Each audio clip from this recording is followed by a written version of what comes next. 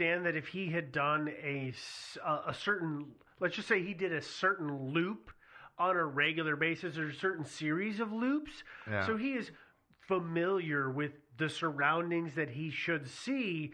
But if he goes in a direction unintentionally and suddenly the skyline changes and he's not exactly sure, I can see him being the kind of guy that says, it's fine, I'll push on. Well, I'll see something soon. And then it gets worse and worse. Particularly on that, if there had been kind of flooding or any kind of terrain change it'll reshape in the month between when he went out and videotaped it and the next time, a couple weeks, definitely that can change a lot. It can. But here's the deal is that here's why I don't think it happened unless no, I agree. Something I don't think it happened. The Sheep Range is like this long finger of sort of mountains in a flat desert. Yeah. And so if he had gotten totally lost, all he had to do was turn west. And it's easy to find west even without a compass. Just use the sun. Yeah. All he had to do was turn west and walk about a mile or two, and he'd be, bam, out in open desert again. Yeah, so, I don't think it would be possible unless he was so disoriented from dehydration. Yeah, I was going to say dehydration. That he was totally, or malnourishment. his brain was just totally not functioning. Yeah. But other than that, I don't see how you could possibly get lost in that mountain range. Well, and even if you were lost, you just climb up to the hill and then look. I mean, let me rephrase that. You could get lost, but not for very long. Yeah. I would agree with that. Yeah, I mean, totally. It's not like a weird mountain range in a forest where you cannot, even at the top of a hill, you're still in forest and you can't figure it out. You can totally get your bearings easily.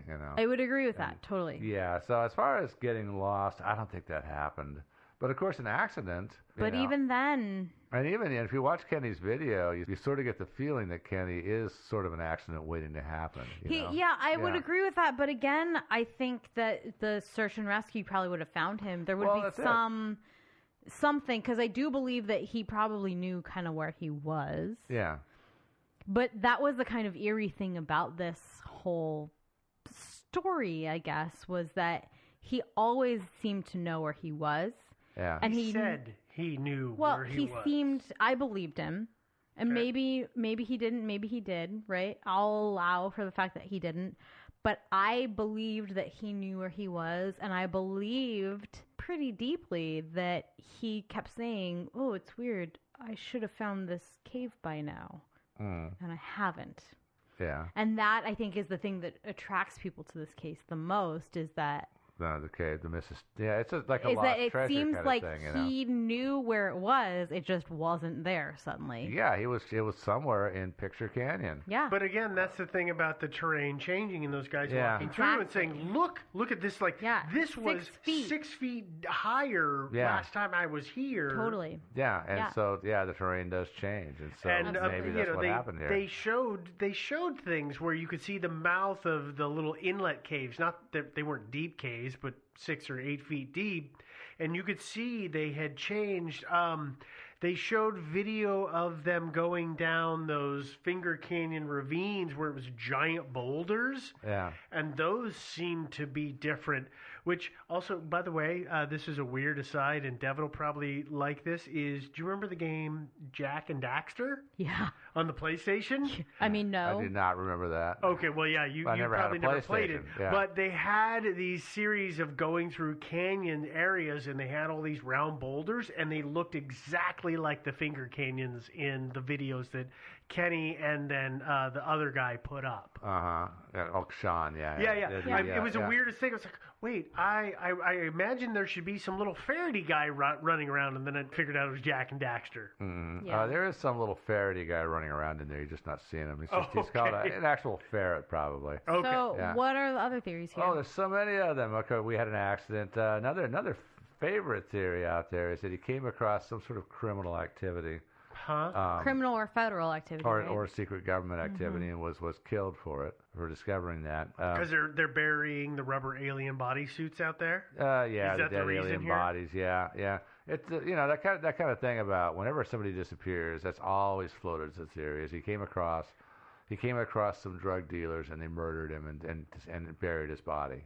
Well, it's always a favorite theory. Or some kind of other nefarious. Well, but that theory sucks. Well, in this case, it usually sucks, actually, but in this case, it especially sucks. Because why would you go all the way out there to commit crimes? By the way, what crimes would you commit anyway? If you're gonna have people marching across the desert hauling drugs, let's just say that they're mules. You're not going to do it through the middle of the Nevada desert. You're going to do it on the damn Mexico border so you can get them from, because that's where it comes from. You don't make them go all the way in Nevada. No, it doesn't really make a lot of sense to go out in the middle of nowhere like that and up into the mountains to do a drug deal. Doesn't really. And hauling a body out there is just asinine. That would be a lot of work and just like you said, asinine. A really dumb way to get rid of a body. This carpet sucks. Why haven't we been packing this carpet for 5 miles? Because nobody will ever find him. Yeah.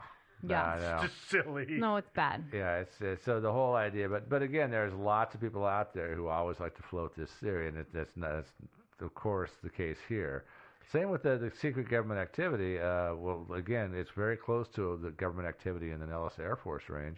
And, of course, Area 51. Right. But, of course, Area 51 is not actually right next door to where he was. Area 51 is 130 miles. I was going to say, it's a ways away. It's 130 miles away. But close enough via canyon and cave. And cave. Well, and also, this is, there supposedly is a huge network of underground tunnels running under that whole test area there. Yeah, that's what I've heard. Well, that's how they get the bodies in and out. Yeah. Well, but also... that's where you shuttle the presidents if nuclear war comes. Yeah. I wouldn't be surprised at all if there actually were some underground tunnels in that area. Oh, I feel confident. Conspiracy theories or not, I feel confident there are. There are, but I don't think they extend all the way down into the Sheep Range or to the M-shaped cave, although you never know, maybe. We also have the Secret Services mountain lion brigade that they keep out there. He might have encountered those. Let's just keep going. Let's just keep going. And by that I mean the actual mountain lions. No. Yeah, we're gonna keep going. Yeah, it could have been, and it could have been another one is that he actually found the cave and it's deadly secret, which might have been a mountain lion. Great. Yeah, I know. Yeah. But there's a couple of out there in the interwebs. Here's a couple of good ones. I don't want to repeat all of them. There's way too many of them. Okay. Let's see. Here's one. This is posted by Avenging Demon, who said that he found it. These are guys who said that he found the cave. Avenging Demon says 99% that he found a slavery camp. The vibration shows, and remember, he said his body was vibrating as he tried to get close to it. The vibration shows that his body tried to warn him about others' pains. So when he went in, he found something he wasn't supposed to find. The person who warned him, this was a person who on YouTube actually posted a warning to him to not go out and look for the cave. And this person has been talked about endlessly since then. Okay, back to the text here. The person who warned him probably escaped from there but could not say more. So if you find the cave, you find Kenny. That's Avenging Demon's comment. Okay, hippie. Yeah, I know. Yeah. The Earth has fields, and we all share those fields, dude. Yeah. Okay. And so that's one. Here's another one. Sorry, that stuff drives me. Yeah, you can be upset about that or not, but I don't think it applies to this. No. Yeah. Do you want to read one? I like to poke fun at hippies. Sure. I can't help it. Okay, so you can read the comment from Hopkinsville Goblin. Great. Okay, Hopkinsville Goblin says, I still think about this sometimes, especially about the strange lights at 16 minutes. I was listening to Coast to Coast AM tonight and heard a story about these two guys who were quad biking. I don't know what that is. That's what the little four-wheel motorcycle kind of thingies. Yeah. So ATVs? Yeah. ATVs. Yeah. Two guys who were quad biking around some limestone caves in that area the Navy used to store dehydrated food and as a fallout shelter, and drove straight through a hologram where they ran into two reptilian humanoids. Yeah. One of them had some kind of weapon and shot them, but apparently they aren't allowed to leave their caves because of some agreement with the military. I doubt this guy is still alive, but if you are looking for him, make sure you have weapons. Yeah. Is weapon spelled with a Z? No. Damn. There's a lot of weird periods and bad syntax in this. Actually, I've seen a lot worse on the internet, I have to say. I have too, but there was a... It still is bad, but... I just read it verbatim. I'm sorry, everyone. Yeah. No, that's fine. You did it justice. So, Thank you. yeah. Got a good name. I like Hopkinsville Goblin. That's a good one. We did a story on Hopkinsville, didn't we? Yeah, we did. Yeah. Yeah, so anyway, I don't know. Do you guys have any more discussion about him coming across the illicit government No, I activities, think we should just talk about like this final two theories. Yeah, we got a couple of other theories. These are a little more down to earth. One of which is that, Kenny committed suicide. Yeah. His girlfriend, Sharon, actually has stated she thinks he committed suicide because he was out of work. He'd been living off his savings, was trying to sell his house, as we saw from the video. And apparently things just weren't working out the way he'd hoped. And according to his girlfriend, he was running out of money, was getting despondent over the situation. Yeah. Although I don't know. I mean, I think Kenny could have just gotten himself another job, maybe, and maybe. I mean, that's what most people do when their quote unquote business fails. Yeah, they have to go get a job. They have to go be somebody else's employee. Yeah, that's usually what happens. And she said also that he had told her once that if he ever did commit suicide, they would never find his body. So apparently he mentioned I have a question. Yeah. So in the reading, it talks about the fact that when he was a very young man, his own father had taken his life. Yeah, when he was in his 20s, early 20s. I believe he was the one who found the body, or another family member. But I want to ask, where does that information come from? Does that come from Sharian, or does it come from another source? I don't know. I never found out exactly where that came from. I'm thinking it must have been somewhere from Sharian, but I've never seen it actually attributed to anybody. I haven't either. And that's why I haven't really mentioned it earlier, because it's just, I don't know. Well, I don't want to be the jerk here, but it makes me question this theory. If we don't even know that her accounts are truly her, it then becomes a single source of information about this person. Well, and how reliable. I mean, here's what I'll say is that we all share accounts, and none of us really have independent accounts on social media outside of the show. Right. So pretty solidly, if one of you happens to go missing, I'm just going to say it was a weird suicide thing. Yeah. She's going to kill us.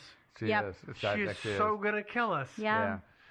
She has joked about it for years, but right there, Madam Judge and Jury is the admission of guilt. Yeah. Well, the good news is I'll still have control over this, so it doesn't matter. Yeah. Oh, no, you won't. Delete emails. No, I mean, I can understand that whole, I don't know, impetus. I mean, obviously, her or not. I mean, the police, if they cared to investigate, I'm not sure if they really looked into this that hard.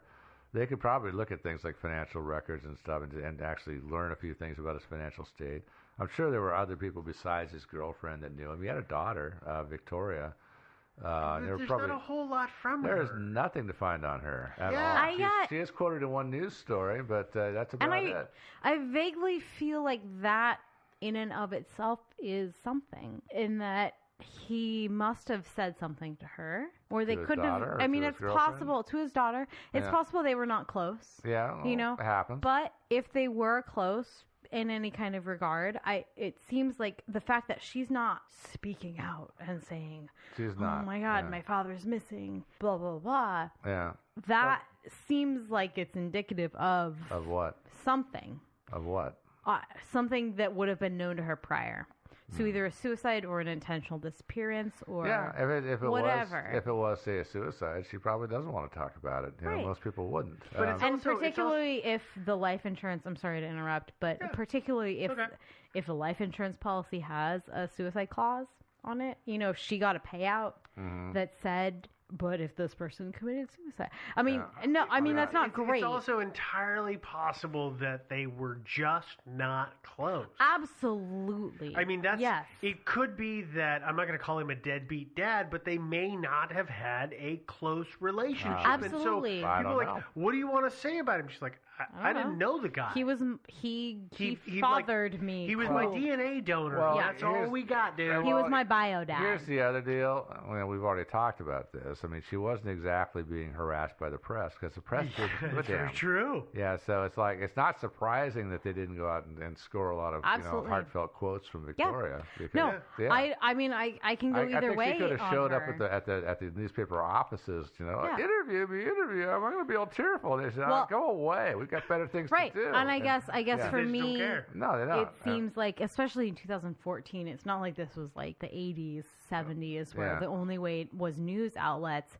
If it were me and it was my father who I had a close relationship with, for whatever reason, I would be raising hell all over the internet. I would be tweeting constantly. I would be doing some sort of internet presence to force agencies to look into his disappearance and or murder or suicide or whatever. Unless she's convinced that he did commit suicide. Right. In which case she'd rather let it drop, Yeah. But the other problem with that is she is one in a billion people that are trying to do the same thing. Sure. I mean, my bio dad died, and there was literally nothing on the internet when he died. It was, I mean, you guys know this a couple years ago, and it wasn't under nefarious circumstances, but there was a single blip from the newspaper, and that was it. Yeah. Sure. I could have gone and screamed at every news agency, and they'd been like, we don't care. Well, so I'm not sure where we're going here, though, guys. No, so here's what I'm going with this, is that, like, Twitter and social media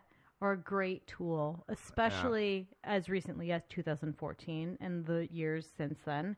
So if the daughter, or even if his girlfriend, really thought there was some kind of nefarious something that happened, it would be on their Twitter account that we found, right? Somebody would have. She would have be think there. About it. It wouldn't even be like, oh, I went crying to the police officers and they said no, so I said nothing.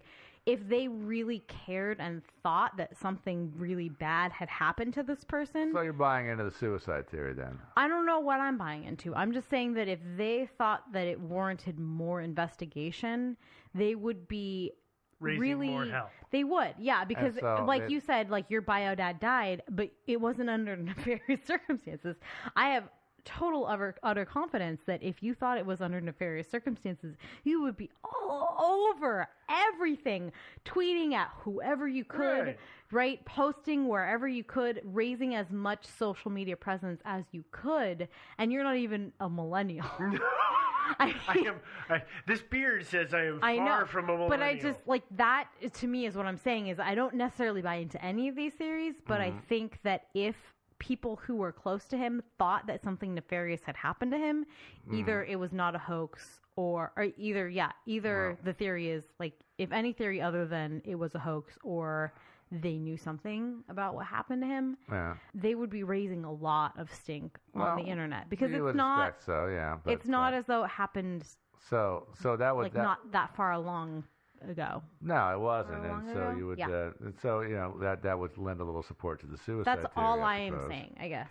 Yeah. I know that was a long-winded soapbox. I'm sorry. Guys, that was a long way around. Okay, but listen, we're here. This has been a long story. This was the sheep range is a big range. We had to work our way all the way around it to get to our point. Absolutely, I'm sorry. Big range with sorry, lots everyone. of big sheep. Yeah. No, that's okay. Not a problem. But anyway, if he did commit suicide, that's a good way to do it. Yeah. Because besides insurance, I mean, some people maybe would like to find a way to do it, but not leave behind the stigma of committing suicide. Yeah. So if you go off looking, stigma or pain. Yeah, and go off instead and just get lost and disappear and vanish because in a way that, and Kenny telegraphed in a sense whether. Cast, I'm Devin, joined as usual by Steve. Joe. And I apologize for my lack of enthusiasm. It's not a real lack of enthusiasm. It's just that I have a cold that's waging war with my body right now. The creeping crud. It's the creeping crud. It's going to send you waging war with our bodies since we're trapped in a tiny studio with you. I'm sure we all have it at this point. So I apologize if, like, my voice cracks or anything. I think we're going to be okay. Hopefully. I'll take pauses for hydration if we need to, but just know I'm sorry if I get overexcited and my voice just loses. Yeah. That sounds good. Okay. Okay, everybody, let's just do this mystery now. My voice is going to sound a little funny because I'm going to put on a hazmat suit now. We'll stick the mic in there with you, don't worry. Yeah, okay. So today we're going to do something we haven't done in a long time, which is a cryptid. Yeah! Cryptozoology, and we're going to go talk about the Mothman. You mean moth person? Ooh, okay, yeah, the moth person. Okay, maybe. yeah. This also listener suggestion, like a really long time ago, I think. Yeah, who? I think it was Tom. Tom or Thomas? Yeah, which he had a It's lot been of a suggestions. long Yeah, it's been time. a long time. Probably at least a year. I apologize it took us so long to get to it. Well, and I know this came through recently on Twitter too. So Yeah, we've obviously gotten a couple. people want it. Yeah, I guess. The Mothman is a very popular one. Apparently, yes.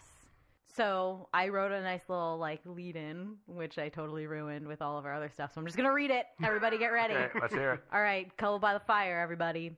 From November 1966 to December 1967, or maybe as late as 2000, West Virginia, in the area of Point Pleasant, kind of the middle of the western border of the state, was plagued by sightings of a very mysterious kind. That was good, right? Why did I just run over that? It was Doesn't good. matter. Yeah, that's all I'm glad scary. you didn't skip it. Yeah, Mothman is perhaps 6 or 7 feet tall when standing. He can fold his wings and walk with this weird kind of shuffle. Mm-hmm. People talk about it being penguin-like. So it's a 6-foot tall penguin. But maybe- penguins don't fly, so Maybe his pants are just down around his ankles. maybe that's it. Yeah. When he flies, his wings kind of just unfold. He has arms too, right? So that it's not, he doesn't lift up his arms and their wings. He unfolds his wings from his back and just shoots straight up into the air with great speed, is how they say it, and then levels out and goes wherever he wants, and nobody's ever seen him flap his wings. Exactly. And they say he can go 300 miles an hour or something, right? Yeah, I don't know how people are able to... Tell that? Yeah. Yeah, I don't know either. I mean, it's one thing to be like, oh, I'm driving in my car and he's going a significant amount faster than me, but that's crazy fast. He just holds his wings out straight and goes. So it's a superpower. I guess and this will come to play in the theories and later on and all of that stuff, of course. Of course. Not to be a tease, but he apparently can fly much faster, as Joe was talking about, than any kind of bird should be able to fly. They say it's 300 miles an hour, like Joe said. Apparently, Mothman's favorite activity is chasing cars, which is how people are able to tell that he goes 300 miles an hour. I don't know who these crazy people are that are Sounds like a dog. Yeah. Yeah, Maybe well, he is a dog. maybe with wings. it's a dog with wings. That would Yeah. make sense, kind of, wouldn't it? Yeah. No? But Okay. and he also likes to try to tear the roofs off and get his people inside. Those Well, tasty they're just- morsels inside. They're just they're moving anchovy tins. I don't Yeah, know. I know.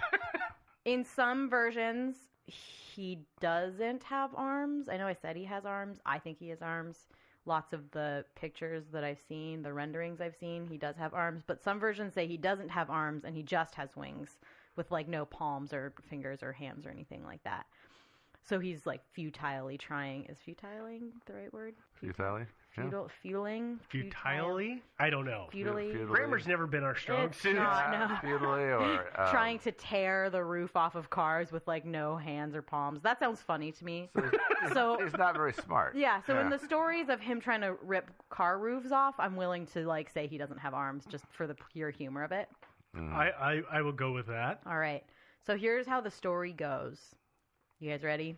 Yep. Really Have it. cuddle up to the fire this time. Do it. Yeah. You guys doing it? I'm scared. Okay, good. Yeah. On November 12th, 1966, 5 men who were digging a grave at a cemetery, which is already totally normal sauce. It's kind of a lot of guys to dig a grave. Yeah, it does seem like a lot, doesn't It's a it? union job. Oh, okay, yeah. guess. They're city workers. Yeah, maybe. They were in western West Virginia. They claim to have seen a man-like figure flying low from tree to tree overhead. And this is the widely accepted as the first sighting of Mothman. Do we have a time of when that was supposed to have happened? No.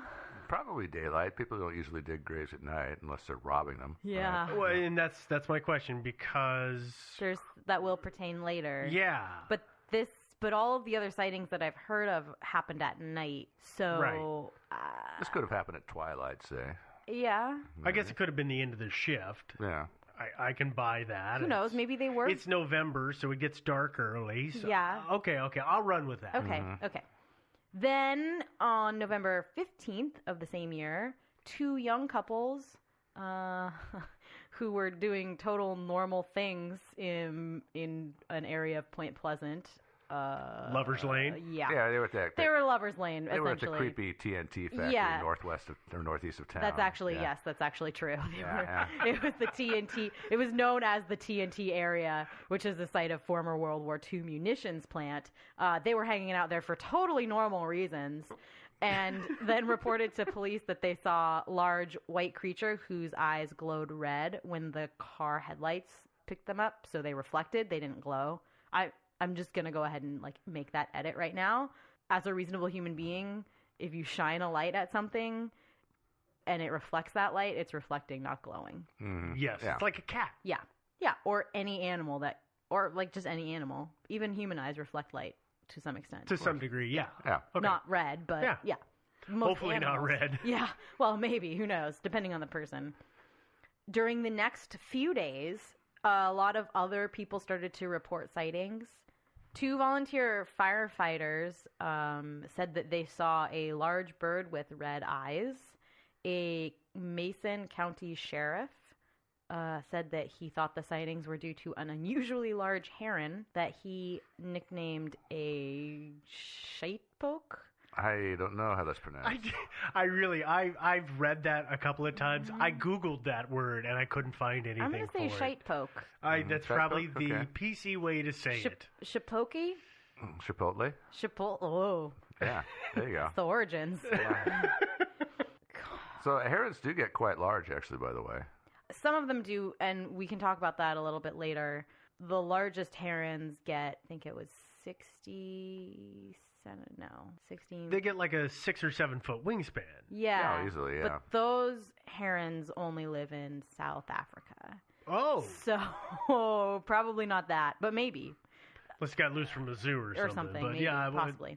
We'll talk about that in a minute. Contractor Newell Partridge, that's how you'd say that, right? Newell, told this Mason County sheriff, whose name is George Johnson, that when he aimed a flashlight at the creature in fields nearby his house, they glowed, the eyes glowed like bicycle reflectors. And also said that there were some buzzing noises from his television set that were caused by this animal, and that his German Shepherd dog definitely disappeared because of this creature. I'm going to guess this guy's TV antenna was made out of tinfoil. That'd be my guess, too. Yeah. In the 60s, I'm guessing that's probably what it was. Yeah. Wildlife biologist named Dr. Smith from West Virginia University told reporters that he thought that all of the sightings fit the description of a sandhill crane, which is the largest American crane, which can get almost 7-foot wingspan, and they have reddish coloring around their eyes. Bird may have...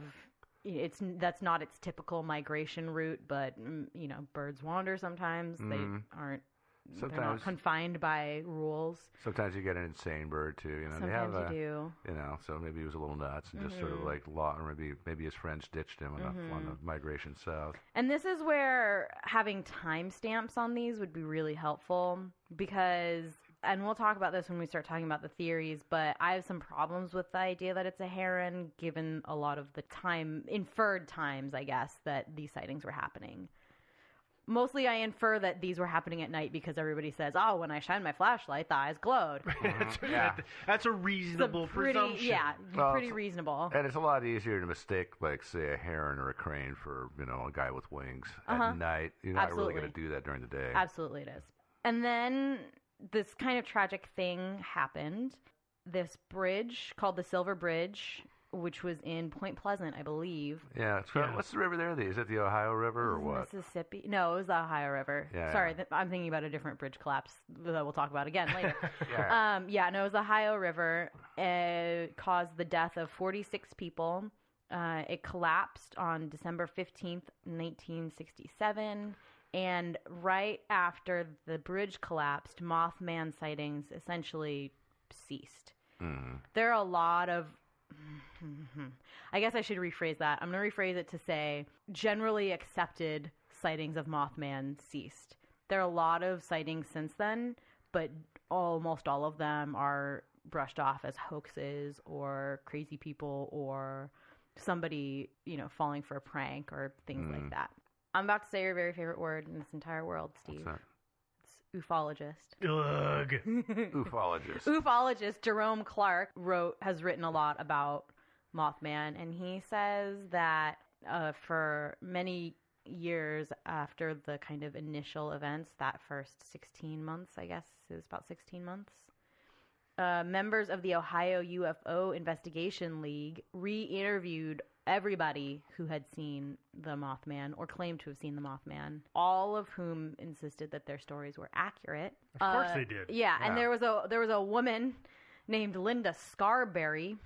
You're welcome for that last name. She claimed that she and her husband had seen the Mothman hundreds of times, sometimes at close range, commenting, "It seemed like it didn't want to hurt you. It just wanted to communicate with you." Well, most likely. Otherwise, there'd be a lot of dead people. Of course, maybe he engineered the bridge collapse. Well, I'm sorry. I really have a hard time saying, "Oh, yeah, he hangs out at my place all the time. Yeah. We try to chat." I've got to discount that perspective. I agree. It's just too easy. I agree. There's a cryptozoologist named Lauren Coleman who did a bunch of re-interviewing of witnesses that had been interviewed for a book that we'll talk about in a minute. He re-interviewed a bunch of the witnesses and said that the sightings of Mothman kind of continue today, and that the Mothman was a huge creature about 7 feet tall with huge wings and red eyes, and they could see the creature flapping right behind them as they fled. So the witnesses are saying this. Yeah, and the apparently witnesses they say that Mothman did flap his wings. Yeah, that's a little departure there. Yeah, which weren't in the original interviews. Okay. Apparently. Because stories don't change over time. I got it. Yeah, I mean, the truth doesn't change over time, really. No, but yeah. No, never. There have also been a lot of sightings of cryptids that could be described in a very similar way to Mothman, just worldwide. And in I guess the most interesting way that these sightings correlate with the Point Pleasant sightings is that they herald kind of big disasters. For instance, impending doom. For instance, yeah, there were Mothman sightings or Mothman-like creatures sighted pretty close to right before Chernobyl had the meltdown. There were Mothman sightings right before a mine collapse in Germany. Two of the less popular incidences, which is one of the one that I was thinking of earlier, was that there was a Mothman or Mothman-like cryptid sighted before the I-35 bridge in Minnesota collapsed on August 1st, 2007. That was the one that went over the Mississippi River, sorry. So that bridge collapsed, and there were apparently reported sightings of Mothman or Mothman-like creature around that time. As apparently there were also 2 pictures taken on 9/11 that were of Mothman or a Mothman-like creature. Okay, I got to stop here. Okay. So I'm presuming that you've kind of gone through these photos that are of Mothman at these events. Have you seen these, Joe? They don't look like much. They're way off in the distance, and they're blurry spots. The bridge collapse. There's this protruding dark spot on a collapsing bridge. Weird. Which I'm Totally sorry Mothman. is probably a part of the bridge breaking away, not a creature hanging out on the bridge. Most likely. I don't want to poo-poo this, but this makes me think a lot of the Watchers in that show Fringe. There's the guys who watch all these events, and so it's okay. So the Mothmen or the moth creatures watch all these events, and they're the harbingers, and they're there to witness them all. I mean, that's kind of where this makes me think it's going. But okay, I can see how people do that, except none of the photos show anything to me. Yeah, well, I think one of the interesting things is that it's actually been proven that the quote unquote Mothman sighting near Chernobyl was just totally made up on the internet. Oh yeah, that was totally bunk. made up. And I think many of the other ones likely were as well. And I guess that takes us pretty nicely into theories, because I guess there are only really 2 theories here, and that can kind of spread into the rest of the sightings. It's either that the Mothman is real or the Mothman is not real.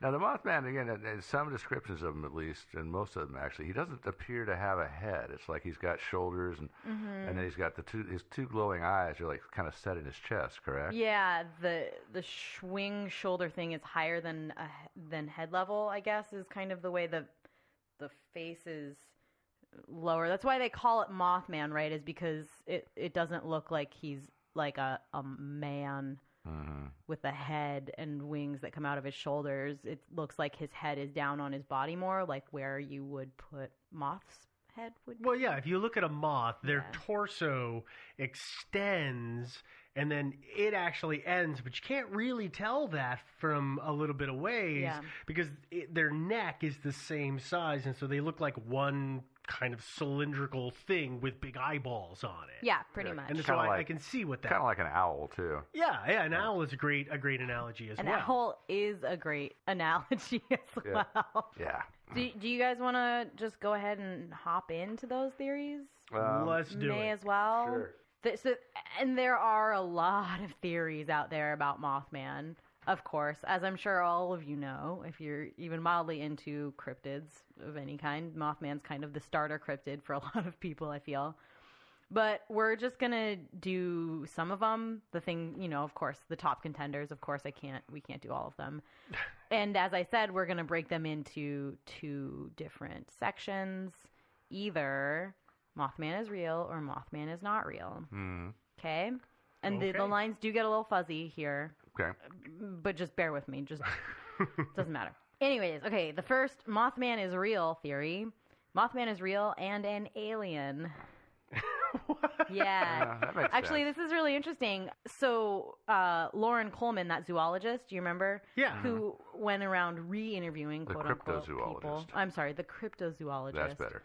Who went around re-interviewing people, was actually re-interviewing people that were described as being interviewed in this book written by a man named John Keel.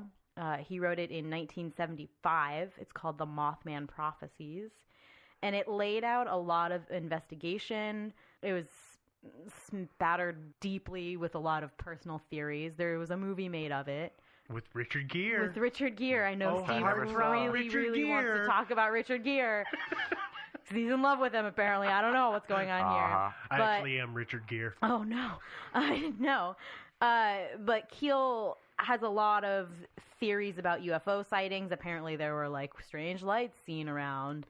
Oh, I do remember something about lights in the sky at the same time. Yeah, and he thought pretty strongly that Mothman was indeed an alien. Okay. Well, anyway, the alien theory is my favorite theory. It is. Yeah. Well, it explains a lot. I guess. Yeah. I kind of like the next theory. Okay, the next theory? It's that Mothman is actually a mutated bird. Oh, this is awesome. Yeah. So actually, it turns out that you remember that TNT factory? Yeah. The place, or what did they call it? The TNT Lover's spot Lane? or whatever. It was Lover's Lane. Makeout point. It was the old World War II munitions storage area. So it's a hot spot. Which, as it turns out, was evidently a bird sanctuary prior to that. Oh, afterwards, too. And afterwards. And also, it was declared, I don't remember exactly when, but it was declared a Superfund site at one point. You're kidding. I didn't Of course see it was. Yeah. I didn't see that either. No, it was. That's where... I don't remember where I saw that, but yeah, apparently it was declared a Superfund where site. young teens in the 60s went to make out. I know. So apparently, since it was a Superfund site and a bird sanctuary, if you just mix those just two disgusts together, me. it's just, honestly, that is an origin story. Legitimately, I'm sure that I've read that in a comic book somewhere, right? I'm sure that's how Hawkman was formed. Yeah, exactly. I'm sure of it. Yeah. So the fact that this could be some kind of mutated bird over the years. It's not that much of a stretch. Well, actually, it kind of This is. was Hawkman, apparently. No, Okay. listen. Okay, I understand that he wasn't Stan Lee was in the area. Yeah, and he said he had a one-liner that was totally off topic, just so that he could be in it. It was perfect. Continue on with this. No, I mean, okay. Anymore. And to be fair, yes, I'm sure Joe's going to do the naysaying, he never flapped his wings and he could take off really fast.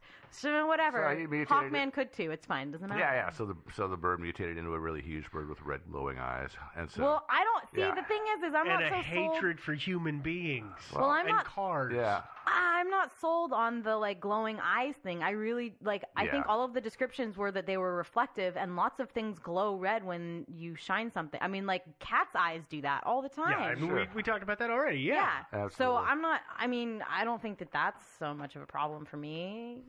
Okay. But no, but the trouble with the mutation theory is that exposure to chemicals can cause mutations, but those typically manifest as cancer, not as magic properties and sudden changes in your size. Excuse me? Yeah. Those chemicals don't automatically equate to getting the three-eyed fish in The Simpsons. It doesn't just automatically, woof, something new automatically evolves. That's the problem. But over generations and decades of breeding in a bird sanctuary that also is a Superfund site. So why isn't the Mothman actually at Chernobyl if that's the case? Because it wasn't a bird sanctuary. Well, yeah, but there's lots of radiation, so yeah.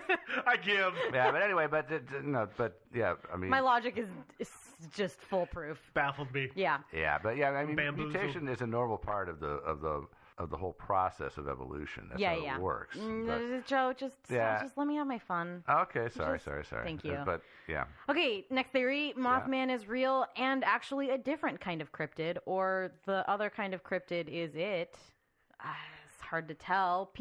He's a car. Yeah, he's actually a transformer. Yeah.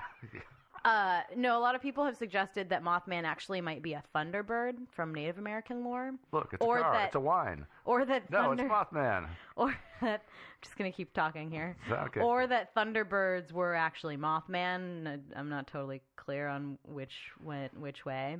But lifted from Wikipedia, the plural thunderbirds could shapeshift into human form by tilting back their beaks like a mask and removing their feathers as if they were feather-covered blankets. There are stories of thunderbirds in human form marrying into human families, and some families can trace their lineage to such an event.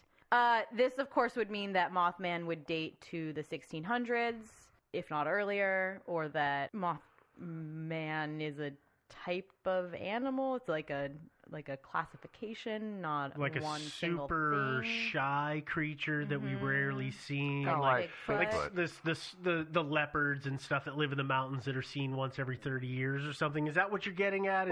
Or Bigfoot, yeah. Oh, Some sort of Bigfoot-like creature. Totally. Maybe Bigfoot got exposed to all these chemicals and he mutated. Well, maybe it was. Yeah. That actually makes sense. Yeah. Yeah. I'm not really sold on this whole thunderbird. Thunderbirds are pretty much accepted as lore, even by the people who perpetuate the myth. I mean, Yeah, well, back eons ago, there were enormous eagles and things like that. I mean, there were, like in New Zealand, they had ones that were big enough to carry away a child. Yeah, we still kind of, California condors are huge. Yeah. And they're not even that big compared to how big birds used to be. Certainly that existed. Does it anymore? Would it Not be for a while, confused with Mothman in the 60s? I don't know. But and I was going to say is that if we're going to go down the Thunderbird route, that is a legend that was passed down in an oral tradition for who knows how many hundreds of years.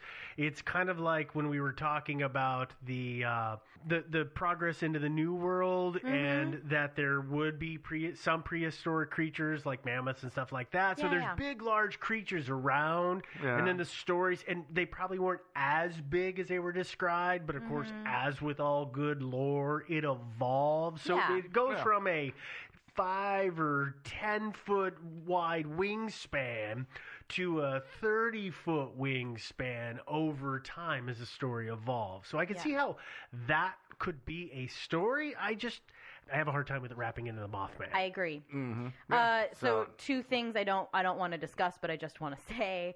Also, maybe it's maybe Mothman is an angel, or also maybe a dude with wings, because that's different than an angel. The angels from Doctor Who? No. What kind of angel? The biblical kind of angel. Yeah, like biblical angels. Are we not talking... like weeping angels. Okay, so we're talking like scary Old Testament angels, or are we talking like It's a Beautiful Life benevolent, angels? Benevolent kinds of things. Or it's a dude with wings. Right, which again, different. A guy in a flying suit. Well, actually, okay, may as well just talk about that now. That's actually dude in a flying suit or with a personal flight suit is in my Mothman is a hoax / not real theories. Oh, see, I was going a dude with wings, actual wings. Right, and I don't. Which is Hawkman, which we've already talked about. Okay. Okay. So a personal flight suit. Yeah. Okay, and I guess, like, for me, I'm willing to jump down this rabbit hole, to use a term that we use, like, all the time, apparently. Probably overused. We definitely do. Yeah. Except for evidently. But that gets overused a lot here, too. We evidently use just evidently too much. I actually really like this theory. If I can get over the, like, 1960s, the technology probably didn't exist, especially for, like, semi-silent, pretty quiet flight. You know, that's the, like, kind of crux of this whole argument. Are you talking like what they refer to as the squirrel suit? No, flight suit? Like wings with propulsion systems. Oh, okay. All right. Just making sure, not like the glider, the guys who do the base jumps with the squirrel suit. No, okay. no. This would have had to have a propulsion system because he took off. Yeah, and also very good point. It was silent, so some sort of or at least some quiet. Sort of alien, some sort of very. I'm thinking some sort of alien anti-gravity technology, something possibly. Like that, maybe. Yeah. So I'm thinking that probably it's alien in origin, and the military got a hold of the alien and mugged him and took his special suit and dressed up one of their test pilots in it. Yeah, I like the idea that unknown technology, flight suit, totally testing. People are jerks. They're going to mess with people sometimes. Mm-hmm. Also, things like night vision goggles that glow red. So they do have the red lens. Night, they have the red lenses, so if you were to flash lights at somebody wearing those, they would maybe reflect red. I don't know. It makes sense to me. Again, we talked about this a little bit, but we'll talk about it some more. Very large heron.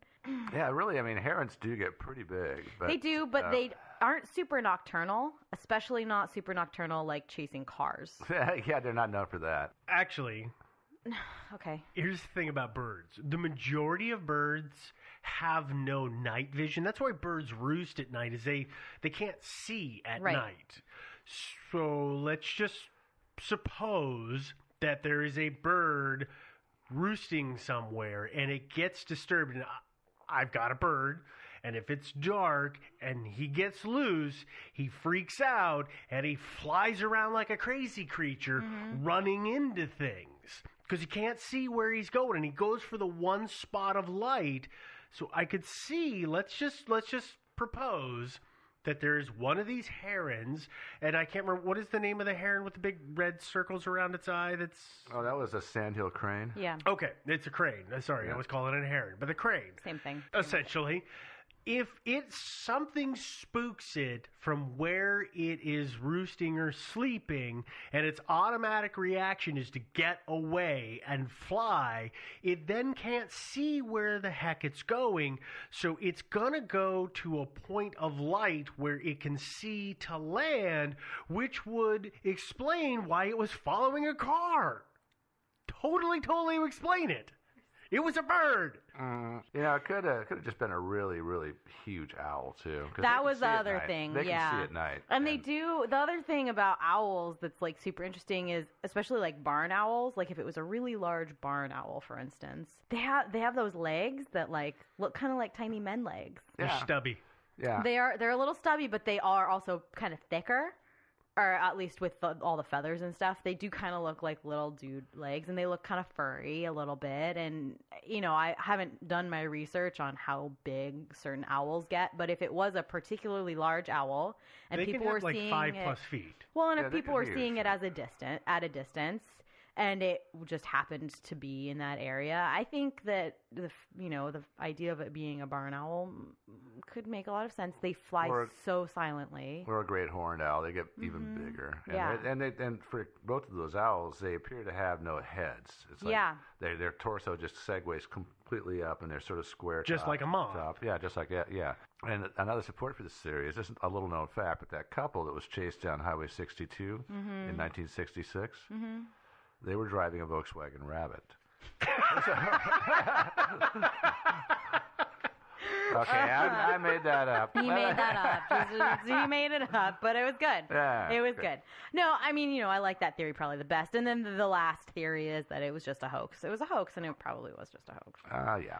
I mean, I think that I'm willing to say that, like, that first sighting probably happened. They were tired. There were 5 of them. Well, it was getting dark. They'd probably been drinking a little bit.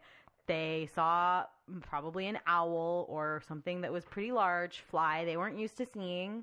That's kind of the time of year where things are migrating. It's totally possible a bird was migrating through there. They saw it go past, corner of their eye, and one of them was like, "Oh, dude, did you see that?" And he's like, "Oh, yeah, it looked super creepy. It looked like a dude flying." Yeah. We should get out of here because it's creepy already because it's dark and we're in a cemetery and we're digging a grave. Let's get out of here. They told somebody about it. These kids were out at the TNT place or whatever they call it. Got also probably spooked by the same animals, close enough, that, or they didn't and they just like freaked themselves out. So, I mean, I think it's really easy for somebody to either say, hey, I want to be cool and have seen the Mothman, so, oh, crap, I saw the Mothman and this is my story, or a bunch of teenagers or, whatever, being jerks and going out and dressing up like the Mothman and creeping a bunch of people out. It's equally easy that it could just be like a whole mix of a bunch of that stuff, and then, the rest is history.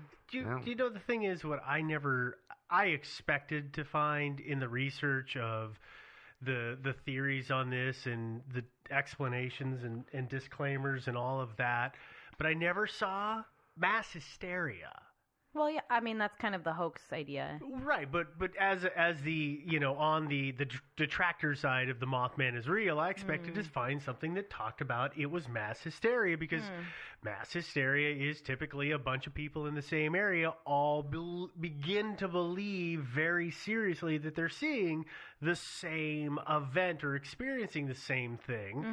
And that can go on for a while. And I could see, the story ends very abruptly with that bridge collapse. Yeah. Which is a huge, shocking tragedy, which would really rattle that continued thing that people were, quote unquote, experiencing that whole time. That's the thing. It's like, they lived in a very small town. I don't know if you've gone and looked at Point Pleasant on Google Maps. But I bet Joe has. Street View. Yeah. It's a really small town, not a lot going on, and I could see where something like this would become kind of a fad. Not necessarily mass hysteria, but just something kind of fun to break the monotony. And I could see where a lot of people would sort of get in on the act. And then, of course, it all ended with the collapse of the bridge, because suddenly this whole thing was just knocked out of everybody's minds, because you have this huge tragedy, and suddenly this silly Mothman stuff just seemed kind of pointless and stupid when you have this massive die-off of so many people that you knew. I guess my argument against the mass hysteria thing would be that to explain Mothman sightings as mass hysteria would be the same as trying to explain most like UFO sightings as mass hysteria. Well, but the caveat is that this is in such a small area. In a very small window of time. Very small window of time, whereas UFOs tend to be spread over a wider geographical area. Yeah, I don't have the sense that the sightings were so rampant that the legitimate, quote unquote, legitimate sightings were so rampant that it would be attributed to mass hysteria. I think it was a handful of people who... Well, and I guess to make mass hysteria be a valid theory, we would have to accept all of the reports during that time frame, which we've kind of discounted a number of them. I don't think there really were that many reports, actually. I think a lot of them have been just sort of tacked on over the years. I would agree with that. Yeah. Yeah, so, I'll buy into that. With that, that's the end of the theories. We've talked about my favorite, which is the flight suit, somehow also a mutated bird. Yeah. Thoughts? I think it's combination aliens and flight suit. Okay. I was say they stole alien flight technology, suit. Flight suit. Got it. Yeah, I think so. Yeah. I really buy into the bird theory, whether it be a crane or an owl or whatever. I think that's more likely it. Cool. Yeah. Not mutated, just a regular bird. Yeah, actually, I think most likely that actually is probably what really hunting happened. a VW rabbit. Yeah. Yeah. You can find links to some of our research on our website, which is thinkingsidewayspodcast.com. You might be listening to us there.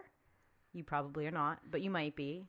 If you are, or you happen to visit it to check out the links, there's a little survey on the right-hand side. Obviously, I've taken it so many times that I totally know where it is. It's, just a little quick, I think it's less than 5 minutes survey. Yeah, it's a simple thing. So if you fill that out, we greatly appreciate it. You are probably listening to us on iTunes. That would be my guess. If you are, leave us a comment and rate us and like us and become new avid listeners. You can also stream us on Stitcher. Maybe you might not be hearing this part if you're on Stitcher. Theoretically, this has been theoretically, at this point. Who knows? We don't really know what's going on there. Apologies all around. If you are listening to Stitcher and this is the first time that you've heard this little bit, apologies all around. Congratulations on getting to hear this part. Congratulations. We have a Facebook page and group. You can like us and join us, I guess. We also have a Twitter. It's Thinkin' Sideways. Without the G. Without the G, because we're so hip and cool. And you can always send us an email if you are the Mothman and you do have fingers and palms. Send us an email. That email address is thinkingsidewayspodcast@gmail.com. Speaking of email, this is something we haven't done in a while. Yeah, we've been a little tardy. Listen, sorry about that. We get so much mail. We can't. We gotta have to hire a couple of interns. We might actually have to at this point. You guys are sending us so much stuff. That, or I might need to get better at managing the inbox. Yeah. Well, we did. We talked about this, I think, a couple episodes ago, where it was just like, wow, you guys have just suggested literally every unsolved mystery that any of us have ever heard of. So cool. We're just only going to do listener suggestions for the next 3 years. Awesome. Yeah, we've Anyways, got a pile of them. This one actually was not a suggestion, and I'm really, really, really, really happy we got it. It pertains to the Bill Brennan episode. Who's the guy from Las Vegas? The guy from Las Vegas, that was Devin's episode, Yeah. And it's from a girl named Rachel. And she says, "Hey there, I'm sure you received a lot of email about this, but I just wanted to let you know that the Stardust sign is actually located in the Neon Museum in Las Vegas. So no worries, it's safe and sound. I highly recommend a trip to the museum if you find yourself in Las Vegas." And then she, of course, says that she loves our show and everything is perfect and wonderful in this world. Well, no, I'm really glad to know that thing's not rotting. I didn't. Yeah, and I had no idea there was a Neon Museum. That's awesome. So cool. I bet that thing is spectacular. I bet, yeah. I would. I need to find a reason to go to Vegas. Yeah, me too. Mainly because I need a reason to go to Vegas. Aren't you getting married soon? At some point. Why don't you just do that? Yeah, that might have to be I don't like to spend money, but that might be a bachelor thing. Or just take your lovely fiance and don't spend money on a wedding. I'm just saying. I know she'd be totally into it. I don't think she'd be totally into that. That would not go over well. Well, we do have one other email that I wanted to share. Yeah. By all means. So this is from Jason, and Jason said, "You've probably heard this 1,000 times so far, but I recently discovered your podcast," and he did what so many people do. He binge listened to the whole catalog. Wow. That's cool. That's a lot of listening. Wow. It's lots of listening to our stupid voices. Jason, I hope you didn't neglect your personal hygiene or neglect to eat or anything like that while you were doing this. Well, Jason did say that, of course, thanks for all the great work, which I appreciate and thank you. And he really enjoyed it. But this is what I found so great is that he said that he's never really listened to podcasts. So ours was the first one of only 2 that he does listen to, which I find that kind of a little feather in our cap. That's kind of cool. What's the other one? He didn't say. But what I did like is, and I'll just paraphrase this, is that he likes stories like what we cover, but he was having a hard time finding some place to explore them and talk about him. I guess he had tried to go on message boards and stuff like that. He'd gone to Web Sleuths, which kind of evidently, Web Sleuths gets a little depressing after a while. Yeah.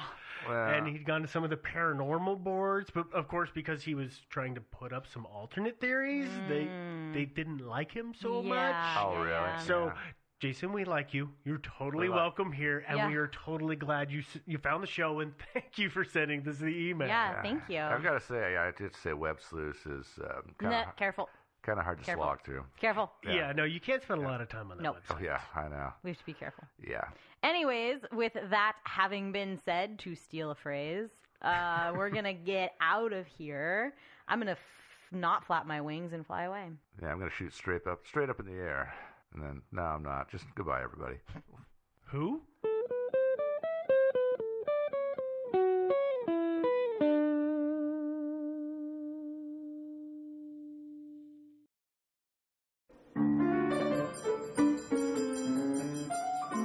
Thinking Sideways.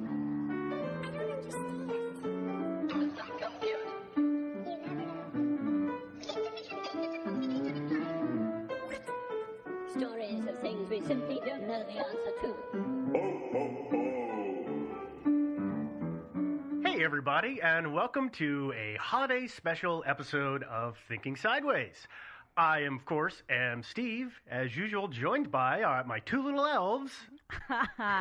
Devin? And Joe. What, you guys aren't And elves? No. Is that better? No. If anything, maybe all three of us are elves. Yeah, we kind of might be. Because it's the holidays, we're going to talk about a holiday-themed mystery that you may not have realized was a mystery. Yeah. And that is the origin of the Nutcracker. Mm. Yeah. And I'm talking about not the little metal ones. Yeah. The actual decorative ones. Yeah, Those the are ones that I'm look like talking little The big soldiers. wooden ones. Yeah, Yeah. exactly. And since I'm the first one up today, I'll go ahead and just give the brief bit of supposed history that we have about them, and then we'll actually talk about my theory of where the Nutcracker came from. Yeah. Alrighty, Because we all have theories. We always We've all have. done our own research. And as usual. Thinking about this since I was a kid. Yeah. So officially, the story goes that in Germany, sometime in the 15th century, there was a Nutcracker challenge, which is strange, but it was won by a puppet maker who came up with what we now know to be the design of the decorative wooden Nutcracker. The lore around the design of it disagrees with itself in a couple of tellings, but in some, as we were just saying, it's got the lever on the back and the mouth closes to crack the nut. That's the official version. There's other versions that say that in actuality the nutcrackers were two pieces of wood that were strapped together, and I guess you stuck the nut in at the end where the strap was and used leverage to break it. Actually, the original ones, you just sort of like wedge the nut into the mouth of it and then you smash it against something hard. Well, that is also one way to do it. Yeah. But the thing is, they always looked like people. They were always designed to be a little human figure. And so then, of course, as time went on, they got a little more charming, and people had them around in the holidays. And what we don't really know is why. Why are they so popular at this time of year?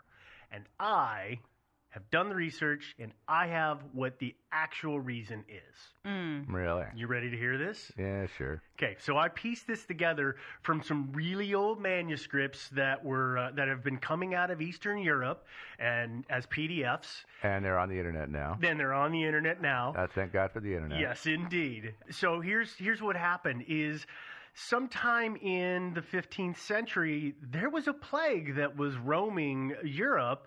And it's a fun myth today, but it was a creature that Not was so fun at the time. No, not so fun at the time, but it's a fun myth now. So these are considered a myth, but they were real, and that is the Wolpertinger. For those of you who aren't familiar with this little creature, they're small, They're furry. They travel close to the ground. And when they're scared, they fly away, though normally they don't have to. They have duck wings. Yeah, they have little duck-like wings on them, yeah. Interesting, yeah. They're little furry creatures, but they have feathered duck wings on them, which is pretty cool. They're about the size of a rabbit, and they have horns, which they'll use to defend themselves if they need to, though they don't normally need to because they're great at distraction, and they use their little squirrel-like tail to flip around and confuse a predator before they scurry away. So they're pretty quick little boogers. Pretty well adapted. Yeah, and the problem is they were, for a while, they were just a bit of a nuisance. But after time, because they reproduce so fast, they were actually like rabbits. They were threatening all of the crops in Europe. They were devouring things. People were worried they were going to starve to death because there was no food. Yeah, that happened a lot back in those days. It kind of did. Yeah, one bad crop and you were screwed. Or one really vicious little, or that little vermin guy, yeah. Yeah. So, not knowing what to do about this infestation, a plea from the royalty was put out to all the learned men in the country to kind of come up with a solution to this. Actually, not the country, the continent. Really. The continent, yeah, really, you're right. I did understate that a little bit. Well, 2 men came forward. Today, they're only known as Sir Chapman and Pastor Palin, but these men stepped forward with what they claimed was the solution. Mm-hmm. And their solution was to use a blend of chicken feathers and foie gras and to spread it around the entrances to their warrens. The thinking being that they would be unable to cross that barrier and therefore they would starve to death in their warrens and the problem would go away. That makes a total sense. No. No? No. Well, not really. Not even a little. Well, it turns out you're both right because it went horribly, horribly wrong. Because it turned out instead of trapping them in their burrows and starving them to death, it actually drove them into a frenzy. And these little guys became not only rabid, but they developed, courtesy of the foie gras, a taste for flesh. Yeah, because they were vegetarians before that, right? Yeah, and they were specifically now after liver. Mm-hmm. Yeah, they wouldn't want to eat my liver. Soon, entire villages were being destroyed as they tore through the townsfolk, literally with their horns. And there was no human organ that was spared from the destruction of these little boogers. But especially the livers. Yeah. Well, as you can imagine, this had to be stopped, and soon enough, a solution was found at an Oktoberfest. There were men who started, after consuming all of the beer that was in the kegs, started walking around wearing said brightly colored kegs. And turns out that the little guys couldn't use their horns to get through the keg to the liver, so nobody was hurt. Yeah, the only problem is the only really entree to the keg was up to the bottom, and you know what that leads you past if you're one of those little guys. Well, these were tall kegs. Oh, they were. Okay. Yeah, they were tall kegs, and you only have to wear it down there low so that the guy can't get you. Yeah. Oh, okay. I mean, they're low to the ground to start with, so that's where you're going to put your defenses. Okay. Think about it. All right. So here's what happened is they started advancing on the Wolpertingers, and what they would do is they were shouting "Brau," large bread pretzels at them. Oh, the kind with tons of salt on them? Yeah. The things you usually have with beer. And they got hypertension and they died of heart disease. It turns out that these critters, believe it or not, were gluten intolerant. Oh. So it decimated them, and they were able to clear the continent in a matter of hours of this pest. As we all know, I mean, gluten intolerance just, it'll kill you in an hour. Yeah. Less. It's less, apparently. It is really, it's terrible. It's a terrible thing. Glad I don't have it. Yep. So this is how the Nutcrackers came about to be so popular, is that the wooden armor and the shapes of the men's mouth when they were shouting "Brau," that was what were they doing? Shouting "Brau" over and over. Just like "Brow." Yeah. Exactly. It means eat the pretzel. Yeah. Yeah. And so, believe it or not, this story. How this story disappeared, I don't know, but it was slowly covered up by the media at the time. Well, because they were busy covering, religious wars and whatnot, and the internet sucked. Well, plus also this represented, you could say, wow, this is humanity's salvation, or you could say a great environmental crime was committed. Hello. That is a good reason, but either way, it was then to commemorate the next year. They realized they needed to commemorate these men who had saved the continent, and so they made these little wooden soldiers that were painted to match the kegs, and those in time evolved into more of a soldier-esque figure that didn't look like he was just a barrel, but looked like he was an actual person. Yeah, and typically these were released in sets, so you'd have the Nutcracker with this little barrel-shaped thing and brightly painted, and there'd be a lot of little Wolfentingers that you would surround him with. And but so being smaller and more delicately carved, they got crushed and or lost over the years. Yeah, and it turns out that the the Hefeweizen style Nutcracker guy wasn't nearly as popular, so we lost the yellow one to history. So there's a lot of stuff that disappeared on the sides with this. Yeah. So that is actually why we have the Nutcracker. Really? Yeah. So Devin, what do you think? Are you in agreement with that? I can see the word that she keeps mouthing over and over, and it's not a nice word. I'm glad she's not saying it out loud. Nix. Has something to do with cows. Yeah. Well, I should explain one bit, which is how I know all of this. Yeah. Yeah, you should talk about that, though, yeah. So there was a documentary made. I got to admit, I didn't actually find this from stuff that's been coming out on the internet only recently. Yeah. There was a movie made about 35 or 40 years ago. Almost 40. Almost 40 Actually, years more ago. than 40. And it was a great documentary. It was directed by Terry Gilliam and Terry Jones, and it features a creature that is very similar and as deadly as the Wolfentinger. Which I think is probably how you found out that that was even a thing, right? Yeah, I put two and two together because if you look out there, the clues are there, and you just need to know where to look. Yeah. Come on, sheeple. I know. I saw a documentary actually about the making of this documentary. They originally had big plans for making the rabbit wear a wig and some fake wings and some antlers and stuff like that. And the rabbit really didn't take to it. Yeah. And it was kind of a low-budget movie, so they really couldn't afford to take a couple of months off and train the rabbit. So which is a shame, but... Yeah, so they went with the white bunny. Budgets are what budgets are. Yeah, kind of. Well, I think that's a nice story, Steve. But you think it's a fairy tale, don't you? I do. I think it's kind of a fairy tale because I also have seen a documentary about Nutcrackers, so I actually have the in on how this actually went down. All right. And, School me. as my favorite stories often do, this one starts with a princess in a far-off land. Oh, I thought it was supposed to start with bullet points. Nope. So there was this princess in a faraway land. Calm down, it's fine. And she was tricked by this woman who was called Madame Mousquetaire.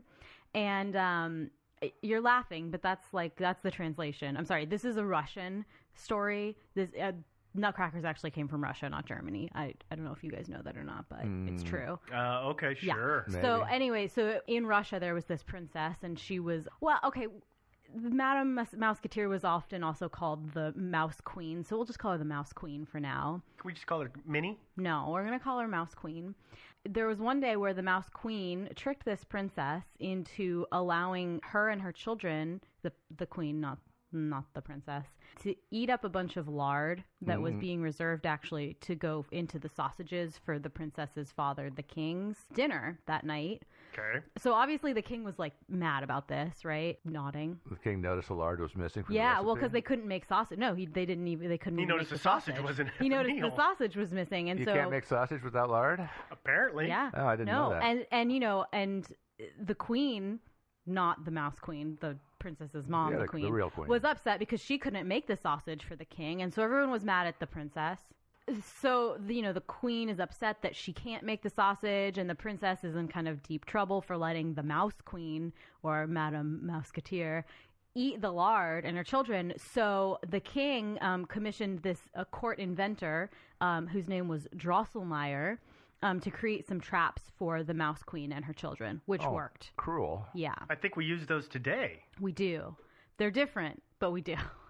So what he created was kind of similar to Nutcrackers, but unfortunately it did get all the children, but it didn't get the Mouse Queen. And so the Mouse Queen, who was obviously like annoyed, upset, understandably upset, she swore that she would take revenge on the princess.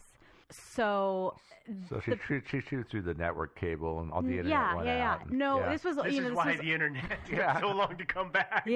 No, this was olden times, so no. But since, her name was the Mouse Queen, the king and the queen, who were parents to the princess, I know there's lots of kings and queens here, I'm sorry, they decided that they would protect the princess by putting a circle of cats around the princess. That sounds perfect. It's good. Well, because the mouse, you don't want the Mouse Queen to get past them. But cats sleep a lot, so there were nurses who were assigned to each cat to pet the cat to keep it alive, to protect the princess. You mean keep it awake? Keep it awake. Yeah. Oh, yeah. Awake, not alive. They have 9 lives. I was going to say, I got to go pet my cats in a hurry. Yeah. It's the only way you keep cats alive. It's true. Yeah.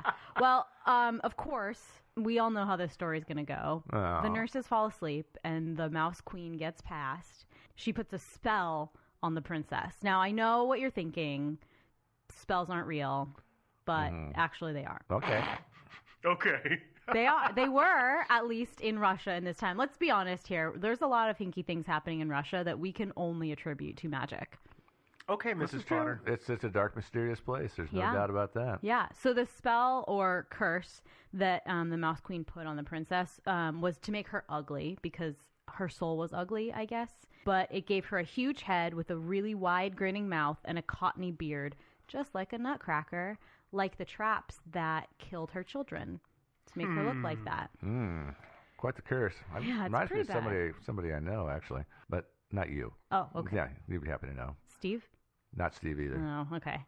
Well, obviously the king blamed the inventor, Drosselmeyer, and he said, "You've got 4 weeks to find a cure for my beautiful daughter, who's now ugly and horrible looking." Drosselmeyer was big into the occult, again, a Russian thing. And so he took the princess to have her horoscope read. And it turned out from the horoscope, they could tell that Steve is looking skeptical right now. It turned out that from the horoscope, they could tell that the cure was that she had to eat a nut. And that nut had to be crushed in the hand of a man who had never grown a beard, or had never shaved his beard or worn boots in his entire life. And that's pretty specific. Listen. And the nut was also a very specific nut, too. The nut was old nut, it was a very specific kind of nut. And then, without opening his eyes, after he gave her the nut, he had to walk back 7 steps without stumbling. And then the curse would be broken. Move. Yeah, it does kind of sound like a dance move, huh? So obviously they go scouring all of Russia to find a guy who's never worn boots and never had a haircut? Yeah, shaved. Oh, never shaved. He could have had a haircut. He just had never shaved. Ah, okay. They travel around, but it turns out that Drosselmeyer's nephew might actually be a perfect fit for the person to break the curse. Whoa. So they spent all that time looking, but the guy was right there under a lot of guys came and broke their jaws trying to break these nuts, because I don't know why they were trying to break them with their teeth when they should have known you just break it with your hand. Or grab a nutcracker. They're dumb guys. No, not nutcrackers. Yeah, no. No? Nope. And so finally the nephew comes and breaks this nut with a hand and gives it to the princess, and she eats it, and she turns back into a beautiful creature of being a princess. Well, then he's still got to walk backwards. He does still have to. Yeah, so he walks back 6.5 steps, and when he takes the final half step, he stepped on the Mouse Queen, who was there. Who went squish. Yeah, she didn't go squish, but he did, of course, stumble, and so the curse was transferred to him. Well, that's a crappy curse. Yeah. Or a crappy solution to the curse, actually. So the Mouse Queen actually deliberately did this, I assume, I think, right? yes. Yeah. I have my suspicions. I think there's a wide conspiracy theory here. Well, seriously, that's rather rude behavior on her part. Yeah, I think so, too. Well, it turns out that princess maybe was kind of an ugly person, because despite the fact that this nephew, Drosselmeyer's nephew, came and broke the curse for her, and he accidentally took it onto himself, so he turned into this ugly kind of nutcracker looking thing. She said, "Oh, no, you're not cute. I won't be with you." Mm-hmm. Typical. Nope. Typical. Yeah. Typical behavior. Yeah. So actually the documentary that I watched that I've seen. Actually, I grew up with this documentary. The hard-hitting documentary. It is a hard-hitting documentary. Starts several years later, also in Russia, and it may sound familiar to you guys because you've probably seen this documentary as well. It's called The Nutcracker, which is how you know it's a hard-hitting documentary about the creation of the Nutcracker. Oh, is that how you know? Yeah. Okay. Duh. So if you have seen the documentary, you know that a young girl named Clara was given a nutcracker by none other than Drosselmeyer, the inventor / clockmaker. Mm-hmm. Yeah. And it was given to her family, but she was like the primary caretaker. Clara was 7 at the time when the original filming happened. There have been a lot of remakes of this documentary, dramatic recreations and stuff like that. Yeah, she's like, 83 now, but yeah. Yeah. Well, we'll get to her age in a minute here. Okay. Anyway, it turns out that the Rat King, who was actually the Mouse Queen's husband, had taken up residence in Clara's family's house. And, parents can be kind of jerks and deny things, and I think they were just willfully denying the fact that their house was being taken over by rodents. I would. Yeah. Or oblivious, or I don't know. But on Christmas Eve, the Rat Army made its move to try to take over the house. The Doll Army was obviously trying to protect Clara because she's a young girl, and dolls protect children. Sure they do. Yeah. Yeah, that really isn't creepy to think about the fact that dolls come to life at night. Well, it's, the documentary Toy Story proved that, so I don't know That's a good point. what your problem is. I never had dolls when I was a kid. It wasn't allowed when you were a little boy, Yeah. in my day. Would have been helpful. Yeah. You only get trucks. Trucks and toy guns, man. Yeah. Well, those are See pretty how that works protecting. for you? Yeah. See? Yeah. But the Nutcracker that Clara had been taking care of sprung alive and saved the day from the Rat Army and, fought them back. Unfortunately for Clara, when she went to, tell her parents, oh my gosh, the Nutcracker's alive, they said, no. What you on, not. kid? Yeah. Unfortunately, the Nutcracker had turned back into his kind of toy-like state. It reminds me of that frog in the old Warner Brothers cartoon. Yeah. It sings. Yeah. Then, Christmas night comes around and the Rat Army comes to try again. I won't go into it. You can just watch the documentary. But spoiler alert, the Nutcracker saves Clara and her life and brings her back and defeats the Rat King, which is great. I mean, her family was all set free. Unfortunately, her family did continue to deny that the Nutcracker was a real thing until, a couple months later, Drosselmeyer, the clockmaker inventor guy, he came back to fix a grandfather clock, and Clara, being a 7-year-old girl, could not contain herself and went to Drosselmeyer and was like, hey, I know your secret. I know about the Nutcracker. I know that he's actually a real person, and I love him, and I'll love him no matter what he looks like. So I just wanted to tell you that I love him no matter what. And suddenly there was a knock on the door. Knock, knock, knock, knock. Mm-hmm. Knock. Yeah. That's the And it sound turns effect. out that Drosselmeyer's nephew had actually just arrived.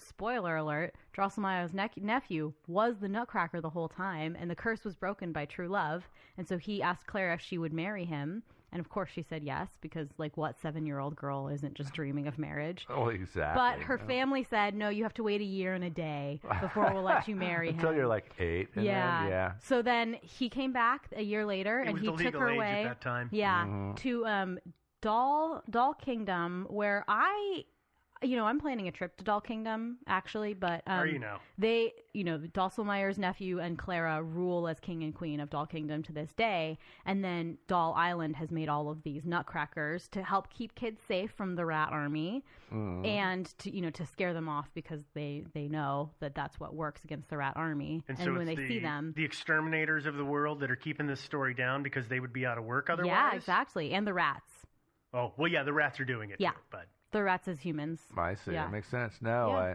and as for your trip to the doll place, I hear your buck goes a lot further there. I've heard that, I've heard too. it's kind of expensive to get there, but once you're there, it's Yeah, dirt it's cheap. really, really Whatever cheap. you do, don't take the cruise there, though. Yeah, No. no, I won't. Don't worry. But yeah, I mean, and the reason that they come out in this time of year is because this is when the rodents are coming into the house. In the summer, you don't need the nutcrackers around because the rodents are all around. But when it's getting cold and they come inside, you have to have the nutcrackers to keep your family safe. Uh-huh. All right. Got it. Russia, the land of magic. And big rats. Giant rats that you have to put out nutcrackers. What do you think? Do you guys... Well, it's sort of like it's not entirely out of the realm of possibility, but there's a big story that you guys haven't heard. Well, I think the big problem with the story that you're telling is I can sum up in one word. What? Magic. Well, no. Because, like, listen, magic is just a word for things we don't understand yet, right? No. Yeah. No. Yeah, magic is just a word for science that we don't understand yet. Okay. So someday we'll get that nut cracked. Yeah. Exactly. Your iPhone, if you had one, would seem very magical to somebody who had lived 100 some years ago. No, it wouldn't, because they would smash it. Yeah, they would. So it wouldn't be magical at all. Oh, it makes this. It would just be this pile of glass and metal. Yeah. But I mean, actually, what Devin says, that technology of a high enough level is indistinguishable from magic. Okay, I feel a lead in here. So, yeah, the behavior of the nutcracker, and maybe some other nutcrackers, is not necessarily magic at all, but easily explained. All right, let's hear it. So this might put everything in a different light. The story of the nutcracker begins roughly in the mid-1450s AD. That's Anno Domingo. According to some lost writings, which very recently turned up on the internet. Thank God for the internet once again. And this story starts in the tiny hamlet of Unterschläge am Munchenhaus und Frausenlich in what is today central Bavaria. I'm going to shorten the name of this village to just Unter, if that's okay with you guys. Mm-hmm. Oh, fine. Yeah, okay. It's a very old, traditional kind of farming town where everybody lives simple, bucolic lives of filth and squalor. When the harvests were good, of course, it made for a nice winter, but the rest of the time things were kind of lean. That was the way it was back in the old days. And we try to romanticize that, but no, it really sucked. The simple folk of Unter came out of their hovels early one morning at the crack of dawn, and they were greeted by a rather startling sight, which, standing in the middle of the town square, there was a giant humanoid statue. It was made of black material, which almost felt like metal to the touch, but not quite, and that was when people finally worked up the courage to actually walk up to it and touch it.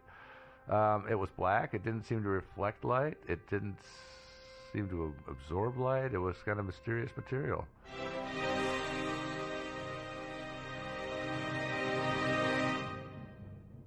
The villagers began to move in a circle around the statue, and they were squawking among themselves and arguing about the meaning of the whole thing and what it was doing there. And then one of them spots a large bone laying on the ground, and there's some disagreement among historians about whether this was a cow's femur or maybe a human femur. Because, like I said, things did get a little lean from time to time in these towns. Mm-hmm. So it's kind of not for sure, but it was a big, hefty bone. So the guy picks it up and turns to the guy next to him and starts beating the hell out of him. But other than the giant statue being present there and all the vicious beatings, of course, things other than that life was pretty much unchanged in Unter. But local artisans and amateur experts came from all over the countryside to take a look at the statue. They didn't have much in the way of scientific, instruments. They couldn't, sticks and rocks. Yeah, I mean, they couldn't give it a CAT scan or an MRI or anything like that, but they could poke it and tap it and whatever. And it occurred to somebody that they should measure it. So they did. It was 6 hands deep. That's from the front of the chest to the back. 24 hands wide. That's shoulder to shoulder. And 54 hands tall. A stranger appeared who took note of these measurements, and he was somewhat conversant with math, apparently, and he noted that the numbers reduced to 1 to 4 to 9, which are the squares of the numbers 1, 2, and 3. Okay. Yeah. This mathematician, if that's what exactly he was, but he thought that was significant. The townsfolk, for their part, were suspicious of him and his fancy pants theories, and so they all grabbed their pitchforks and drove him out of town. That sounds about right. Yeah, that's typical villager behavior. Standard operating procedure. procedure. Were there torches involved? There's always somebody with a torch. Actually, they drove him out in daylight, so torches were not necessary. Oh, yeah. You're right. Yeah. Well, torches, aren't always necessary, but they just add a little something. Oh, they add a little driving out. Yeah, they add ambiance. There's no doubt about that. And definitely there were other drivings out that did require torches. So, they are what make an angry mob of villagers so quaint. Mm-hmm. I think so. Yeah, all the farm implements. Mm-hmm. Not a single rifle among them. Just adzes and pitchforks and stuff like that.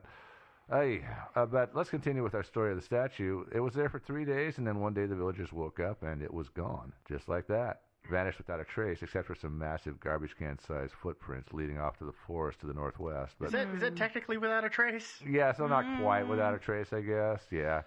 So that sparked a little debate. Well, do we track this thing and see what it's up to, or do we just stay the hell away from it and leave well enough alone? And at that point, enter Old Juan, who was a local woodsman and mountain man type guy and an ace tracker. And he volunteered his services in tracking the statue. Which, again... He probably overcharged. Yeah. Well, he volunteered. They didn't really need Juan to do any tracking since the statue had left, again, deep footprints, and it wouldn't take any more woodcraft to track the statue. So he assembled a party, I presume? Yeah, he did. He tried to, but yeah, following this guy would not have been tough. But Old Juan volunteered to follow the statue, and everybody agreed that was a great idea, but everyone was otherwise committed, and nobody was able to accompany Juan. So he just went by himself. Yeah, finally he gave up on trying to persuade anybody to go with him. Needless to say, he was never heard from again. There's a lot of theories surrounding his disappearance. It's possible he went off to start a new life. Mm-hmm. Yeah. Yeah, or he, maybe just had an accident in the woods, was eaten by bears, or maybe the statue turned on him and ate him. We don't know. Maybe they lived happily ever after together? Yeah, you could have moved in with the statues. Yeah, that's a good point. Yeah, but forgetting Old Juan, but he's kind of a footnote to history. But not long after that, wooden replicas very similar to the statue started popping up everywhere. Interestingly enough, starting in the village of Unter. And it's longer than that, I know, but I shortened it. But moving out from there, more and more in surrounding areas, these little things were popping up everywhere. Puzzle is who was making these things, because they seem like these, very intricate, lovingly handcrafted statuettes or nutcrackers or whatever you want to call them. But the people who lived in this area had no time for this kind of crap, because a typical working day for these farmers was 14 hours of back-breaking labor in the fields. And then after that, you come home and you got to spend another 45 minutes scraping the manure off yourself, and then that doesn't leave a whole lot of more time for like arts and crafts. So the question is who was doing this? These things showed up in local shops. The first recorded instance of a purchase was in late November, or perhaps early December 1455. And the name of the buyer is lost to the ages, so we'll call him Wilhelm. And these things did have articulated bodies, and everybody assumed that they were nutcrackers, because what the hell else are they good for, right? So the nutcracker was given by Wilhelm as a present to somebody else at an office Christmas party. And it was re-gifted about a week later on Christmas Eve. And thus was born, by the way, the ancient Christmas tradition of regifting. I don't know if the regifters did it because they were cheap, or they had no use for the nutcrackers, or maybe the nutcrackers were creeping them out. That could be it. That would be it. There might be. They something are creepy about, little things. Well, it could be one of those things where you're sitting there in your living room and you got this nutcracker over there in the corner, or maybe sitting on the mantelpiece, and then all of a sudden it's like, whoa, did that thing move out of the corner of my eye? That kind of thing. Yeah, they're weird. Yeah. In the village and also in a widening geographic area, ever spreading, over the next few years, there was a lot of regifting going on. Often somebody would have just gotten rid of a couple of nutcrackers, and then he'd open up his presents under the Christmas tree and find another one or two waiting for him there. Oh, and that's so the worst. everybody, it seemed like pretty soon everybody in Europe had at least one nutcracker, if not more than one. And at this point, of course, I'm not going to keep you guys, but for the few of you that haven't, the original 18-foot tall statue, turns out, was a self-replicating alien probe. Such things are not unheard of. They've been, these things have been actually prophesied by many scientists here in America and abroad. Such things can and probably do exist, or maybe will exist someday soon. We'll find out one of these days. But an army of little killer cyborgs was metastasizing across the European continent, created by the original statue, or monolith, or whatever you want to call it. And history as we know it was about to be drastically rewritten. But meanwhile, all these little cyborgs were being used to crack nuts, because actually that's what people thought they were, was nutcrackers. So if they weren't regifting them, they were cracking nuts with them. And I'm not sure these little Terminators felt about being used this way. They probably thought it was kind of undignified, at the very least, maybe a little insulting. I assume they just bided their time and waited for the rise of the machines and the robotic takeover, and then they would have their time for their revenge.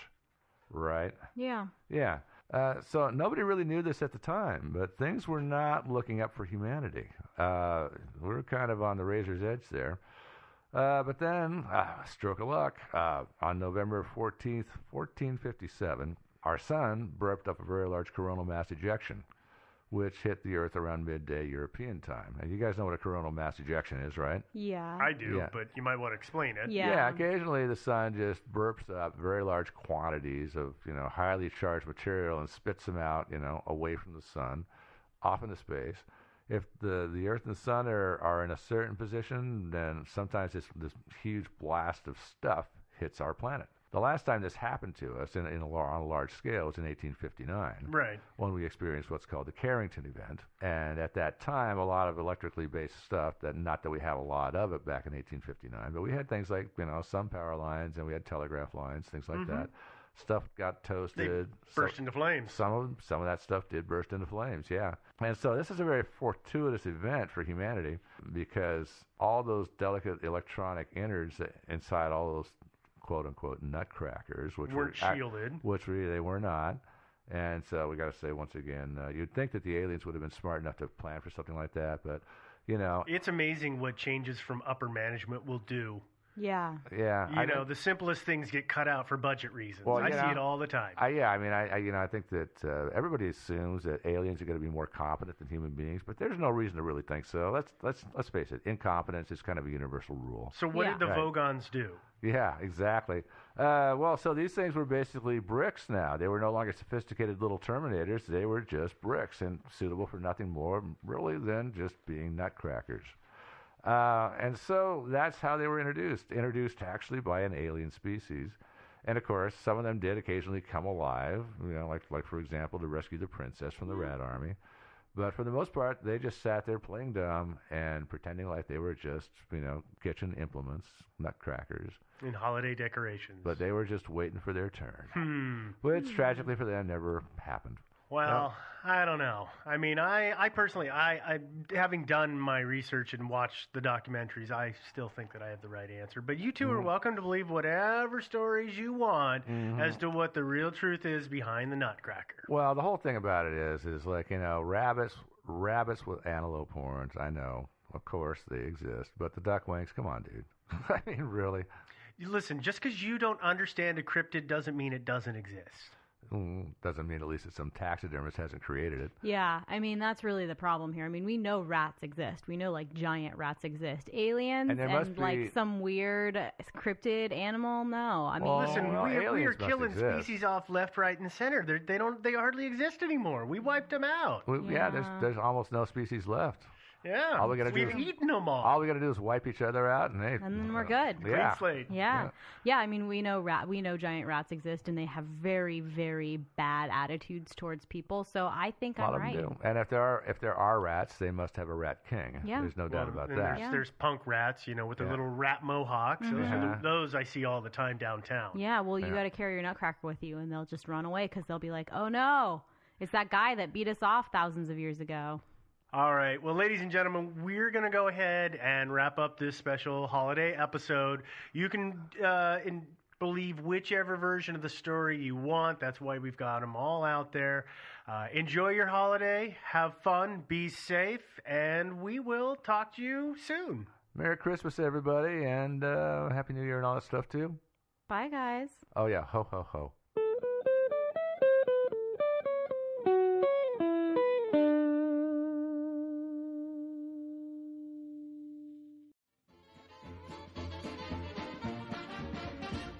Thinking Sideways. I don't understand. Does not compute. You never know. Insufficient data to formulate a reply. What? Stories of things we simply don't know the answer to. Well, hi there. Welcome again to another episode of Thinking Sideways.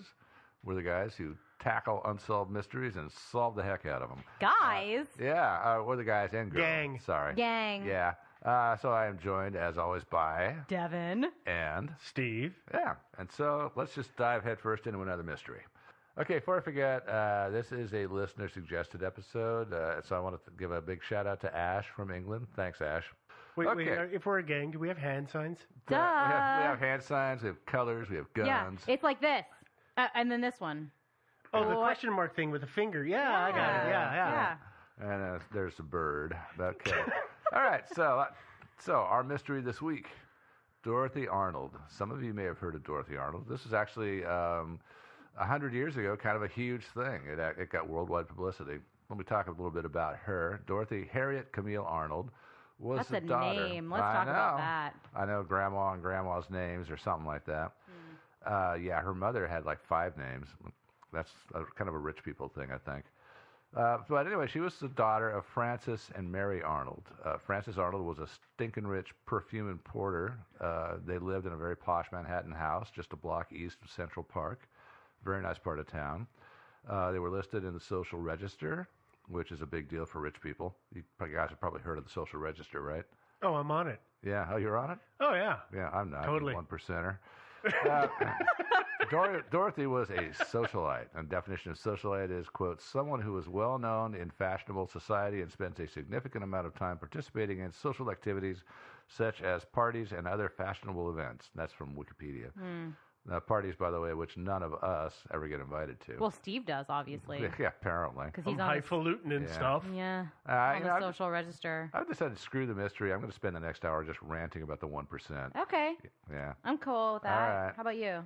No, No. Oh. please. You want a mystery? I think Okay. that's done. Yeah. Okay. All right, let's solve the mystery then. Back to Dorothy. On Monday, December 12th, 1910, so 104 years ago, Dorothy left the family house in the morning saying that she was going to go shopping for a dress. For her sister. her Yeah. sister's debutante. Yeah, again, ball. more rich socialite stuff. She was. It wasn't even yeah. her debutante ball. Yeah, exactly. So she had to obviously go buy a new dress Well, for that. of course. Yeah. Anyway, she left the house to go shopping, and the family never saw her again. And this was a huge deal. I mean, got a lot of publicity, and everybody was wondering what happened. Yeah, it was to all Dorothy. over the newspapers. Oh yeah, the family and their investigators were able to piece together her trail, at least some of her trail, where she went before she disappeared. So first off, she went to a store at 27th and 5th Avenue. Can we and talk bought some about chocolates. New York and the way that they do streets and how confusing that is? Yeah, I know. Oh, please, yes, because I like, still yeah, see I this, know. and it still confuses the heck out of me. At 27th and 5th. What? Yeah, I know. It's avenues run one way and streets run the other. Is that yeah. correct? Yeah, well, kind of I like don't know. Vancouver. You know, you guys have been to the Couve. Nope. You haven't been Washington? To Oh. Vancouver, Washington. Yes. Yeah. That's Is that. it- So it's That way I too? don't know which one is north south and which one is east west, but it is Yeah. avenues one way and streets the other. So think- I could literally be on 5th and 5th potentially. Yeah. Oh, yeah. That's yeah. so dumb. I know it is kind of dumb, but it is what it is. I don't think they're going to change. We've for just us. enraged so many New Yorkers Yeah. The way Portland does it is so much better. I know. with Fighting names words. of people that nobody knows. That's okay. Yeah, I know. Well, so anyway, I've taken the liberty of printing up this map, which I got off of Google, so you can see up in the upper right-hand corner where she started from, and the place where she went to buy. She stopped at a store and bought half a pound of chocolate, which is down here, and Which is 27th and 5th. yeah, and that's 2.5 miles away, so she could hoof it. But I didn't mention, by the way, Dorothy was 25 and apparently liked to walk. So she headed south 2.5 miles and then headed back north to a bookstore. But, like that's an hour walk, really. Yeah, it's it's not not that bad. big of a Not deal. bad. Yeah. You've got a day. Yeah. You just walk. Yeah, she's not in a huge hurry or anything. So she bought a half a pound of chocolate. Bought half a pound of chocolate, and then she went to a bookstore. The bookstore is Brentano's, which, by the way, was in an episode of Seinfeld. It was actually Oh. a New York landmark bookstore for many, many years before it got absorbed by Borders, and I assume Borders is out of business by now. But Almost, if Yeah. not. Actually, yeah, I can't think of the last time I saw a brick and mortar Borders. yeah, No. Barnes I and can't. Noble somehow still around. Borders. Yeah, I think I've seen Borders in malls, and that's the only place I've seen them, and that was years ago. This episode Yeah. of Thinking Sideways podcast brought to you by Borders. No, brought to you by defunct bookstores. yeah. That'll be our next mystery. Is where did all the bookstores go? Yeah. Oh, anyway, so she stopped at this bookstore and bought a book by somebody you'd never heard of, Jane Calvin something. I did a Google on her. I couldn't find anything. But anyway, apparently she was popular 100 years ago. But she left a paper trail at these stores because she charged her purchases to the family accounts. Okay. Both, Yeah. both places, right? Yeah. She had kind of a sweet deal. Her family, of course, as I said, was stinking rich. She got $100 in a monthly allowance, which is the equivalent of $2,440 today, in today's dollars. And she had to pay didn't have to pay any rent, didn't have to pay utilities, didn't have to pay for food. Plus, she could go out shopping and charge things to the family account. So Yeah. she just On had, top of her allowance. on top of that $100 allowance. She had. That's I think a sweet I deal. saw a mention that she had $30 or $40 in her possession at Yeah, that time, right? I think the family estimated Said she that left the that's house what with she had. $25 to $35. Well, yeah, I remember reading this. She had a day or two before gone out with friends, and I think she took her friends to a movie, and then they had gotten food afterwards, and she had gone to the bank and gotten $36 out of the bank, which seems like such a funny number to us today, but then was obviously a large sum of cash. That was probably $700 or $800. in Right, those and days. then they knew how much she should have approximately spent at these locations, so they figured she had about $25 Give or currency take. at Yeah. that for that time period on her, which Yeah. again is a pretty decent sum of money. It's not like, run away to the hills, like No, it's- finance the rest of your life money No. either. No, not quite. So, Yeah. it's that weird middle ground. Yeah. Anyways, I think that's worth mentioning. Yeah. More on that later. But okay, anyway, so after the bookstore, outside the bookstore, she ran into a friend of hers named Gladys King, and they chatted for a bit, parted ways, and this was at about 1:45 in the afternoon, according to Gladys. And that was the last time she was seen by anybody who knew her. She literally evaporated from the streets The of last New York. time, yeah. didn't the story go that Gladys turned around a second time to wave goodbye Oh, yeah. and saw her at And saw her, 5th and well, something, basically, a couple blocks away. or something like that, yeah. But Yeah. and so that was it. So yeah, she just sort of vanished from the earth into the history books. Over the following months, many people from across the country claimed to have seen her because after the news got out, people were phoning in tips from all around the country claiming they'd seen her. And the family, being rich, they had a lot of money to actually send detectives out to follow up on all these leads, and so they were mostly followed up on. And none of them panned out, unfortunately. So when she didn't return home in the evening, her parents started calling all of her friends looking for her. Nobody knew what had happened to her. Now, let me take a break here. Before we launch into more history and theories, here's a few things about her life just before the disappearance. And I'm talking about these things now because they'll have a little bearing later on in the story. Okay, number one, Dorothy was interested in being a writer, and she had actually written 2 short stories and submitted it to a magazine called McClure's, which I've never heard of, but they're probably gone by now. And they were rejected, which left her feeling a bit depressed, apparently. Which I just think Steve and I were chatting about this earlier. Yeah. And I was just thinking how, I guess, cute and funny it is, not to be, dismissive of the impact that this can have on someone, but how kind of cute and funny it is that she submitted 2 papers and they got rejected, and she was like, well, shucks, my career as a writer is over. I know. It's like, yeah, I know. You're supposed to have a little bit more persistence. Yeah, or, maybe submit to another magazine that might be more interested in your writing style. Yeah, submit It to seems like Boy's she was Life. aiming for the top only, but then again, if you do the readings on this, her family knew that she was a writer, so there's all this talk about how they were mocking her for trying to write. Yeah. But McClure's is the only place that I think she submitted 2 to them and 1 to another magazine. Something like that. Not a lot, though. Let's think about 1910. There are tons and tons of magazines and newspapers and rags around that you can submit to. Yeah, and absolutely. I'm not going to cast any aspersions on her, but I think that maybe a bit of her social status told her that she had to only go for these particular Like ones. this is the equivalent of the New Yorker. Right. Yeah. Then I am from the upper class, so I must write for the New Yorker. I know. Instead Why of, not write for I Field need and to cut Stream? my teeth, and I'll get my stuff published wherever I can get it published, because that's the way all of the good writers in this world have gone about it. Well, they and wrote crap, clearly- they got it published by crap people, and eventually they got better. And clearly her problem was that I'm sure she was sending them in under her own name instead of a male pseudonym. Well, That's another good point. It's Although another I point think- entirely. I think actually women writers were kind of accepted back in those days. They were Not so much. There were some women writers, but when did suffrage happen? When did the suffrage movement go Oh, that through? was And- that was like in the 30s. I yeah, think. so this is pre all of that. No. Yeah. I'm sorry, the 1930s? Yeah. No, it was the early 1900s, late 1800s. Okay, so but this is when all that's happening, and there is still a Google it. huge bit of misogyny is not the right word. Oh, but what yeah, is there it? was. A little bit of it. Yeah, There it's was- some of that, and it's the old boys society. It's Things were a little men more do this, patriarchal, and yeah. women clean the house and Yeah, take and that's care why of the children. and that's why Dorothy was a socialite. Right, Because but maybe today she'd actually be doing something useful. Back in those days, you're rich and you're not expected to actually do anything, like become a dentist or a lawyer or anything like that. And Devin's got a great point, though, is that as a woman, if she had set it in under the name of Dawn instead of Dorothy, it might have gotten picked up. They're like, oh, well, Dawn's not that great of a writer, but we'll publish his stuff. It's okay. Well, whereas the thing about it is, too, is I forget what the title of one of her stories was. It was like the Phoenix or the Lotus. It was like the poinsettia and the flame, Yeah. And, if you want to sell your story, it should have a title like Pork Chop Hill. So what we're saying is she should have been submitting to Harlequin. Yeah. Anyway, so, she gave up, obviously, although we didn't see the notes. They might have been quite brutal. It's just like, dear Miss Arnold, thanks for submitting your excrescence. Please don't ever do this again.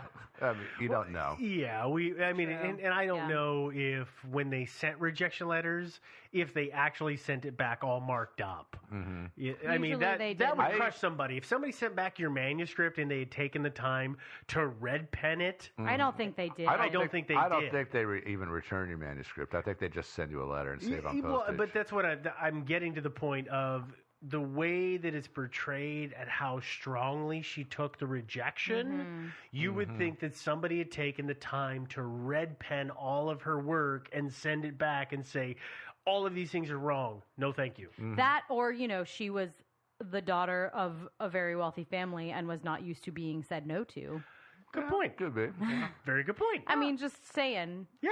Or maybe she just was a really bad writer and she just couldn't perceive this. But anyway, we're kind of getting off into the weeds here. Yeah. All right, so I mentioned her abortive writing career. Also, what else happened? A few months before she disappeared, Dorothy asked her father if she could move out of the house and get an apartment in Greenwich Village where she could write and be all artistic and stuff.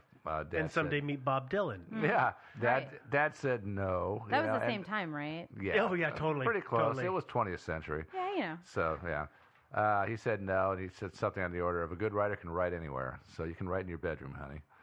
I feel like that's a great answer, though. Oh, I know. I mean... Okay, we've already gone in the weeds once, but I'm going to stand up for Dad here a little bit. Yeah. I already pay for all of this kid's stuff, and I give her an allowance. And by the way, living at home is free, and eating at home is relatively free.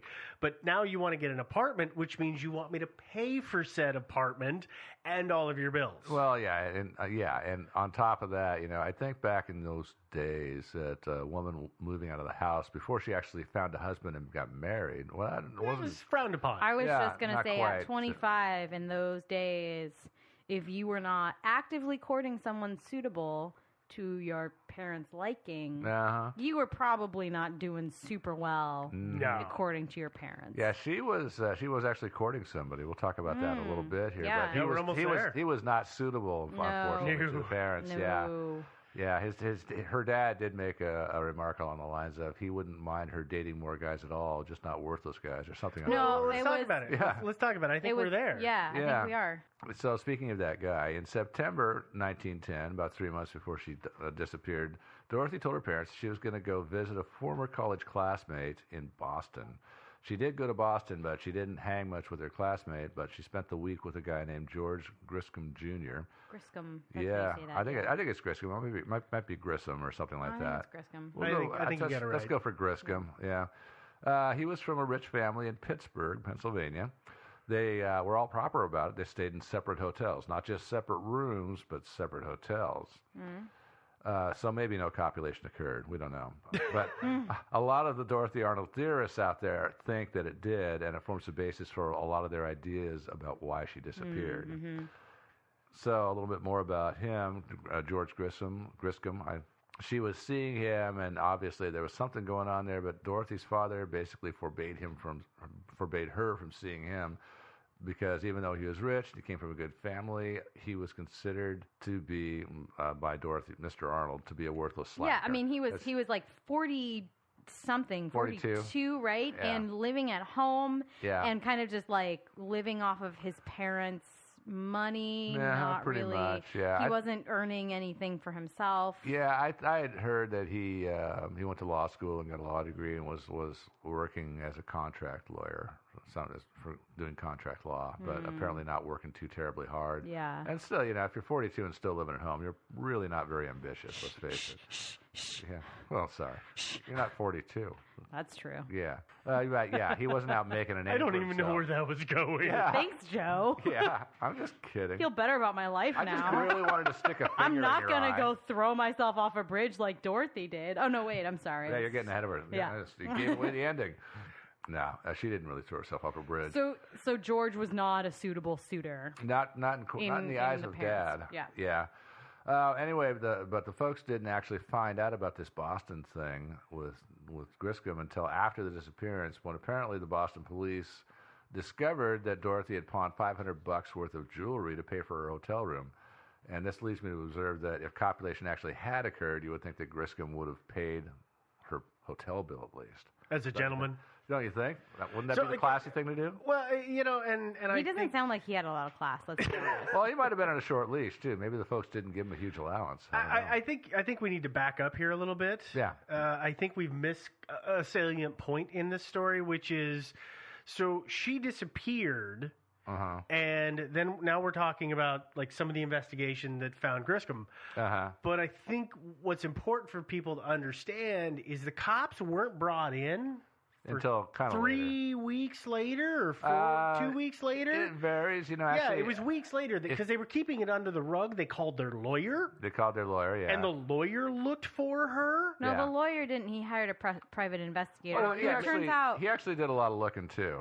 But the thing is that I think people understand is this didn't become a full-fledged investigation right away. Although she disappeared, they didn't say anything because there's that weird. They didn't say anything to the cops for a while because they probably were thinking that there could be something scandalous here. Like they're going to search for her, and then when she turns up, she's going to be like shacked up in a hotel room with some dude, right? Something like that, right? But so I mean, they wanted to keep it. They wanted to keep it quiet. There was all kinds of rumors of weird stuff that they did.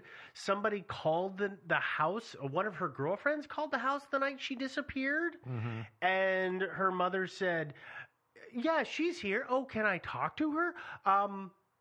No, she's asleep in bed. Yeah, she went to bed with a headache or something like that. Yeah, which is, I mean, there's a lot of weird things about this story, and I think that it's that natural tendency of people with money to try to hide anything that's going on. But it's always a detriment to an investigation. Yeah, well, hell yeah. But according to some accounts, the time lag was, most accounts actually, the time lag was 6 weeks before they talked to the cops. Yeah, but they hired... Well, yeah, they supposedly hired Pinkerton Detectives. Pinkerton, which is a fairly famous detective agency, as it turns out. Yeah, although actually in a newspaper account that I read of it, the newspaper account kind of made it clear that the police had actually been brought in much earlier, like a week after she disappeared. Really? Yeah, but he didn't. They didn't actually go public until about 6 weeks after the disappearance. Okay. See, yeah. When the articles I came across insinuated that it had been multiple weeks, but that might be just when it was released. It's also hard to tell, as again, Steve and I were talking about this earlier, and we were talking about the fact that late 1800s, early 1900s. All of these articles kind of just read like People magazine. They do. And it may be, slight differences in the writing styles, things like that. But a lot of it is just kind of, well, we heard from a source that so-and-so knows that so-and-so knows that so-and-so said, blah, blah, blah, blah, blah. It reads like a gossip column kind of more than actual news is what we're used to. Yeah, I was going to talk about this in a little bit. This article from the Pittsburgh Press that came out in 1914 that was a big game changer for the whole thing. And it was like, and the article contradicts itself. It's kind of incoherent. Oh, yeah. Yeah, it kind of contradicts itself. But anyway, more on that later. All right, so the Arnold family asked a friend who is also a lawyer, his name was John Keith, and they hired him to try to find Dorothy. So Keith, as I said, sorry. I had Dorothy. Keith was a lawyer and not a private eye, so I suspect that they hired him because of attorney-client privilege. That would make sense. Yeah. If they wanted to keep it low. Yeah, and plus he was a family friend, so he could be expected to keep it on the DL. So, yeah, and as we said, they didn't want publicity. They reportedly didn't tell the police for 6 weeks, although maybe it was less than that. But the police managed to keep quiet about the whole thing. Although that's kind of surprising because the police, even these days, are kind of corrupt in New York. Back in those they're days, they known were even to more corrupt. leak. Yeah. They're known to, like, sell information to reporters. But Yeah. that would be a good reason to keep them out. So anyway, John Keith came over to their house and searched her room looking for clues. Apparently, all of her stuff was there, her clothes and everything else. Save for the one outfit she was wearing, right? Of course, yeah. She had to go out. She couldn't go out naked, for Christ's sake. Wow. Yeah, well, she could. But Yeah, She didn't. that would be, looked upon with disfavor. But he found some burned papers in the fireplace, which everybody assumed were just the manuscripts that had been rejected by McClure's. Again, come on, Dorothy. Man up. Send it out to somebody else under a phony name. send it cracked, man. They'd accept Yeah. it. They found brochures too. Cracked. Cracked? Yeah, they probably would. Sorry, I'm so Mad sorry, Magazine. everyone. What else? One thing that piqued a little interest is they found some brochures apparently for steamliners to Europe. Because remember, in those days, they didn't have 777s. You had to actually take a slow boat. And that fueled a lot of speculation then and even today that she wanted to run off and join Griscom or somebody else and just, start a new life. Maybe. So John Keith checked hospitals, jails, morgues in New York, Philadelphia, and Boston, looking for her body or whatever, and he found nothing. Finally, he suggested hiring the Pinkerton Detective Agency. Which is still in operation today. Yeah. And is a very famous historic investigation service. Just throwing that out there. Oh yeah. No, they Yeah. they Google keep finding Pinkerton. people. Yeah. Pinkerton investigations, and you will find some stuff. Yeah. Yeah. I'm expecting them to call us one of these days. I hope we so. got a really tough mystery here. And we just can't crack Well, it. since we solve everything. I know. They're not going to call us because you know what's going to happen is Joe's going to answer the phone. He's going, duh, it was the chupacabra. I know. Dun, dun, dun. Send me my money and hang up. Yeah. Well, that's why we don't give Joe the phone. See, I could just picture that though. Yeah, get up my magnifying glass. I see it. You see right over here? This track looks like nothing, but it's actually a chupacabra track.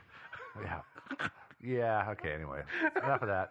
So anyway, the Pinkertons did more of the same. They searched hospitals, morgues, same thing, except that they were able to cast a wider net since they weren't one single attorney.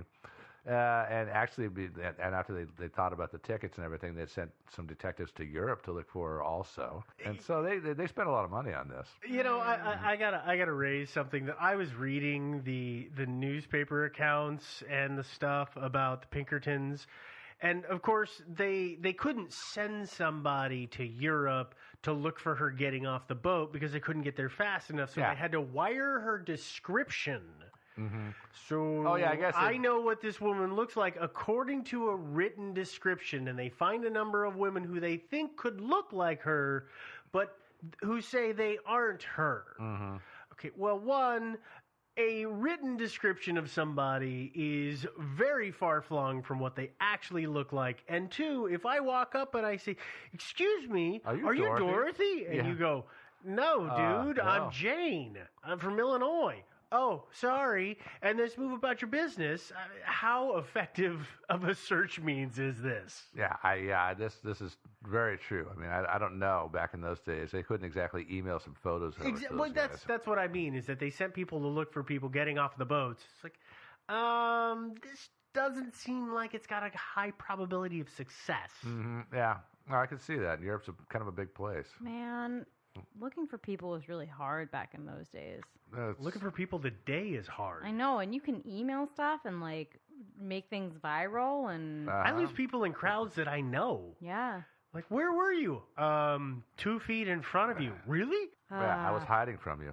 I was hoping never to see you again. Obviously. In plain sight. Yeah. So they looked in Europe because of the steamliner Because of the brochures, steamliner things, right? yeah. Were there any other reasons that they found to look in New York? Or I mean, I'm sorry, in Europe? Yeah. Well, there was one other guy, yeah. There was George Griscom, who it turns out went to Italy. I'm not sure exactly when he went over there, but he was in Italy with his folks, tootling around.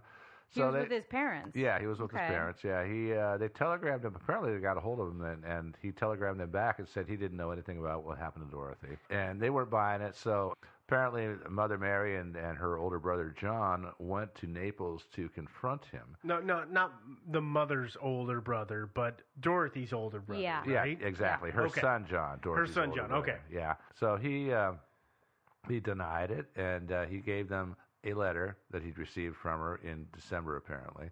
Although in some accounts it says that he gave them like a sheaf of letters. Yeah, like a case of them. Yeah, that yeah. was what I had read. Yeah. Yeah, or a packet or something like Yeah. that. But so the letter, this last letter mentioned that she had just she'd just been rejected by McClure's again, that she was kind of depressed over the whole thing.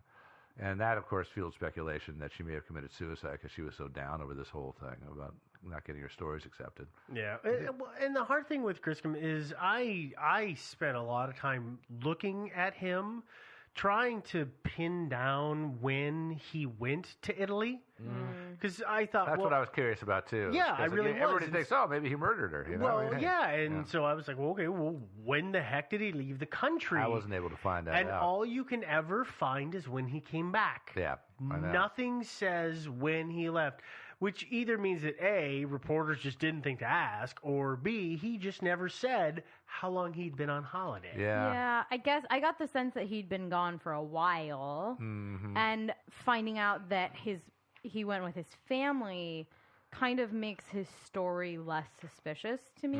Yeah, because it wasn't like he was escaping the heat or anything like that. Yeah, it also sounds like if he was over there and she was sending him a bunch of letters to the point where he had a whole sheaf of them or a whole packet of them, that he was over there for a while. Well, and that they had found letters in her possession, right, that had a foreign postmarks. code. Yeah, So they were could have been corresponding, corresponding. even though they were forbidden to see each other. So I would suspect that he had been overseas for a while. Well, at least. there've been 3 months between their rendezvous in September, and then when she disappeared in December. That's a 3-month time span.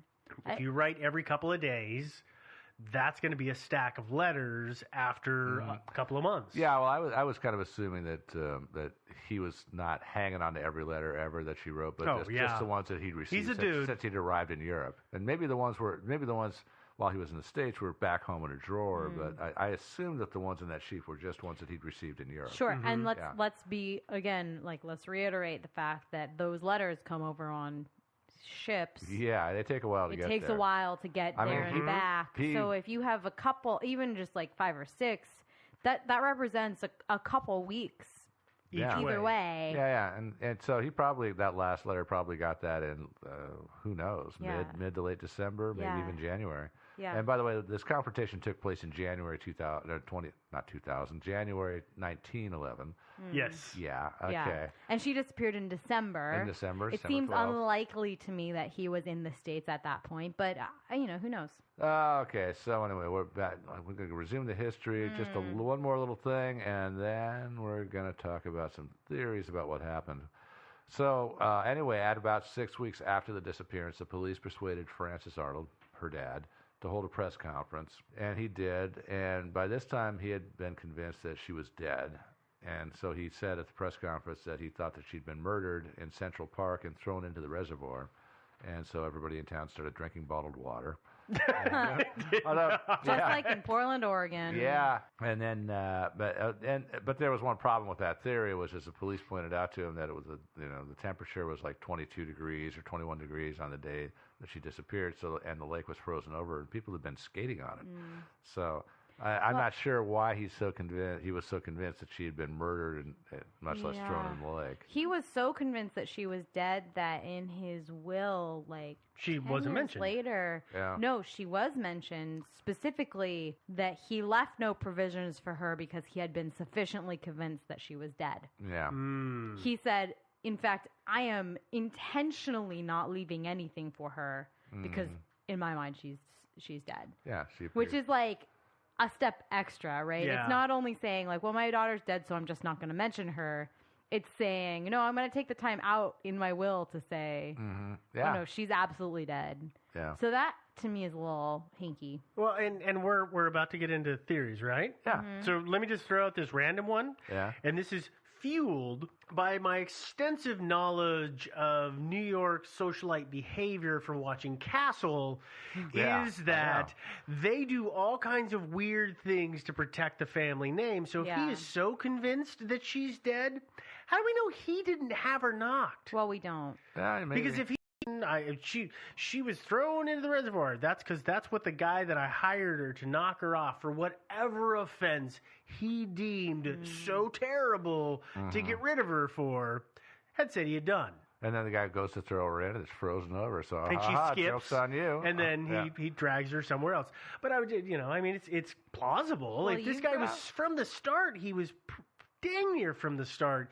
It sounded like he was convinced she was dead. Well, not from the start. I mean, but I think as time went by, he just became convinced that she was dead for God knows what reason. Probably. But and again, this is the newspaper recounts, which makes it difficult. But he seemed to be one of the first ones that I noticed saying, "I'm pretty sure she's dead." Yeah. Now maybe that's him being practical and detaching Accepting himself from the situation because his daughter is missing and he's got no other choice but to presume she's dead. Or maybe it's, well, I sort of know and let me just lean towards this theory and see if anybody else follows me with it. Yeah. Well, this guy knew his daughter pretty well, probably. I mean, most people know their family members really well. So the options, like she like say just left, just for whatever reason, just ran away from home. He may have known her well enough to know that could never happen. Mm-hmm. Like, for example, look at her behavior regarding her literary rejections. Mm-hmm. She didn't have a lot of stick-to-itiveness. I mean, he maybe understood that she didn't have, what's the word that I'm thinking about here? Resilience? Chutzpah? The chutzpah, to actually go out and make a life of her own. He probably figured that if she did run away from home, she would have been back in 2 weeks. Yeah, right? she would be like me running away from home and making it halfway across the block and sitting there being like, why are they coming after me? Yeah. This is such a long walk. I know. I'm tired. I'm hungry. She could have. There were some theories that she'd had an accident and had amnesia, and she was in a hospital somewhere. But obviously they'd searched all that, so that possibility was ruled out. Mm-hmm. And there's not. So there's not that many possibilities in his mind. Probably it's like she hasn't come back, and I know she would be back by now if she was still alive and it didn't have amnesia, so she's got to be dead. And she didn't just up and die because she was in good health. So that means that, New York, it was a dangerous place. Yeah. Back in those days, it's very possible somebody. But anyway, we're getting ahead of ourselves. Yes, we are. Okay, let's talk about theories. There's a lot of stuff out there. There's actually still, even today, many years later, there's still people talking about this. I went through. There's a website called Web Sleuths. Have you seen those guys? Yeah. Yeah, we've seen those guys. We know those guys pretty well. I almost made it to an entire thread, and it Wow. went on for years. I mean, it was a long thread. And boy, I mean, I found a few useful little nuggets in there, but holy crap, I had to wade through just a ton of bills. That's why to find out. I think that's why Steve and I just don't do that anymore. Yeah.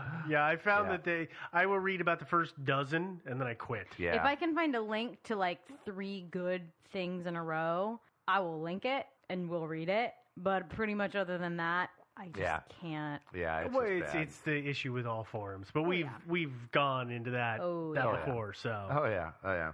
But anyway, there's a lot of theorizing on those, and I'll talk a little bit about that later. But and actually, as this thread went on that I was reading through, it's like the one theory that came out, seemed to come out on top, that more and more of them seemed to believe in, was our theory number 1, which is that Dorothy ran away to join the circus. Okay, but not the circus, but ran away. Yeah, right. Exactly.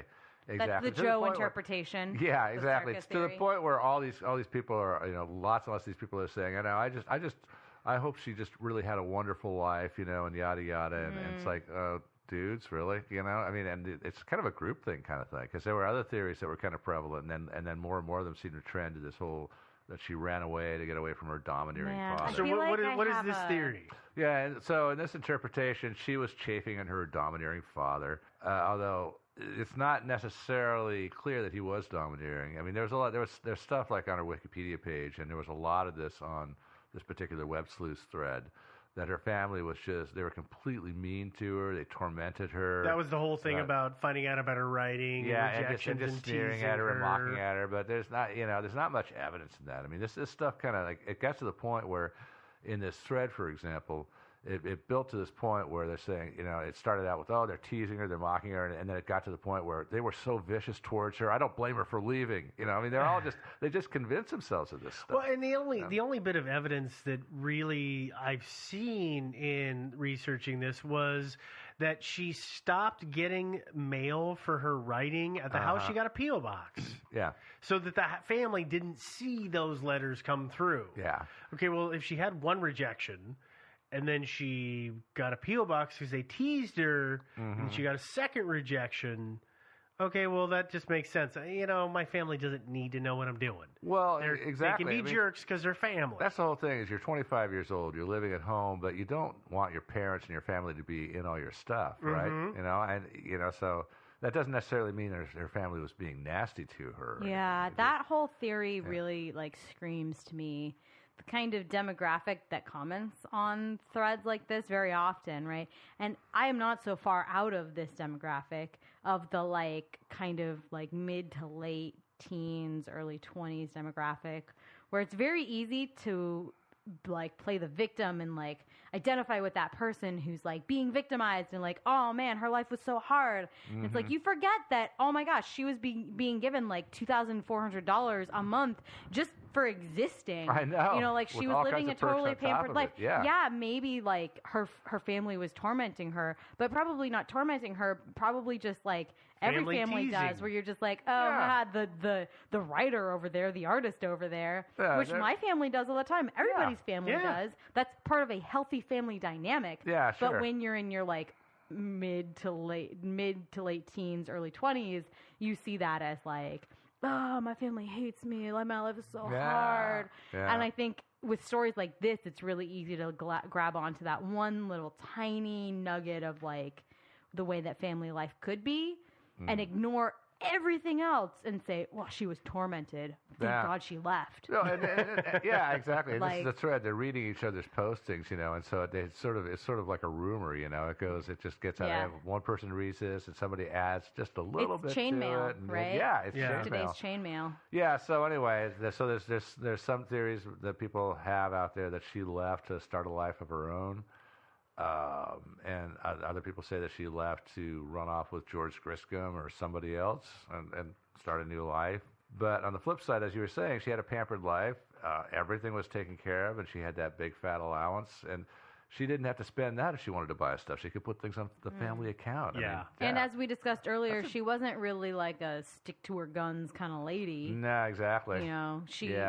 Plus, she would have gotten into it and realized it was hard and probably come back and said, oops, just kidding. Yeah, and even, I think that even if she'd left and actually made a good life for herself, unless there was some hideous abuse that I'm not aware of, I think sooner or later she would have contacted her family I agree. Yeah.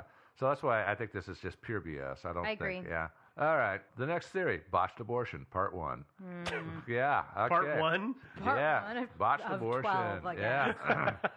All right. So the Pittsburgh Press published an article on April 10th, 1914. This is the kind of coherent one we were talking about, right? It's a semi-coherent one, the one that contradicts itself just a little bit. Okay, yeah. Because of this article, a lot of people are out there theorizing that Dorothy went to an abortion clinic in Pittsburgh and died there due to a botched abortion. A lot of people make a lot about the location, which is in Pittsburgh. That's where Griscom lived at the time. His family but he was from wasn't Pittsburgh. there. Yeah, and Right. but the fact is I don't know if he was there or not. No, he actually. wouldn't have been if he shouldn't have been. received. He should have been. He should have been in Europe at this Well, time. but I'm if not he 100% received certain. a letter in December, anytime in December, really, in Italy, it would have had to have been sent. Yeah, it seems early December. It seems that he could not have been there. Yes. Wait. We're making a presumption here that he kept the letter in the envelope that it arrived in to prove that he was there. I gotta be honest with you. I think that people were suspicious enough of him that had he been lacking the envelope or been able to otherwise not able to prove that... Well, he's a pretty rich dude. I think he could have persuaded people to not be looking for... Listen, I'm not sure. I opened the letter and I threw the envelope into the fire because I just needed to get the fire going. Well, I don't know exactly what kind of stationery she used, but back in those days, I mean, I have after my parents died, I inherited a lot of the family archives, And from those days, back in the old days, stuff that went across the ocean was generally, they had this, it was like this blue paper where the paper of the letter itself folded up and made the envelope. Mm-hmm. Because that's to save weight and save postage. Oh, and so, yeah. of course, Dorothy didn't necessarily need to do that. She was rich. So maybe she could actually have a letter in an envelope. But back in the old days, I can show you some of those things. It was like it just sort of really super thin paper, and it all folded together neatly and made the envelope, and the letter was the envelope. And so it might have been that.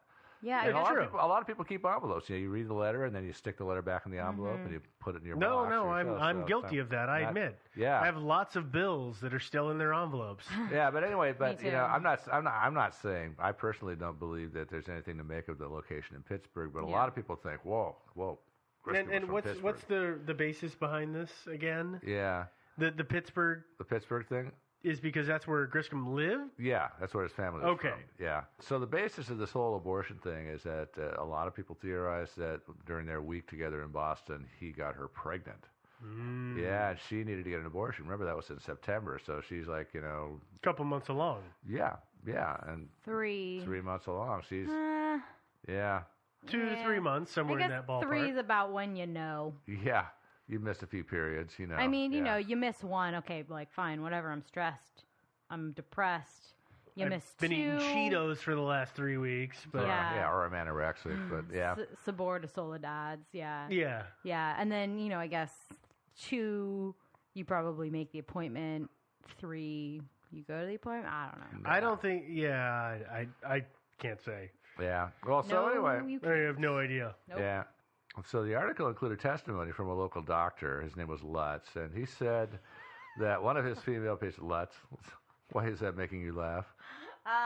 Because I just made a 30 Rock reference, and now we're making another one inadvertently. Oh, Yeah, I that's totally apologize. inadvertent. Yeah. Sorry. Yeah. All right, what does Dr. Lutz say? Well, the Dr. Lutz apparently told the local DA, and this appeared in the paper, that one of his female patients had been to this in other parts of the paper actually has 2 articles about this in the same day.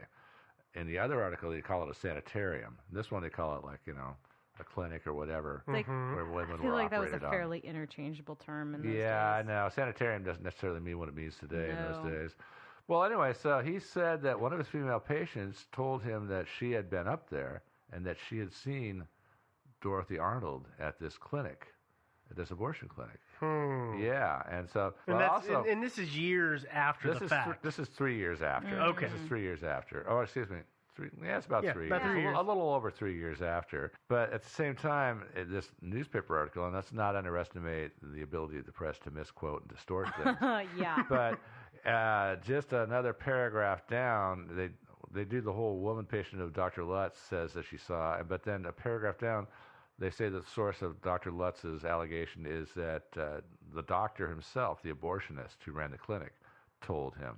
Well, and then don't that- they later say that, actually the tip was from the assistant, the abortionist's assistant, No, well, Lucy? but that actually goes back 3 years. I'll explain that in a second. Oh, okay. Yeah, I'll actually explain that. I'm confused, obviously. Yeah, I know. No, it is confusing. I'm Yeah. still because if you read about this, it says that John Keith went and investigated a sanitarium in Pittsburgh, Pennsylvania, Right, that's where right, she was okay. reported to be. Right. Yeah. Which is like 400 miles away. Yeah, 375 miles. Yeah. That's a long So- way to go. Yeah. That's a long walk in a day. Yeah. To me, if the clinic's owner, the abortionist, whose name was C.C. Meredith, if he had actually had Dorothy there and killed her in an abortion By botching it. it seems a little hard for me to believe that he would tell somebody else that she was there. Yeah. That's Because kinda- that's an illegal operation to start with, Well- let alone just talking about it. well, yeah, because about killing somebody. Yeah, and it's not just you're not just going to be if you kill somebody, you're not just going to be tried for illegal abortions. You're going to be tried for murder. Uh-huh. Yeah, and so it's something you're going to keep your mouth shut about.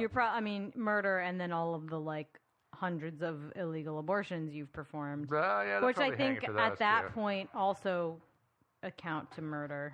Yeah, probably, or at least manslaughter. Mm-hmm. But interestingly about this particular little place, this clinic, is that John Keith had been there 3 years before Oh, okay. Yeah, The lawyer. That's where John I'm Keith, a the little lawyer. right. He had been there. Ah, okay. That's what in this Philadelphia Press article. The main article is about the fact that the local police had raided this place, and there was a clue And found from this it out. doctor. Yeah, they raided this place and they busted them and all that stuff. And they had our whole thing, that the Dorothy Arnold connection from this Dr. Lutz, who had heard from apparently 2 different sources but there's a second article where they talked with John Keith about his visit 3 years prior to the same place. Yeah, and that's what you're talking about, where he got a tip from somebody. Yeah.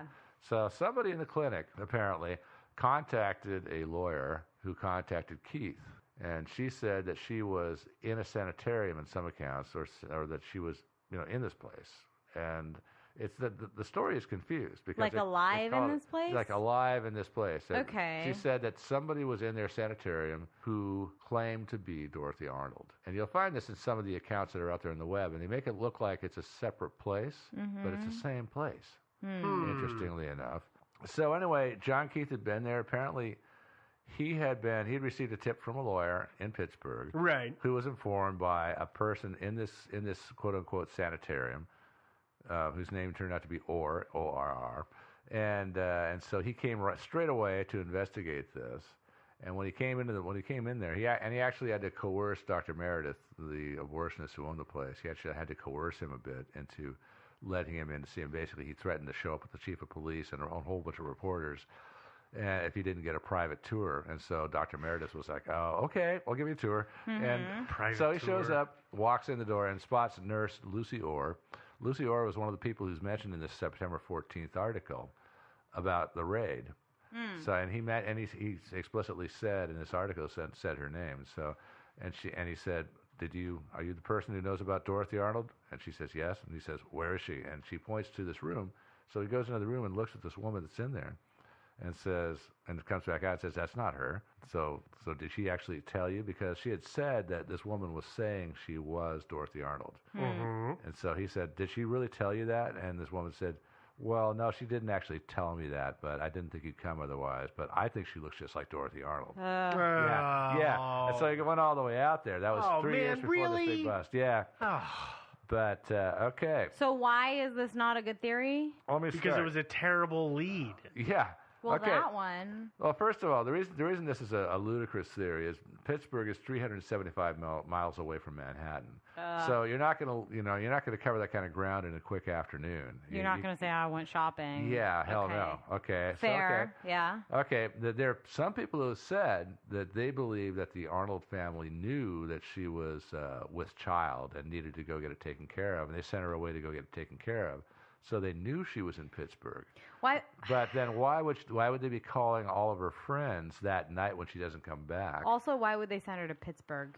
Yeah. It's New York. Surely there's a reputable abortionist there. I'm sure there were plenty of unreputable people doing that kind of work. Oh, sure. But I'm sure that, as reputable as the people in Pittsburgh are, you could find in New York easily. Yeah. It's New York. It's a big city. That's one of the reasons that a lot of people like this whole theory, though, is that because Griscom lived there and he was supposedly a wealthy playboy, then he knew a good place to go. So that's fueled that. Okay, the next reason why this is BS, and this kind of is tough on the next one too, but the letter that or letters that George Griscom actually handed over to the family from when he was in Europe. So she would, if she was knocked up, she would be talking about that in those letters. Do you think he wants to open that can of worms with her family? But here's what I will say, is that I'm not sure if she would talk about that if she were just going to get it taken care of. Yeah, you think she didn't say anything to him? As a young woman I think there would be a discussion back and forth. I don't know. I don't know if that's true. If she had just decided, nope, this isn't the right time for me, my parents are not going to allow me to marry this man, I clearly cannot have this baby. If she had just made that choice on her own and gone and solicited some kind of shady abortion, back alley abortion, this opens a can of worms. Ideally, there would have been a conversation. Yeah. But is there always? No. Well, maybe not. But I think there probably would have been, which is why I kind of felt like, he probably. Fair. That's fair. But you're right. I mean, maybe there was no mention. Next reason, the tip that John Keith received from the attorney that was received from Lucy Orr, the abortionist assistant. So that absolutely makes no sense, because if Dorothy Arnold had come there, been killed through a botched abortion, and the body is disposed of. Oh, by the way, did I mention they have huge furnaces in the bottom of this house where they supposedly burn the bodies of the women who died? Yeah. So are you going to actually find a way to get a friend and lawyer for the family out to your clinic to look around? I mean, that doesn't make any sense. That is absolutely absurd. Unless she died much later from unknown complications. Yeah, I don't know, maybe. But again, I'm on your side with this one. Yeah, I agree. That one's completely ludicrous. Anyway, our next theory, botched abortion, part 2. So in this one, a convicted fellow named Edward Glenoris. This is actually the most colorful story involved or theory in this entire thing. Yeah. He said that he was in prison at the time, but he said that he was paid $250 to bury the body of a young woman in December 1910. He said that an acquaintance hired him to drive a woman from a home in New Rochelle. New Rochelle is about 15 miles northwest of Dorothy's home. It's on Long Island Sound. Mm-hmm. It's supposed to drive her from New Rochelle to Weehawken, New Jersey. Not exactly why. So they arrive at New Rochelle, and Edward Glenoris and the guy that hired him, whose name is Little Louie, were met by 2 men, and one was named Doc. Such a New York name. I know. Little Louie. Hey, Little Louie. Yeah. Hey, Little Louie. Hey. So they were met by 2 men, one named Doc and another that he described as a, quote, wealthy, well-dressed man, unquote, who reportedly matched George Griscom's description. And, I'm not buying any of this, but we'll talk about that later.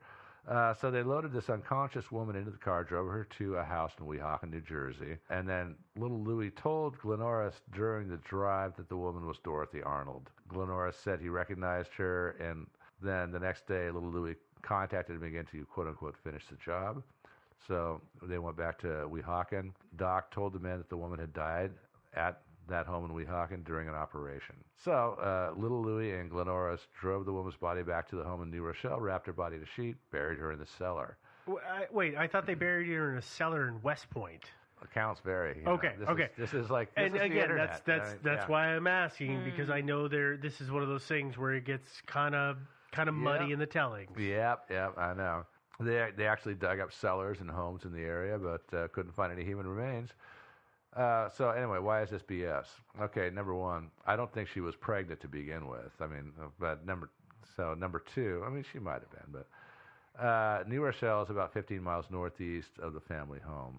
She could have jetted up there, left the home. Hey, I'm going to go shopping. Jet up to New Rochelle, get your abortion, get back. But instead, she walked the other direction. She walked south. And got chocolate, right? And got chocolate and bought a book and and hung out. So obviously. But why couldn't she have gotten a ride after that point? She could have, but the thing about it is like you're kind of pushing it. You got to be home by dinner time, and the last time you're seen is when you run into your friend outside the bookstore at 2 p.m. Yeah. So it's like you're that not is pushing it. And don't forget. I mean, they didn't have much in the way of transportation in these days. Cars were a really new thing. Oh, yeah, they were slow and terrible. They were like, 5 miles an hour? Well, probably a little better than that. But she probably would have taken a horse and buggy at this time. But and so 15 miles in a horse and buggy, that's a little bit of time compared to jumping in your car today. But what I can just see, though, I'm just playing devil's advocate here, but she says, I'm going to do this, and then I'm going to go, and she's got a terrible sense of time. I mean, we all know those friends who say, it'll only take me this much time to do this. So I'm going to do these other things in the morning, and I'll be at your place by 11 o'clock. And then they show up at 3 in the afternoon because they have no sense of time and they cannot judge how long things take. So she might have thought, well, I'll go get a book so that I have something to read on the way there and the way back, and it'll be fine. And if I'm late, well, I'll just say that I'm ill and I had to stop because I didn't feel good. This is conjecture, but I'm just looking at it as, well, maybe this could be the thought process that was involved if she really was pregnant, which again, I'm not positive she was. Yeah, but not at all. I'm just saying if this is a possibility, and that seems, I know tons of people who do that crap all the time. But and I know people like that too. But this is a pretty important thing. This is a big deal. You know, you're knocked up, and this is your salvation. You're going to go get this abortion and everything. It's going to save you from being publicly humiliated and cast out by your family. Pretty huge deal. That's something I'm sure she would try to be on time for. I don't think she'd screw around for hours walking around Manhattan buying chocolate and books. Don't you think? What do you think? And she might have been making a day of it. Yeah. I mean, not to be aloof about what she was doing, but she might have said, well, I'm going to do these things, so at least I do these things, and then I will go take care of that. Or trying to cover her tracks. Yeah, knowing, okay, so here are the two places, or, two best places that I have family accounts at, right? Yeah. That aren't near this clinic that I'm going to. So it doesn't look like I'm going to this clinic or this house or whatever. Mm-hmm. I have an account at this chocolate place that's a couple miles away, and then I can go buy a book, and I ran into a friend. How convenient. Oh, my goodness. Mm-hmm. And then, or swing around the corner, catch oh a God, cab. I ran into a friend. Yeah, I mean, either way. Catch a cab. Oh, look, let's remember, this is horse and buggy days. So Okay, horse fair. and buggy goes, 5-6 miles an hour? Is it horse and buggy days? The car was not very The car very was, big. the car, there were actually people, believe it or not, Henry Ford was not making Model Ts at this time yet. The first thing that came out They were that was steam cars. kind of mass-produced was Oldsmobile was actually producing cars, but not huge numbers. Mm-hmm. And there just weren't, and there were a lot of small manufacturers making weird claptrappy kind of not reliable everybody was stuff. making their own car. Oh, yeah. But no, mostly it was horse and buggy. And so you have to expect that if she had caught a horse and buggy, she had to go all the way to New Rochelle from her place, which is now, after all her miles of walking, now in Lower Manhattan. She had actually added miles to her journey to New Rochelle by walking in the direction that she did. It's going to take quite a while to get there. True. And then I don't know how long abortions. It's been so long since I've had an abortion. I can't remember how long it took. That was terrible. Yeah. Absolutely terrible. I guess Joe. I just kept thinking cars because it sounded like, the felon. Yeah, he said they were supposed to Whatever. drive her. Yeah. But driving back in Could those have days, been it means driving in a buggy or in a wagon. I guess or something Model like that. Ts were like the 20s. Mm-hmm. maybe? Okay. All right. I guess I just have this Yeah. old view new view of what cars are. It- So yeah. what are the other non-abortion theories? Are there? Let's get into a different theory. Okay, another theory is suicide. She Oh, she was good. depressed. Oh, we Another just went beautiful from theory. depressing to more depressing. Thank you, Well, Joe. yeah, that's the thing about it is, I think one reason that so many people are in love with the whole idea that she ran away to start a new Because that's life. somehow the nicest theory. Yeah, Yeah, everything it's else really what it everything is. else is kind of horrible. Yeah. I mean, Yeah. seriously. Yeah, because so the last 20, 25 minutes have just been joy. I know. Yes. That's but Let's yeah, get I mean, some more joy. obviously, if I could choose a fate for Dorothy, I would have her run away and have a happy life somewhere Yeah. else, But I don't think it worked out that way personally. Well, okay. But, So what is this? What is this theory? People believe, based on the fact that she'd been rejected, and then, of course, what was said in the letter to George Griscom about how she was kind of down and dejected Sure, because yeah. her essays had been rejected. Mm-hmm. And even John Keith, the attorney, said years afterwards that he believed that she committed suicide because of her literary failures and because she felt so, Because sad. she and got humiliated. rejection from two different. Yeah, she got. But I think it's. This is possible, but I don't think it's necessarily true because number one, the body was never found, which is still possible. I mean, she could have jumped off the Brooklyn Bridge and her body drifted out to sea and was never seen again. Mm-hmm. Maybe. Possible. Although, of course, there was lots of foot traffic and horse and buggy traffic on the Brooklyn Bridge in those days, so she probably wouldn't have been able to jump off that bridge or any other bridge without being Certainly noticed. not at midday. No, kind of, or or mid-afternoon. And the other thing is that not the people who saw her, of course, her family saw her before she left, and her friend Gladys King saw her. None of them noticed anything unusual or depressive about her. And so. And that seems to be the sort of thing that is really, really open to suggestion, right? If somebody says, oh, well, maybe she jumped off a bridge, they'll be like, oh, she did seem a little depressed. Yeah. If she even seemed like the bit depressed, yeah. Although, again, on the other hand, people who are about to do things like that, oftentimes you kind of hear descriptions of them as being like really liberated Euphoric. and free and euphoric. Yeah, maybe she felt like she'd made this decision and like that. But my theory is that maybe she was depressed, but she was shopping and she's that just made her happy. She was a shopaholic. Alternately, she was shopping and couldn't find the right size, and it made her even more depressed. Yeah, that's probably what it is. She found this beautiful smock. God, we are just going downhill, you two. Yeah. This is spiraling out of Sorry. control. Yeah. Yo, come on. What's the next theory? Because it's got to be better than these Next two. theory. Okay, so she was abducted, No. robbed, and murdered. No. Yeah. Joe, you are no longer allowed to pick your own stories. We'll do them for Depress you. Fest. I mean, I don't like this theory either, but it's plausible, and actually, I find it most plausible of all because I managed to stumble across some crime stats from the New York City Police Department From those years? from 1910. Yeah, I just lucked upon it, and according to them, in the boroughs of Manhattan, the Bronx, and Richmond, which is what we now call Staten Island. Thousands of people, I can't remember the number, it added up to like 4,000 or 5,000 people were reported missing just in 1910 alone. And of these, 309 men, 216 women were never heard from again. So that's 525 people that disappeared permanently. And so some of them, I'm sure, ran off to join the circus or whatever. Or, left the area and just said sayonara to everybody they knew. Yeah. There was no reason to maintain ties. Yeah, and so I'm sure plenty of those people lived, but a substantial chunk wound up in shallow graves and at the bottom of the river. And that's what I think. And I'm trying to remember, and guys, help me out and correct me if I'm wrong, weren't opium dens kind of a thing at that time frame, or is that earlier in history? I mean, I can guess it was like the 1870s and 80s, maybe kind of the 90s.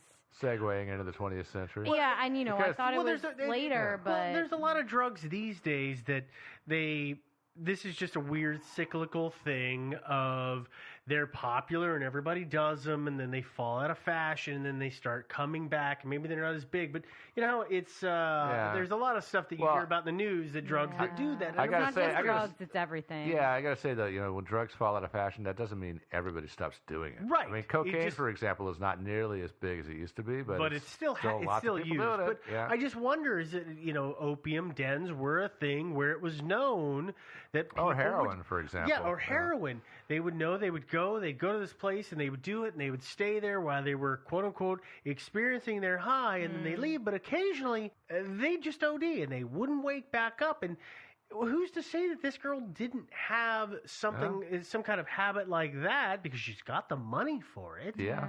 So she goes out on a quote unquote shopping trip, and this time she doesn't go charge anything to the family because she didn't find anything that day, but she went to that place and she hung out all day, came home, and no towel. She did not. But then she comes home and she does what she does, but one day she just doesn't come home from it. Yeah. I mean, I'm not saying that this girl had a drug habit, but I'm just looking at, well, if we're going to say that, it's suicide or death by some other means, well, it's possible that OD, because that's the kind of thing that happened at that time as well. Well, other things that happened at that time, right, is like the kidnapping of white women to sell into slavery or prostitution. White slavery, yeah. I mean, across the country. I mean, that's the thing that still happens today, but, that certainly happened. I mean, for the Shah of Persia. Well, and let's be honest, like, Oregon has the Shanghai tunnels. Like those are later than that time period.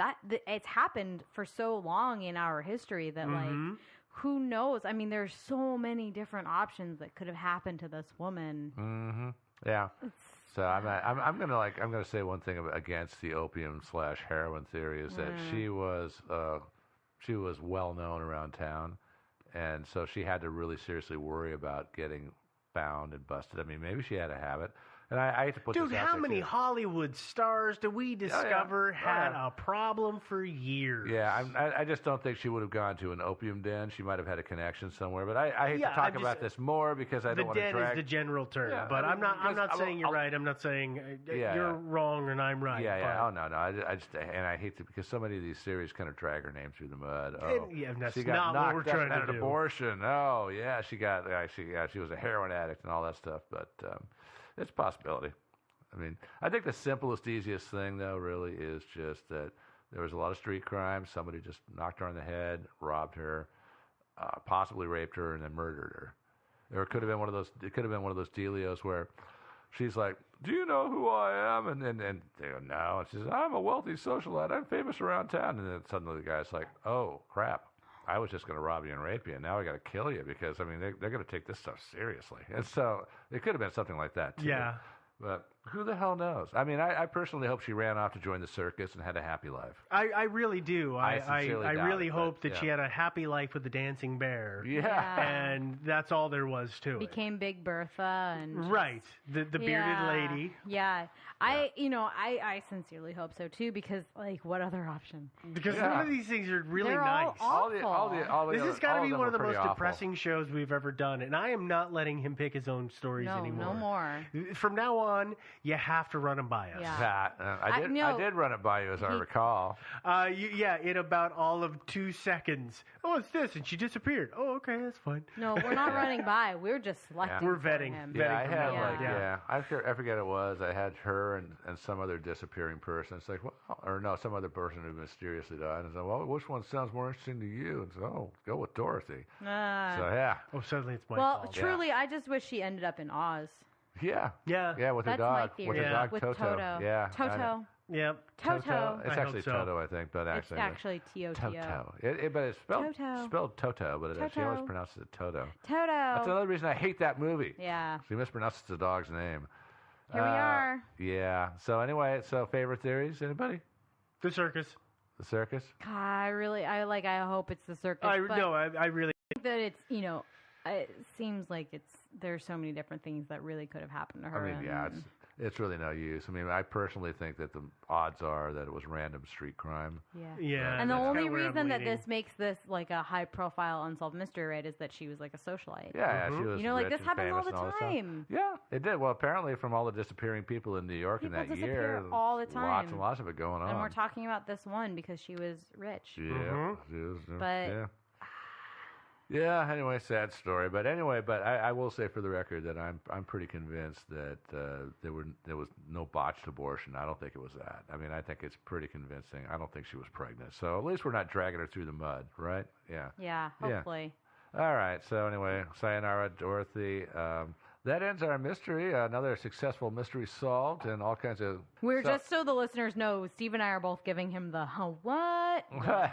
Please finish the Yeah. story. All right. It's sad, and I'm gonna cry. It was a pathetic, sad I haven't story. cried like this since Pocahontas. Yeah, you're probably wondering where you can find our fabulous stuff and download it. Although that's kind of stupid because you've already done it. But you can find us on iTunes, and you can download our stuff off of our website also, thinkingsidewayspodcast.com. You can send us an email at thinkingsidewayspodcast@gmail.com. You can also, if you don't have time to download us and put us on your iPod, you can stream us directly using Stitcher. All right, and you can find us and, of course, like the hell out of us on Facebook. All right, now it's time for your favorite part of the episode, which is listener email. So today we've got an email from Crary. I won't tell you his last name. And Crary, as you know, most of our emails are from people who talk about how they adore us and they wish they were us and stuff like this. But, yeah, Crary is not. I'm not gonna call his email negative, but it's a slightly critical one. And, Well, It's an honest conversation. it's a thoughtful, good feedback. it's a thoughtful, It's good feedback. good email, and I'm glad that Crary wrote to us to tell us his concerns. So going back to the Montauk episode, the Montauk Project, let me quote from Crary's email. In the discussion of the, quote, going back in time to right the Civil War nonsense, someone, I think it was Joe, and I think I remember saying this. It was you. Yeah. I checked it. Yeah, mentioned that slavery would have given way to industrialization. I apologize and this is still Crary talking, as one should never argue counterfactuals, but it's a subject a bit near to my heart.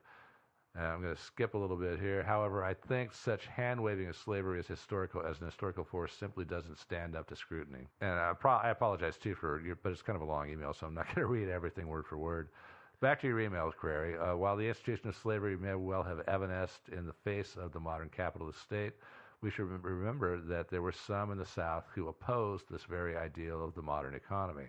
And that's very true. This is me again, not Crary talking. In America and in Europe, there were lots of people who were very opposed to the factory system and to capitalism, and a lot of those people are still with us today. Yeah. And so it wasn't an inevitability, and so Crary is quite correct in saying that. So let me skip ahead. And also, this is back to Crary. Also, even if slavery were to go, this does not mean the legacy would. We still live with the legacy today in this country. And he goes on a little bit, and I'm not going to quote any more of it. Not that your email is not worth quoting in its entirety, because it's a very good, thoughtful email. It's a very good, lengthy email. Yeah, and it I is. think that's the hard part. Is it's a very lengthy email. It has a lot of good historical points. No, in it. He makes some very good points. Yeah, but no, I think you're right. It's a good email. Yeah. No, it is good. It's great, actually. And well, I thank you for bringing it up, because I think that Crary, if you saw what I said that way, then probably some other people did. So I really thank you for bringing it up and giving me the chance to talk about what I really meant. I think what I said was capitalism was eventually going to wipe out slavery. Industrialization would wipe out slavery, which I think it would have. That's not the same as saying that I think that whether the South versus the North wins is 6 of one, half a dozen of the other. I didn't mean that at all. And obviously, it's a good thing that the North won. If you're a slave, and the question of whether you're set free today versus 50 years from now, well, that's pretty huge. Yeah. And so, I mean, and that's the same. Another reason I sort of said what I said is that I don't think that post-Civil War things really improved that much for black folks in America. It really took a long time. We're still working on it. Yeah. Well, yeah. And we're with the still whole crawling Jim out Crow of that thing. Oh yeah, I mean there was that segregation and Jim Crow. Yeah. I mean, and lynchings and all kinds of stuff. I mean, a hell of a lot of the slaves wound up going back and working on the same plantations they'd been slaves on, except as sharecroppers. So they're still technically free. They were better off, but anyway, I'm not saying 6 of one, half a dozen of the other. It's a great thing that the North won. And anyway, but like I said, Crary, thanks a lot for the email. I appreciate the mention of all this stuff. Yeah, this is something that we don't really I realize, because we all have known each other long enough to that, we know what we mean. Oh, I totally get things like this. When Joe says something like that, we're like, oh yeah, totally, we totally get what you mean, and then we realize, so not everybody knows that. For all our listeners too, feel free to write emails like this. Don't feel like you need to just write in and send us love letters. I mean, you can be critical. You can tell us how much we disgust you. We have gotten stuff in the past that has been constructive criticism, and that is valid stuff to send us, and we have gotten a number of them in the past, and we've only benefited from it. Oh, yeah. It's only been something that has helped make us better, because there's weird little ticks that we have done or things that we have said, and off air, folks may not realize it, but we've had long discussions of figuring out how to make sure certain things happen that are better for the show. So this is a very positive thing, and I really appreciate it. Now we know not to talk about the Civil War. No, I mean, we don't know, there's so much that we're a fairly new podcast. I mean, we're not exactly we're like a professionals year in. We do this for fun, and we're getting a fairly good response. But occasionally we're going to put our foot in it. Yeah, maybe and so it's bit, great that you guys let us know when we do things. Absolutely. Because, you definitely because should. We're in a bubble. Yep, a little bit. We're in a little bit of a bubble. Okay, so anyway, that's it. Again, Crary, thanks a lot for your email, which I, again, think was very thoughtful and intelligent. Appreciate it. And feel free to write us again, too. All right, so for Thinking Sideways, the podcast, this is good night. Really? That's what you're going to do? I can't. All right, let's do it again. Okay, well, this is Steve, and I'm just going to say goodbye. Hey, guys. Why do white girls travel in packs of odd numbers? Why? Because they literally can't even. Oh. Just like I can't right now. God. Please, somebody turn off the recording. Oh, so what did the 5 fingers say to the face? Nope. Slap.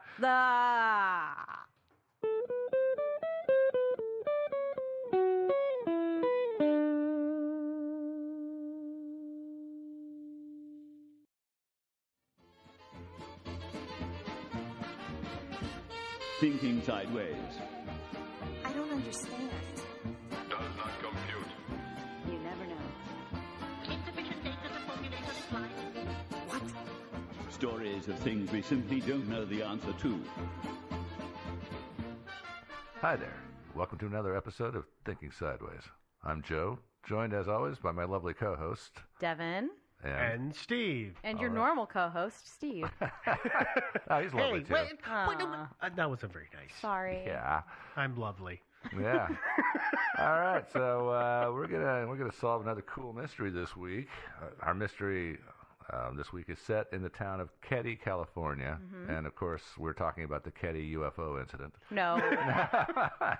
Don't get people's hopes up. No, I know, no UFOs in Keddie, and there might have been, I don't know, but just a brief warning: this is about a multiple murder mystery, and it's kind of gruesome. So, super gruesome. It's, it's not pretty- nice. I was not excited doing the research. Yeah, I I'll be don't want honest. to. You should have watched the documentary. Nah. Did you read the autopsy reports? Maybe. Was it in the research? Yeah. Yeah. Then yes.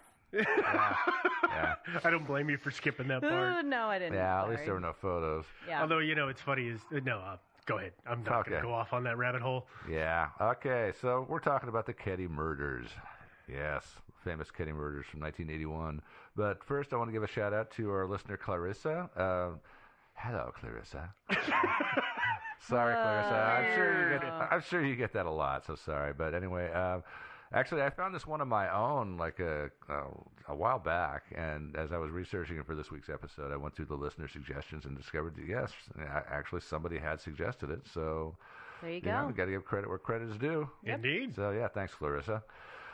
Okay, let's talk about Keddie briefly. So, Keddie, California is a very small town. It's getting smaller. It's, population in Not a lot there. population in the year 2000 was 96. Population my in gosh. 2010 was 66. That's almost like Wagon Tire, Oregon. I know. It's it started out actually. It's kind of successful when it was first founded. I believe in 1910. It was a kind of a waypoint on the rail line up to Yosemite or somewhere, or off to Utah. But and so there was a nice little resort there, and it was a pleasant little place, nice scenery.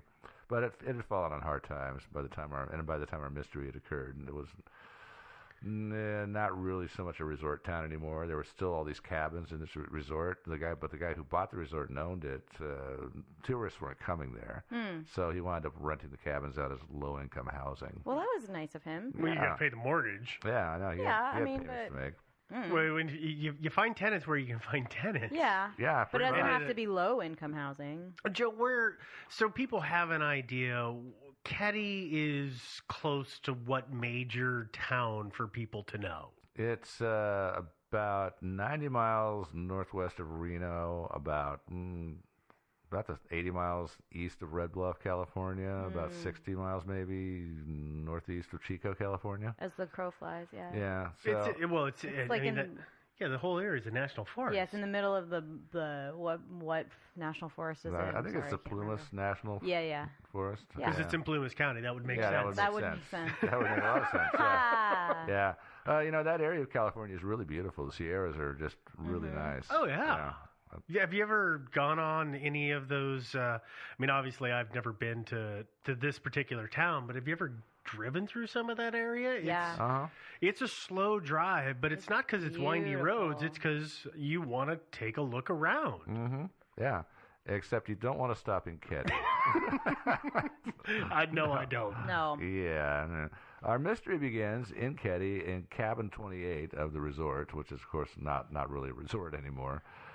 Cabin 28 was being rented to Glenna Sharp, who went by the name of Sue, and her 5 kids, Tina, Ricky, and Greg. She had a lot of kids. So How old were they?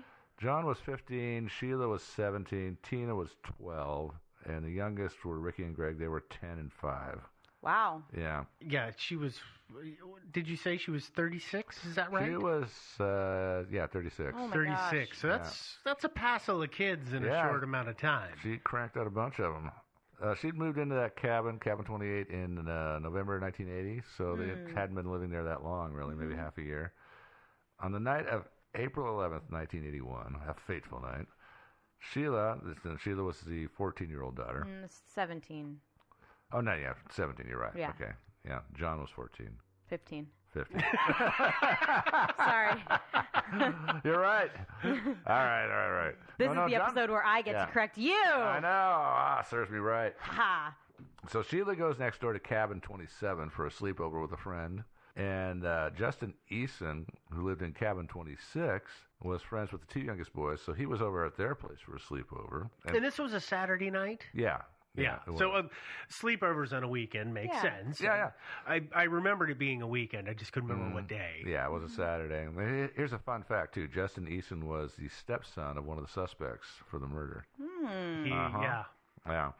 So those three boys, the youngest ones, went to bed in the back bedroom at some undetermined time. Then John Sharp, he was a 15-year-old, spent most of the day hanging with a friend named Dana Wingate in a town called Quincy, which is several miles south of Ketty.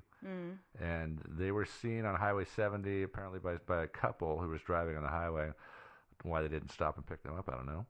They were hitchhiking back to Ketty from Quincy, and they were seen between 9 and 10 p.m., although I've seen another timeline that has them spotted on the highway at 11 p.m. So there's a little bit of a conflict there.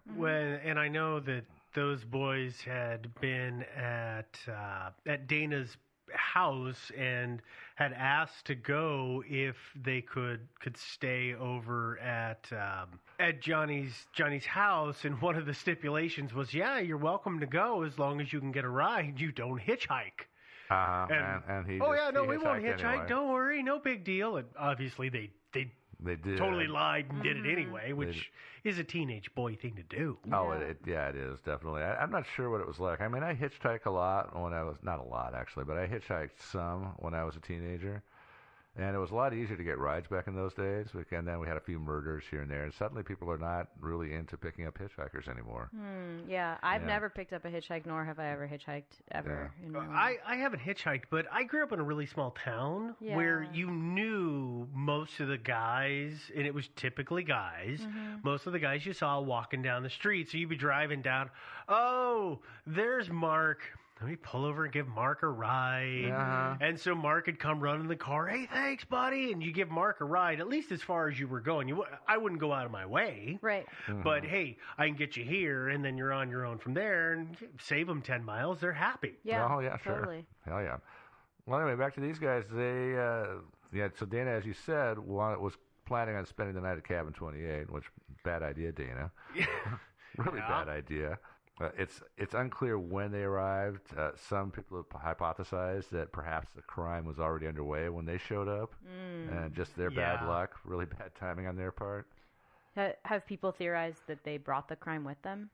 Yeah, actually, that is definitely one of the possibilities I would consider. Yeah, me too. Yeah, you get picked up by Mr. Psycho Killer. Yeah, and takes you home and comes inside with you and can I use your bathroom? Yeah.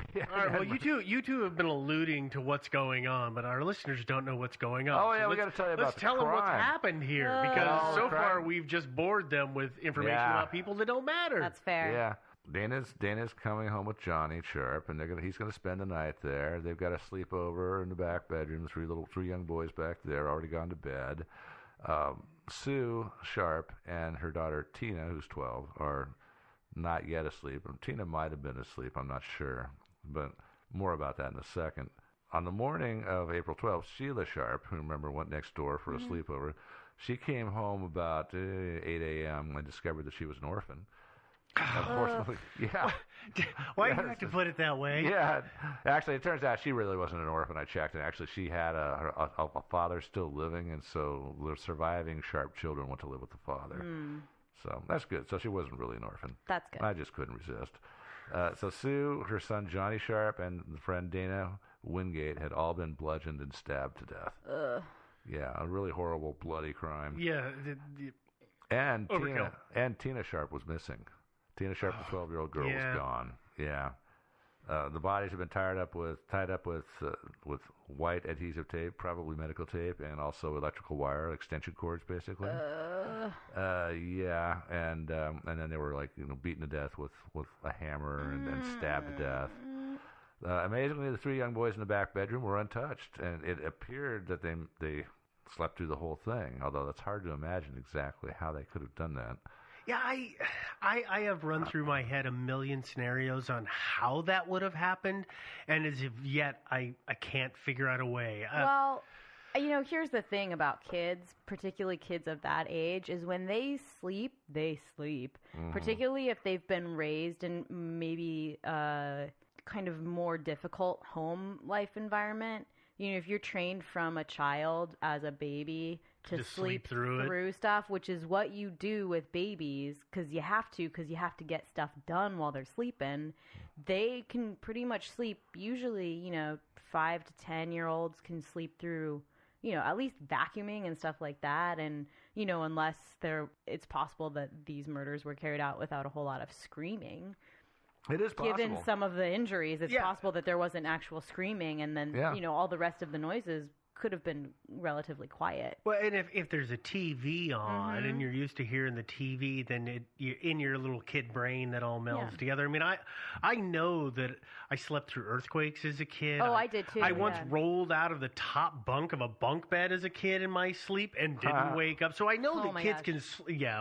That tells you a lot about me now. Yeah. Because I'm pretty sure I landed on my head. Yeah. But no, I mean that does explain it. But the other thing is that the only thing that I could figure out how these boys could have slept through it, if indeed they did, is that Sue, she had, I think it was her underwear and a rag crammed in her mouth as a gag. Yeah, it was like a blue bandana. Yeah. Yeah, it was it was like the blue bandana which was jammed into her mouth fairly deep. Yeah. And then secured with adhesive tape, and then like women's underwear wrapped around that. So, I don't even want to get into the Freudian reason that's there, but but the two boys were not gagged as far as I know. Was she the only one who was stabbed through the neck? No, actually, it was her son John got stabbed through the neck. Right. And so that the cause of death in the case of John was severing of the carotid artery. Well, that could sever some vocal cords. Yeah. Well, but the thing is, they were tied up. Well, let me ask you this: are we going to get into the rest of the details about how the they died? Crime later, or should we just do it now? Well, no, I was going to. Finish I was going to talk about the autopsy in a minute here, but let's finish. Okay, because there's some things about like what you were saying. Yeah. I know some details, but I don't want to jump the shark here. Yeah. Well, that's the wrong term. Yeah, that's the wrong term totally. And our show will never jump the shark. Never. Hey. Yeah. There is some dispute about whether Justin Easton actually did wake up and open the door and look out and witness some or all of this, and he's given such wildly varying accounts. How old is he though? I'm not sure. I think he was 10 or 12, something like that. He was friends with the younger But he was friends with the younger too. So anywhere from I guess 5 to 12, probably. Yeah. So I can see how your story could change a couple times. Yeah. Well, the hard thing about his story and the way that it changed is what happened. I know that I was the only one who went ahead and sacrificed 3 hours of my life to watch the documentaries that were made on this set of murders. Thank you for suffering through that for us. Yeah. Really, and to all our listeners, I did it for you. You don't have to listen to the weird mono and then stereo audio thing that goes on in this documentary. But they record him and they talk about it. And one is when you listen to this guy tell the account of what happens, and I understand it's 20-some years later because the documentary was done in the early 2000s. He's been telling this story for years. But you could see he is just glaze-eyed, repeating things like there's no emotion, he's not thinking about it, he's regurgitating words. We were watching it on the couch and my fiance was sitting there watching it. I was listening to the audio in headphones and she's going, there's something weird about that dude. And I imagine it's because of what he went through and then all of the attention that was paid on him. But the hard part is I have a hard part with his story and I blame it on the cops. Do you guys know that the cops put him under hypnosis? Oh, what? Yeah, the lead investigator had him hypnotized. So he told the story once, it shifted a little bit. They hypnotized him, it shifted a little bit. And then it just it did this weird progression through time. So I would like to say that he didn't see anything. I kind of suspect that he didn't. And he said himself, on one account, he got up and opened the door and saw this. On another account, it's like he had a dream. He just dreamed the whole thing. So and the thing about hypnosis too is you can't force somebody to be hypnotized. The subject has to want to be hypnotized. Well, So Yeah. maybe they didn't even have him actually under. Well, and here, well, that's exactly it. Because during that one, during hypnosis, I think one of the things he said is that he was watching from a crack in the bedroom door, as he watched He said it was two men. Watched them go out into the kitchen and out the kitchen door. But evidently, when you're standing in that bedroom, you can't see the kitchen. Mm-hmm. I think, I think that what it sounds like to me is like a little kid trying to be helpful. Yeah. You know? Nail on the head. You know, it's a little kid who was like traumatized, quite frankly, by what they saw and trying to be helpful. And if a cop, is in your face saying, okay, Justin, what'd you see? And you go, nothing. And they go, are you sure you didn't see anything? And you go, well, no, I guess I cracked the door. I woke up. They're like, yeah, Maybe. because there's no way you could have slept through. You must have woken up. And then what, and cops often think they're, being helpful or whatever with that. So they're actually pulling the story out of the kid. They're The leading, kid's just sitting there going, leading questions. oh, God, I got to think of something now because this happened. So, I don't know. I didn't see the video, obviously, so I don't know. I put him under highly questionable as a witness to this whole thing. Oh, yeah. That's kind of the point that I want to get to. So do I. Yeah, I definitely do. I'm glad we're on the same page. Oh, yeah, Cool. definitely. As I mentioned, Tina was missing. Justin was actually the first person that I know of who pointed out that Tina was missing. In my opinion, the only beneficial thing he did. Yeah, I know.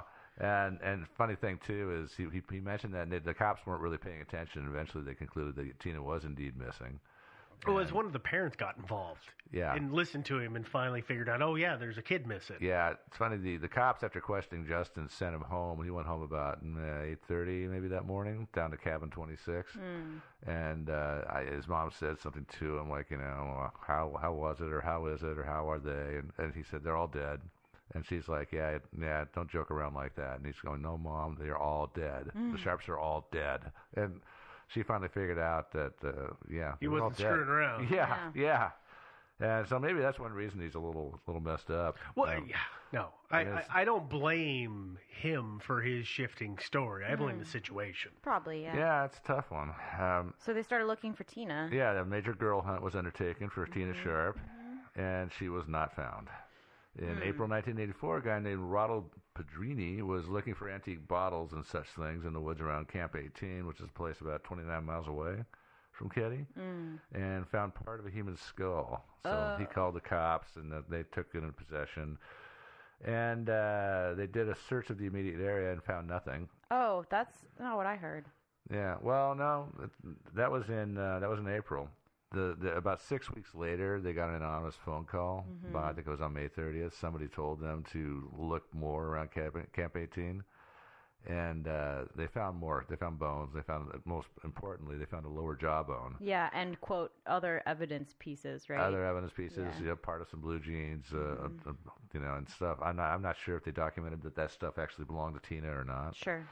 I don't know if you could at that point. Yeah, I know, but the lower jawbone was key because they could identify her through dental records. Yeah. So it's hard to say what happened to Tina. Obviously, they took her for a reason. I don't think they just killed her and hauled her body away. But we'll talk about that in a little bit. Steve's making a Do we face. have to? Yeah. It's 2 weeks in a row. Really? Come on, you guys. You're killing me here. Ha! Well, you know what? Well, on a more cheerful note, you guys want to talk about autopsies? Yeah. Yeah, let's talk about Yay! autopsy.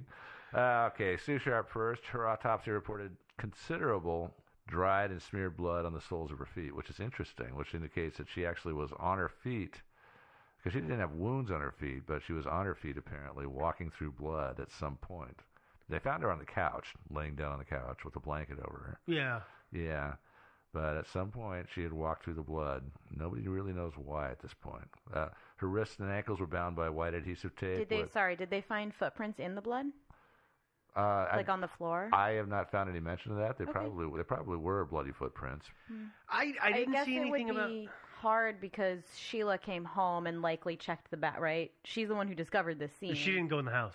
Oh, she didn't. She opened the door and looked in and saw everything and screamed and ran. Yeah, smart girl. Yeah, that's what I'd do. Yeah, yeah. Never mind. But no, I've looked at those pretty extensively. Unfortunately, I've looked at the crime scene photos. So have I. And there are blood smears all over As the you would place. expect. Yes, yeah. But I didn't see footprints, so it's almost like there was blood and you were standing in the pool of it and then moved somewhere else, so you're not walking. Yeah. If you catch what I'm going for here, is you were standing in it and then you're not walking anymore. Yeah. But I don't know. I didn't see footprints anywhere. No, I didn't see any either, and they're not mentioned anywhere in any of the police reports. Oh, anyway, back to her autopsy. So she had been, she was taken into the morgue, by the way, all still bound up and everything. So there's a pretty in-depth description in the autopsy report of the way she was her wounds and how she was bound up. They used electrical extension cords to tie her up, in addition to the tape. There was one around her wrist, and then the second one was heavier. It was tied to her wrist, and then it went down to her ankles and tied her ankles together. So she was kind of hogtied. She was but not hogtied with her hands behind her. Her hands were in front of her. Oh, you're right. No, I'm sorry. Hogtied's the wrong way, but it was ankles and wrists. Wrists connected. Yeah, she was well immobilized. Loosely, but connected. Yeah, and of course we've already talked about the gag, which was, as quote, embedded deeply in the mouth, unquote, according to the autopsy. There was evidence around her head and face of a lot of blunt force trauma, which is, of course, the hammer. This was done with a hammer, which was found at the crime scene. There are lots of lacerations, also stab wounds in the chest and abdomen and one in the neck. So the cause of death was listed for her blunt force trauma and stabbing. So in other words, it's not quite clear if she died of brain injuries first or being stabbed in the chest, and bled out. Yeah, so both. They just flipped a coin. Dana Wingate, on the other hand, he'd been beaten about the head, but he was not stabbed at all. He was strangled to death. His legs were also bound with his electrical cord, but his wrists were bound with tape only, which indicates that I guess they'd run out of extension cords. I think so. Yeah. Head and face showed blunt force trauma, but again, not stabbed, and it appears that he might have been killed by the blows to the head, but whoever it was, laid him on his back and strangled him for good measure. So before we get on to the next one, I know we've talked about it a couple of times now in this description, is the medical tape. Uh-huh. There was a lot of medical tape used to bind these people, enough that it was more than one roll, and they weren't the same kind. Yeah, and they were different widths. They had a good supply of it. Yeah, that's the weird thing is I can understand. I mean, we've all got medical tape in the medicine cabinet, the little silly spool that you get when you buy gauze or whatever. But this was a lot of medical tape. When you think a couple of loops around ankles and then wrists and through multiple people, that was I mean, I don't understand why there was so much medical tape. That's something I haven't figured out either. Somebody, I mean, it's probably what they should have done was searched every house and gone through everybody's medical supplies, and whoever was missing all their tape, hey, you're the killer. Joe always has a really simple explanation I know, like this. I know. Well, all you have to do is do this, and then hey, they're the killer. Yeah, there we go. Yeah, it appears that most, if not all, of the weapons and equipment were found on scene. Like, for example, the hammer, I believe, was found there, and the steak knife was easily found in the kitchen. Obviously, if you're going to tie people up and you're planted ahead and you're bringing your supplies, you're going to bring rope and not electrical cord. So that was medical tape. Yeah. The medical tape is something that the killer might have brought with, maybe or had it might have been there. I have a first aid kit in my car. Yeah. True. Yeah. But and the thing about the medical tape is, I mean, we started to talk about this earlier, is that the medical tape, there was no blood underneath it, which means these people were all taped up. And then killed. Yeah. Same thing with it's harder to tell with electrical cord, but the tape made a very clear band when removed. Yeah. There was nothing under it. So they were taped up before they were killed. In fairness, you would do that. You wouldn't. Why would you tape a dead body up? To stage a scene. Yeah, I guess. There's people do that. People stage scenes, but I'm just saying it wasn't staged at all. It was, but it was weird that they taped and then tied the cords. I don't know what that was about. If that was just for good measure or what. It may be if this person who did this or persons. It may be that medical tape was just something to keep in good supply because you actually planned on doing something like this. So, so you're driving around in your car and you pick up a couple of hitchhikers.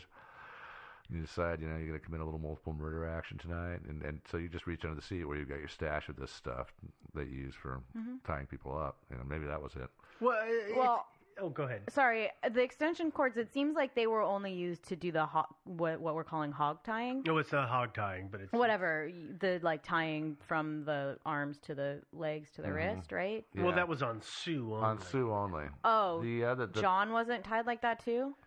No, the boys were tied together. They were, yeah. They had tape around their wrists, and they had tape around their legs too, and then they had one long extension cord was tied around Dana's legs, and then it went over to the other half of it was used to tie John. Okay, that's weird. I don't know why. Well, yeah, no. And the thing about that is that when I kept reading the description, I thought that they were found feet to feet, but no, they were laying parallel to each other. It was just a long enough extension. Okay, cord. that's weird to me. I was going to say it would make sense that you would have to improvise or use an extension cord if you were going to try and tie a length like that because you couldn't use tape necessarily, but I don't know why. I've never seen anything about this, but I also wonder if, again, somebody used what they found on site, electrical cords. Sue had 5 kids that lived in a rural area. Kids screw around and they get hurt, so I wonder if that was something she had in her medical kit, so to speak. And again, it was just something of convenience. A couple rolls, maybe. You get one and you lose it, you misplace it, you got to go get another one. And then you find the first one. You find the first one. Yeah, that's true. And also, there would be a plentiful supply of extension cords in this place because it's an old cabin. There's probably no more than one electrical outlet per room, so there's going to be lots of extension cords. Absolutely. You can bet on that. There was. One of the extension cords was from Sue and Tina's room. One was from the living room. So yeah, they pulled them from multiple rooms. Yeah. Anyway, quickly about John Sharp. There's not much more to be said about him. His autopsy indicated again that he was killed by the severing of his carotid artery, but he again had a lot of blunt force trauma. A really vicious crime. I mean, bashing somebody in the head and the face with a hammer and stabbing them with a knife. Yeah, pretty appalling crime. Okay, the wall. Oh yeah, one other thing. The walls have been apparently stabbed. Somebody had stabbed the walls. Yeah, when you were a kid, did you ever try to throw a knife into a tree? Oh yeah. It seemed like that. Yeah. Like there was just gazillions of little stab marks in several walls, as if somebody was trying to throw a knife into a wall and get it to stick. That odd. But that gives, it does make you wonder if perhaps they were looking for something. Like they were looking for a false compartment behind a wall. That's true. Oh. Yeah. Oh, you're using it as kind of a third? Yeah. One theory that has been put forth. This is apparently what somebody somewhere in the town. So there's a lot of statements that are out there in the record is being made by whom to whom. The record is not always clear. It's a little town full of tons and tons of rumors. Yeah, lots of them. One rumor was that it was a drug deal gone bad, and then a couple of people were just in the wrong place at the wrong time. Presumably that's John and Dana. And so... And Tina. And Tina. Yeah, that's right? true. Yeah. I mean... I don't agree with the drug deal gone bad, but is that in your... I'm assuming that's in the theory section, or should we talk about that now? No, we can talk about it now. It's not really in the theory section because the thing about it is there's no evidence. Like one of the suspects, there was some talk, some evidence that he actually sold hash and supplemented his income selling hash, but there's no evidence of the kind of high value drug smuggling presence in that town that would actually motivate you to murder somebody. Well, coke moved through that town evidently at that time. Yeah, cocaine was a trade, but in quantity sufficient to cause somebody to get murdered. Well, and the thing is, Sue was clean. There was no drugs in her system when they did the autopsy. She didn't drink. She didn't do drugs, as far as I could tell. I had a hard time tracking down her background. Maybe you found better information than I did. But from everything that I found, she was a straight arrow. Yeah, I think so. I don't know why she would have been involved in anything like that. Yeah, So that doesn't make any sense. In fairness, though, straight arrows make the best dealers. That's true. Well, but she also, and maybe this is in your theory section, she had a couple of skeezy boyfriends. Yeah, that's not. Yeah, it's not the theory section either. But but you're right. I mean, actually, a straight arrow would if nothing else, make for a good courier, a good or a good place to stash your stuff. Yeah, that's why I was so good in the drug trade. I mean, I would understand why that would work. Yeah. Do you want to talk about the skull before we move on?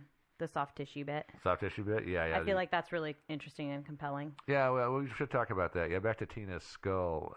It was found almost 3 years to the day. It was like 3 years and 10 days, I think, or 3 years and 11 days afterwards. And it wasn't particularly weathered, which indicated it hadn't been in that spot probably for the whole 3 years. And it actually still had some soft tissue in it. It did? Yeah. Still has some brain matter in there and stuff, which would indicate, because if it had been there for 3 years, the bugs and everything would have cleaned that out. Mm-hmm. So if it'd been outdoors even for 3 years, not just in that area. Now that conflicts with the stuff that I've seen from the coroner who examined it, because he said it was clean. Oh, really? There was no organic material left on it. It was stained on one side from the dirt, but slightly bleached on the other, meaning it had sat in the same spot. That wasn't a sunny spot, but did get sun for at least a couple of years. Mm-hmm. Okay. So that's I was then, unfortunately, I apologize to our listeners. Well, no, I was misinformed. That's what he said, but I don't know if his recollection is right, because it was an interview done with him years later. Mm-hmm. Yeah. But this is the hard part, is that there's so many interpretations. Yeah, it is easy to turn. Yeah, I'm not sure exactly when her body was put there. I don't think she was murdered immediately by, I don't either. Yeah, it's horrifying to think about, but I think she might have lived for quite a while after being kidnapped. Oh, yeah, I don't agree with how. I think she lived a day or two, but it might have just been a day or two. It could have been longer. I don't know. Well, we'll talk about that a little bit later. But yeah. I'll list a few suspects here. Martin Ray Smart, also known as Marty Smart. Marty Smart. I'm sorry, I never really paid attention to the fact that it's Marty Smart. Yeah, Marty. It makes you want to say Mighty Smart. Well, it makes me think of that. What was that silly detective show in the '60s? Yeah, Get Smart. Yeah, Get Smart. That's what I was going to say. It reminds me of Axeman. Oh, right. What is it like? Joard and Goard Snoward and Robert and Bobbert Smartest and no Axeman. Yeah. We've watched it. It's fine. Okay. So Marty Smart. Yeah, Marty Smart. Lived in cabin 26. He was not a model citizen. Supposedly, it's rumored that in the 70s he was living in Phoenix at that time and tried to murder his brother and expressed a desire to blow up his parents' house. Cool. Well, that's normal. Yeah, apparently he went off to look for explosives but changed his mind, so good. That's lucky for the parents, huh? Mm-hmm. Marilyn said that at some point in 1980... Sorry, who's Marilyn? Oh, yeah. That was his wife, Marilyn. Okay. Sorry, I didn't mention that. Yeah, he married Marilyn, I think, in 79. Marilyn being Justin's mom? Yeah, Justin's mom. Got it. Married... Was it Justin Smart? Was his name Smart at that time? It wasn't. Justin Eason. I think he kept his dad's name. Yeah. All right, so I just want, because that was one of my hard parts with this, is names flip all over the place. And they're not always consistent or correct in the websites, and like all these people in this town are named, and this person drove over to his place and saw him do that, and there's all these different names, and it's hard to keep track of the whole thing. Yep. Yeah, but I could make infographics about just about every one of these stories. You could, yeah. I'm not going to, though. No, it's not worth the effort. But Marilyn said that he actually tried to run her and the kids over in 1980 with a car. Oh, cool. Yeah, apparently had a real anger problem. Happy marriage. Yeah, I know. He was Marty Smart. Was the guy that was selling hash. One person in town reportedly said he saw a brick of hash that looked like it weighed about a pound in Marty's house. Oh no! Yeah, I know. So much. That's a lot of hash. That'll last me a week or two. Make a good fire. Yeah. In March 1981, he went to the Reno Veterans Administration Hospital to check into the psych ward. because he was apparently having some psych problems. That evidently was at the request of his wife. Yeah. She coerced him or friends of his to talk him into going and getting checked in for help. Because he had relationship issues. Yeah, And anger management. Yeah, that's one of the things he discussed with the therapist. Yeah. Was he's having marriage problems. She was threatening to divorce him. He had anger problems. Oh, yeah, another indication he had anger problems is that at one point he threatened to break Johnny Sharp's hands. The 10-year-old Johnny Sharp? The 15-year-old the Johnny 15-year-old, Sharp? Yeah, yeah. right. He apparently, Still, that's not that much better, really. Yeah, No. yeah. His wife said, Marilyn said that he didn't like teenagers. Period. He thought they were all punks. He really didn't like. Well, they women. are. Yeah. Not all of them. Yeah, and didn't like women particularly either. Thought they were all sluts and whores. So yeah, the guy was. Men like He that. had serious issues. Yeah. Oh yeah.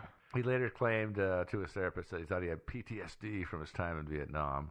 Although it turns out he had really soft duty in Vietnam. He was a cook. He was a cook, and he was far, far away from the war zone, and so as he probably had, if you want to avoid getting shot, the best possible place to be in Vietnam if you were with the U.S. military. So his therapist really shot that down. Yeah. Yeah, was rightfully so. Can I give you my impression of Marty or Martin, depending on which thing you read? I've known a lot of guys like him. Because you come from a small town. Because I come from a small town where a bunch of guys went to Vietnam and they came back, and it's a rural community, and they didn't get the help they needed. And they have a lot of macho bravado about them because that's their defense mechanism. And and they'd say, listen, I'm going to beat the crap out of you or I'm going to kill you. And some of it was just, a lot of it was talk from a lot of it. But there were some where you went, oh, wait, that guy's actually kind of serious and a little scary. And Martin Smart, he strikes me as a little leaning towards the serious, scary side than the full of hot air side. Yeah, possibly. He did have a history of violence. Well, the things that he said, they're very indicative of things that I've heard before, but the things that he's done, his actions, or why I'm like, yeah, part of that wasn't actually an act. He had a few screws loose. Yeah, probably. Yeah, it sounds like. But yeah, the thing about small towns is that the nutcases and psychos, you really can't avoid running into them. If you live in a big city, they're kind of self-segregating. They're living off in the poor part of town, and you hopefully are not. And then it's also terrible because the cycle for them is so much smaller and tighter. Think about it. You live in a metro area, and you've got some issues and you run into somebody and they anger you and you think about it, but you don't see that person for 6 months. So by the time you see them, all that pent up whatever has just kind of dissipated. Whereas if you run into somebody and you live in a small town and they've done something to anger you and it's starting to cycle up, and then you see them 3 days later, it cycles up more. 4 days later, 2 days later, it just these situations are pressure cookers for a personality like that. Yeah, small towns aren't all just not all milk and honey. No, not rainbows. And small towns, interestingly enough, they vary in their culture. Like I spent most of my younger years in a small town, and I think it's fair to say there was another town about 7 miles away that culturally was significantly different from ours, and it really is true. It's not all Mayberry or anything like that. No. Some of them are really nice places full of nice people, and some of them are full of jerks. Yeah. People with problems. Yeah. Can we start talking about the... You want to get back to the mystery? Sorry. Yeah. No, I'm totally off here. Yeah, we really kind of delve into that a little bit too much. I can't commiserate, so I'm bored. That's true. Okay, so back to the veteran. So he's in the psych ward. His claim for PTSD has been kind of rebuffed. Bunk.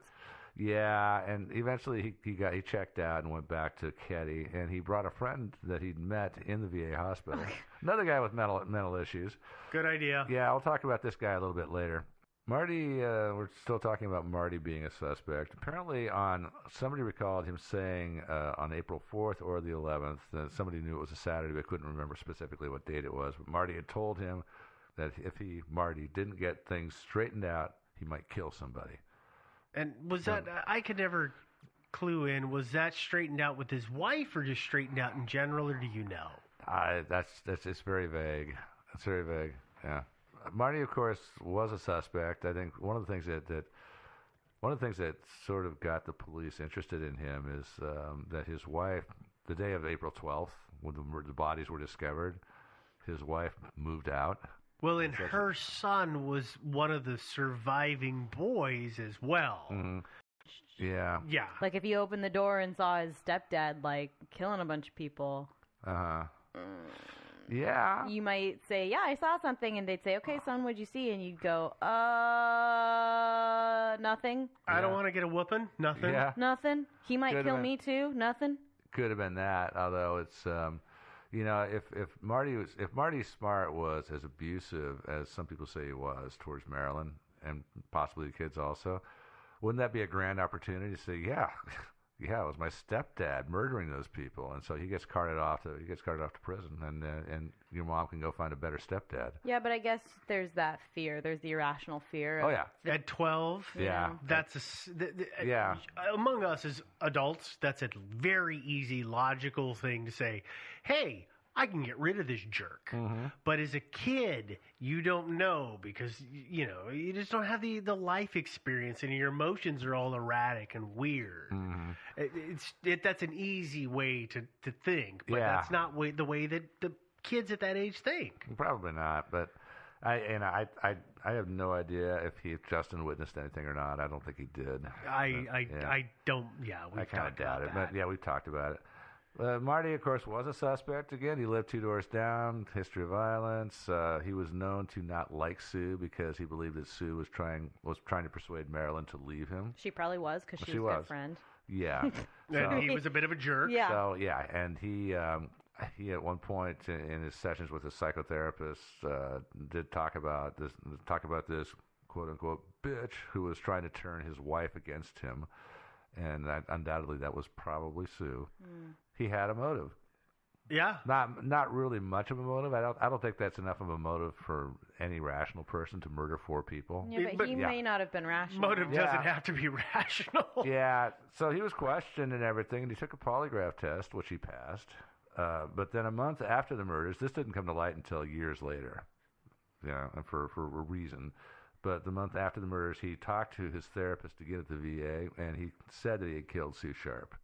And he said he did it because Sue was trying to talk Marilyn into leaving him. Wait, when did he talk to the therapist? That would have been in 1981. Oh, I thought it was later on than that. No, it was in 1981. Okay. And then, unless of course, the source where I got this is again confused about the timelines. There are so many timelines out there, and so many different statements by various people. The therapist, of course, couldn't reveal this. They can't. But after Marty died, he died in the year 2000. The therapist apparently waited 10 years. Maybe that's the statutory. No, I think the therapist did contact the police. The therapist. And because they're required by law to give that information. Mm-hmm. Client confidentiality only goes so far. Doesn't cover murder. Yeah, it doesn't cover murder. But the cops got the information and then did nothing with it. Yeah, so there was a little bit of incompetence there, or otherwise, who knows. Apparently the therapist contacted them again some years later after Marty died and brought the issue up again, and they reopened the investigation, or at least took a look at it. But again, it's a cold case by this time. It's 2010, I think, when he took it up with them again. Well, and he was already dead at that point. Yeah, he was dead 10 years. And interestingly, though, Marty said nothing about the other murders. He didn't say anything about those. He just said he killed Sue. Yeah. Interesting. Weird. Yeah. Very. That doesn't make sense. It really doesn't, because what that would mean is he goes over there and he kills Sue, and then leaves her corpse on the couch with a blanket over it, and then maybe the other two the 2 boys come home with the psycho killer who's giving them a ride, and then the psycho killer murders them. This is the weirdest bad luck scenario. Would that be an amazing coincidence? Alternately, she doesn't seem the type, but she, for whatever reason, kills the boys and then bludgeons herself to death. then Marty comes over for whatever reason, and because he's riled up or whatever. Well, he was drunk that night. Right, so it explains her blood on her feet, right? And then he sees what happened and was already angry at her and kills her in a similar manner and ties her up and leaves her on the couch. And I don't know what happens to Tina. She runs away. That makes even less sense. I know. I'm sorry. Yeah, Tina runs away. No, I mean, and it's a hitchhikes. theory, but... Yeah, she's hitchhiking on Highway 70, and she gets picked up by Mr. Psycho Killer. There you go. No? No. Wow. What about the friend? The friend, yeah. Oh, yeah. Let's talk about her friend. No, His friend. Or his friend, I mean, yeah, Marty's friend that he brought back from the psycho ward. This guy's full name was Severin John Balbaday. Didn't we have somebody who was named Severin in a case before? Wasn't it in the Toynbee tiles? Yeah. Sevi? Yeah. Yeah, okay. That name really sounds familiar. Nice. Yeah, I don't... Can't believe Is that the first time you'd ever heard Severin? In Toynbee? Yeah. Oh, yeah. Oh, I had a friend growing up named Severin, so Oh, really? it's a ubiquitous name for me. Sorry. No, I was like, wow. I thought that was name. a Vulcan name.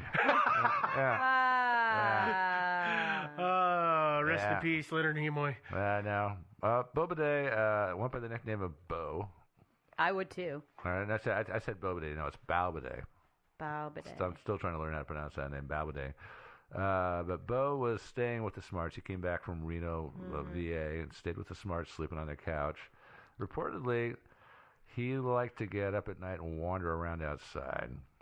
It's a little hinky, but maybe he had insomnia. Well, yeah, he was also in psychiatric therapy, just like Marty was. Met Sue Sharp on April 8th, 3 days before the murders. And reportedly the next day said he'd like to get to know her better. Ooh. Yeah, I know. She was a pretty lady. Yeah. And she was probably nice to him. Yeah, it could have been. And then probably the dating prospects in that town were not that huge. Yeah. I'm betting. Yeah. On the night of April 11th, Marty, Bo, and Marilyn got dressed up, and they put on suits and all kinds of nice clothes and stuff. And they went to the backdoor bar in Ketty. Which they walked to. Yeah, they walked to. It's that close. They walked to it. It's a tiny little town. Yeah. And reportedly they left about 9:30, and they stopped, according to some accounts, they stopped by Sue Sharp's house to ask if she wanted to tag along, and she said she wasn't interested. She said, "Are you? Look at how many kids I have here." Yeah, and they were all What? like, "Oh, the kid just puts kids to bed," you know. No. It was the early 80s. Yes, that's Yeah, and so she had 4 kids there and 2 more that were out hitchhiking or something, or still in Quincy at the time. So she just didn't want to go, and apparently she didn't drink anyway. So why'd you want to? But makes sense to turn down the offer. yeah.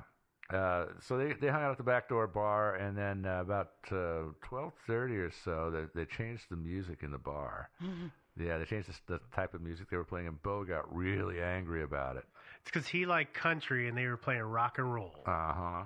That's what gets me riled up every time. Yeah, I'm ready lie. to kill people over stuff like that. They went back to cabin 26, and Marilyn went to bed. And at this point, Marty wanted to go back to the bar, but Bo was still really furious about the music change.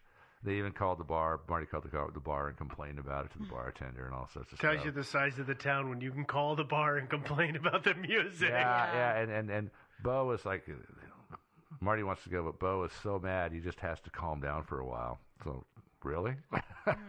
Yeah. Well, in Some that people case, get like that. yeah, but eventually they did go back to the bar and return at some unknown time because Marilyn was asleep. When she woke up, Marty was in bed with her, and Bo was asleep on the couch. Who knows what they were up to or what when they came back. Well, they did go to the bar. Evidently, they were there at last call. Yeah. Marty was wearing a green suit for heading to the bar, but the next day the suit was gone, and Marilyn said she never saw it again, which is suspicious. But on the other hand, she moved out of that place on April 12th, so it could. Yeah, I mean, so I woke up the morning of April 12th. The green suit was not there. Yeah. I never saw it again. Well, okay. Yeah. But when she moved out, she said she was afraid of what Marty might do to her and the kids. But again, that doesn't necessarily indicate that Marty was a murderer and that she was afraid of getting murdered. She just might have realized, I'm in a not good situation, and oh my God, my neighbor just got brutally murdered. Yeah. I should probably make a life change. Yeah. I know. Seriously. And as I told you before, Justin arrived home from cabin 28 around 8:30 a.m. and told her that everybody was dead. At the same time that day, about that same time, a guy named Jim Meeks went over to Marty Smart's house and saw that he was burning yard debris in the yard, and said that he believed he saw a pair of shoes in the middle of the pile of burning debris.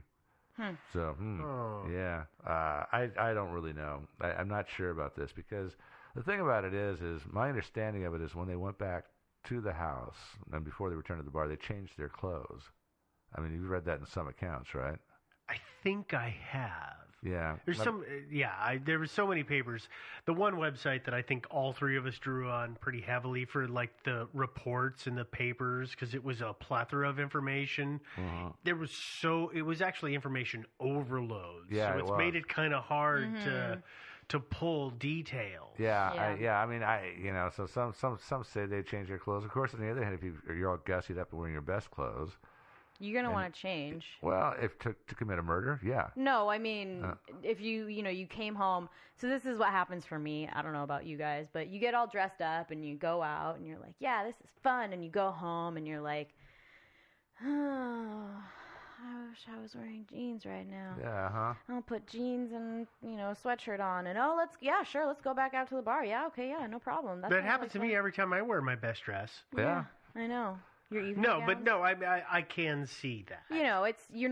You probably get dressed up because Marilyn was like, wouldn't it be fun if we all got dressed up? And and this is not a place where guys typically wear a suit. Yeah. Yeah. So it seems unlikely that Marty and Bo would be like, what'd be really fun is if we put on our suits. I know. Yeah. But I could just see a guy in a collared shirt and a suit or in a tie for a couple of hours having a couple of drinks, and the first thing you want to do is get out of that. Yep. Absolutely. Yeah, and actually probably Bo wanted to be all dressed up because he was probably hoping to find him a woman in the bar. And after spending a few hours in the bar, he realizes that his hopes of actually finding somebody in the bar were pretty much nil. And he's super angry. Yeah, he's super angry. So why keep wearing the suit, when there's no women in the bar anyway? So they probably changed. Yeah, so. Don't use up your good juju. No, absolutely not. Supposedly, Marilyn told Jim Meeks later in that day, that's April 12th, that she had seen a bloody hammer in the basement of cabin 26. Wasn't the hammer found at the scene? Yeah, it was. It's clearly visible in one of the crime scene photographs. Okay. Yeah. Oh, no. I know. This sounds like a disgruntled ex-wife. Although I guess... Well, I got to tell you, I've never seen it, actually. So that kind of makes me wonder right there. Yeah, well, I guess my argument pro her having seen that is I don't know that you would be able to tell if it was only one hammer. It could have been more than one hammer, too. If it were two guys. Two guys, two hammers. Two hammers. Well, didn't Martin also tell the cops, oh, by the way, my hammer went missing? Yeah. He told them that. He made a lot of interesting statements. There was one, they called in the Department of Justice, and the DOJ investigators had a little interview with him, and he made a couple of other sort of semi-incriminating statements. Yeah, he said some weird stuff. Yeah. Like in talking about his stepson's possibly observing the crime, he said something in the order of, it's possible, and I just didn't notice him. Which is like, well, really? And that's the kind of thing that they should have kind of maybe zeroed in on and kind of hammered away at, and they really, it was kind of a lackluster investigation. Well, yeah, there were so many things that were botched. There was, so there was Johnny, and then what was the other boy that was in Dana? the boys that were in the room that survived. Oh, there was Justin and also Ricky and Greg. Yeah, and I can't remember which one of them was being interviewed by the Department of Justice, but you can hear, if you listen to the tape, it's the guy saying, the time and the date, and his name, and interviewing subject so-and-so, and puts the mic over to the kid to get a mic test to make sure everything's working, and then the rest of the tape is blank. Oh, really? The thing just shut off or just stopped recording, and they did the test to make sure it worked, but didn't have the aptitude to go, oh, that's funny. The little lights on it stopped moving. Oh, well, we'll keep going. Wow. Yeah. I mean, this got botched. Actually, all over the got place. Botched. In fairness to them, we've actually committed the same mistake once. Once. And One nobody's time. life was at stake. Yeah, I know. In fairness, nobody's life was at stake. in that either. The lives had been Lives forfeit are already. That's a good point. Well, Joe's life was kind of at stake because I was just so done with that story. Oh yeah, that was not a great. Anyways, story. Yeah. Anywho, back to this botched investigation. The botched investigation. Well, just another word about the hammer. There might have been 2 hammers. He might have taken his bloody hammer home with him, but wouldn't he have washed it off? But there was all of the tools. Okay, so it was a hammer And a knife. and a steak knife. Yeah. And a I butcher thought- knife. And a butcher knife. Yeah. And they had all been wiped down at the scene of the crime. Yeah. They weren't covered in gads of blood. No. Okay, well, if you took the time to wipe down the tools of the murder and leave them at the murder scene, why in the hell would you take a bloody one home? No, hell no. No, and you want to if you possibly can. You want to leave the murder weapon at the scene. Yeah. Of course you do. You This know? is yeah. that It's whole murder scene 101. that whole there was a bloody hammer in the basement thing.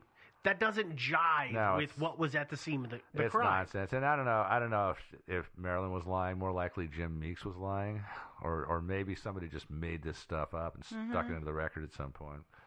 Let's talk about theories for a little bit. Yeah. No, You guys yeah. done Oh with God, that? are we not there yet? Yeah, no. And there's a lot more. If you guys want to do more research, follow some of the links. There's a lot of stuff out there. Just to make this not a 5-hour episode, I've omitted lots of stuff, and also because some of it's conflicting and it's fragmentary. So and so, Bob C said this, and Well, yeah, a lot of all it that. is recountings 5, 10, 20, 30 years later. Oh, yeah. And those are bound to conflict from Yeah. statement 1 to statement 5. A person's going to change it without intending to over time. Absolutely. The memory is a tricky thing. Okay, back to our theories. Sue. Number 1, Sue was the target of the attack. That she was the one they wanted to kill. Some people have theorized she was bound and gagged and then forced to watch as John and Data were murdered and Tina was tied up for abduction. So whoever did this really hated Sue. Huh. Yeah, if this is what happened, then no doubt they explained in detail, or he explained in detail what he was going to be doing with Tina, just to make her predicament that much more horrible before murdering her. But I don't understand why he or they didn't haul the other 2 children out of the back bedroom and kill them too. If they were strangers, there'd be you wouldn't know that those kids were back there. That's possible. You'd think he'd have a look around, but maybe I not. guess, yeah. Well, but you could say, is there anybody else home? No, all my kids are sleeping at the neighbor's house as a preventative statement to protect your children. Yeah. I mean, but if Sue was the target of the attack, the only person in town who seemed to have a grudge against her was Marty, right? Marty Smart. Who would have known how many kids she had? Who would have known that his stepson is in the other room? He would have known that. This is one of the reasons I have strong doubts. Even though everybody else thinks Marty Smart did this, I have strong doubts that he did. I mean, I really don't. Because I really do think I have doubts. Well, just because he had a criminal history and a history of violence, but never anything this savage.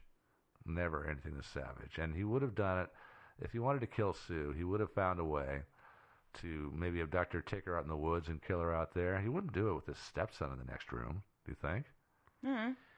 Again, this assumes. I mean, This assumes that he's like a this rational assumes a person. lot of it logic. assumes a lot of that, but it also, just because Sue was the target, I guess Sue was the target of the attack, assumes that somebody knew who Sue was, right? Okay, all right, Yeah. never mind. Well, I was going to say it assumes that that person knows Sue, but yeah, if she's an intended target, then they then they would. have to know who she is. Yeah, well, there's another possibility in somebody that didn't know Sue, but was just a psychopathic jerk. So we'll get to that. That's theory. or somebody gave the boys a ride home and Yeah, saw Sue and was like, "Oh yeah, I would like some of that, thank you." yeah. And then Or more likely, I think, saw Tina and thought, hey, I want some of that. 'Cause Ah! I know, it's terrible, but she was the one that was abducted, remember? that's true. I don't hate want I hate to think to. about it. No, I don't either. But let's here get we go. on, Let's get on to another theory, which is Tina was the reason for the attack and everybody else was collateral damage. So some people have said that Bo really liked young girls. So say if it was Bo, he goes over there and, well, he's got to deal with the mother, kill her, and then abduct the girl. and then the other two show up. The two boys show up, and so he's got to whack them. So they walk in on it. They walk in on it. He's got to whack them too. Have you also heard about the allegations of the involvement between Marty and Tina? Yeah. Well, I heard something about there was possibly some sort of a relationship there, but I have seen stuff that speculates that Tina was pregnant. And she's at 12. It's possible. It is possible. It's possible. Or there was fear that she was pregnant by Marty, and that he, thinking that he was going to protect his world, what he had, and not let that get out and destroy it, went after her. And, of course, that meant Sue was the collateral damage. And before he could abscond with her and do whatever he intended to do with her to erase that evidence, the other two boys arrived. Yeah. I have a really hard time with that, except that, I mean, initially you think, well, if this guy was doing something sexual in nature with this girl, she would have told somebody, except that unfortunately it's not the first time she had been molested by an adult, so she may have just never said. This is lots of speculation. Lots of kids get molested and don't say anything. Yeah. I mean, that's unfortunately what the pedophiles count on. Is that they're too scared to say anything. But this is speculation. I can't say that it's true. I've seen it.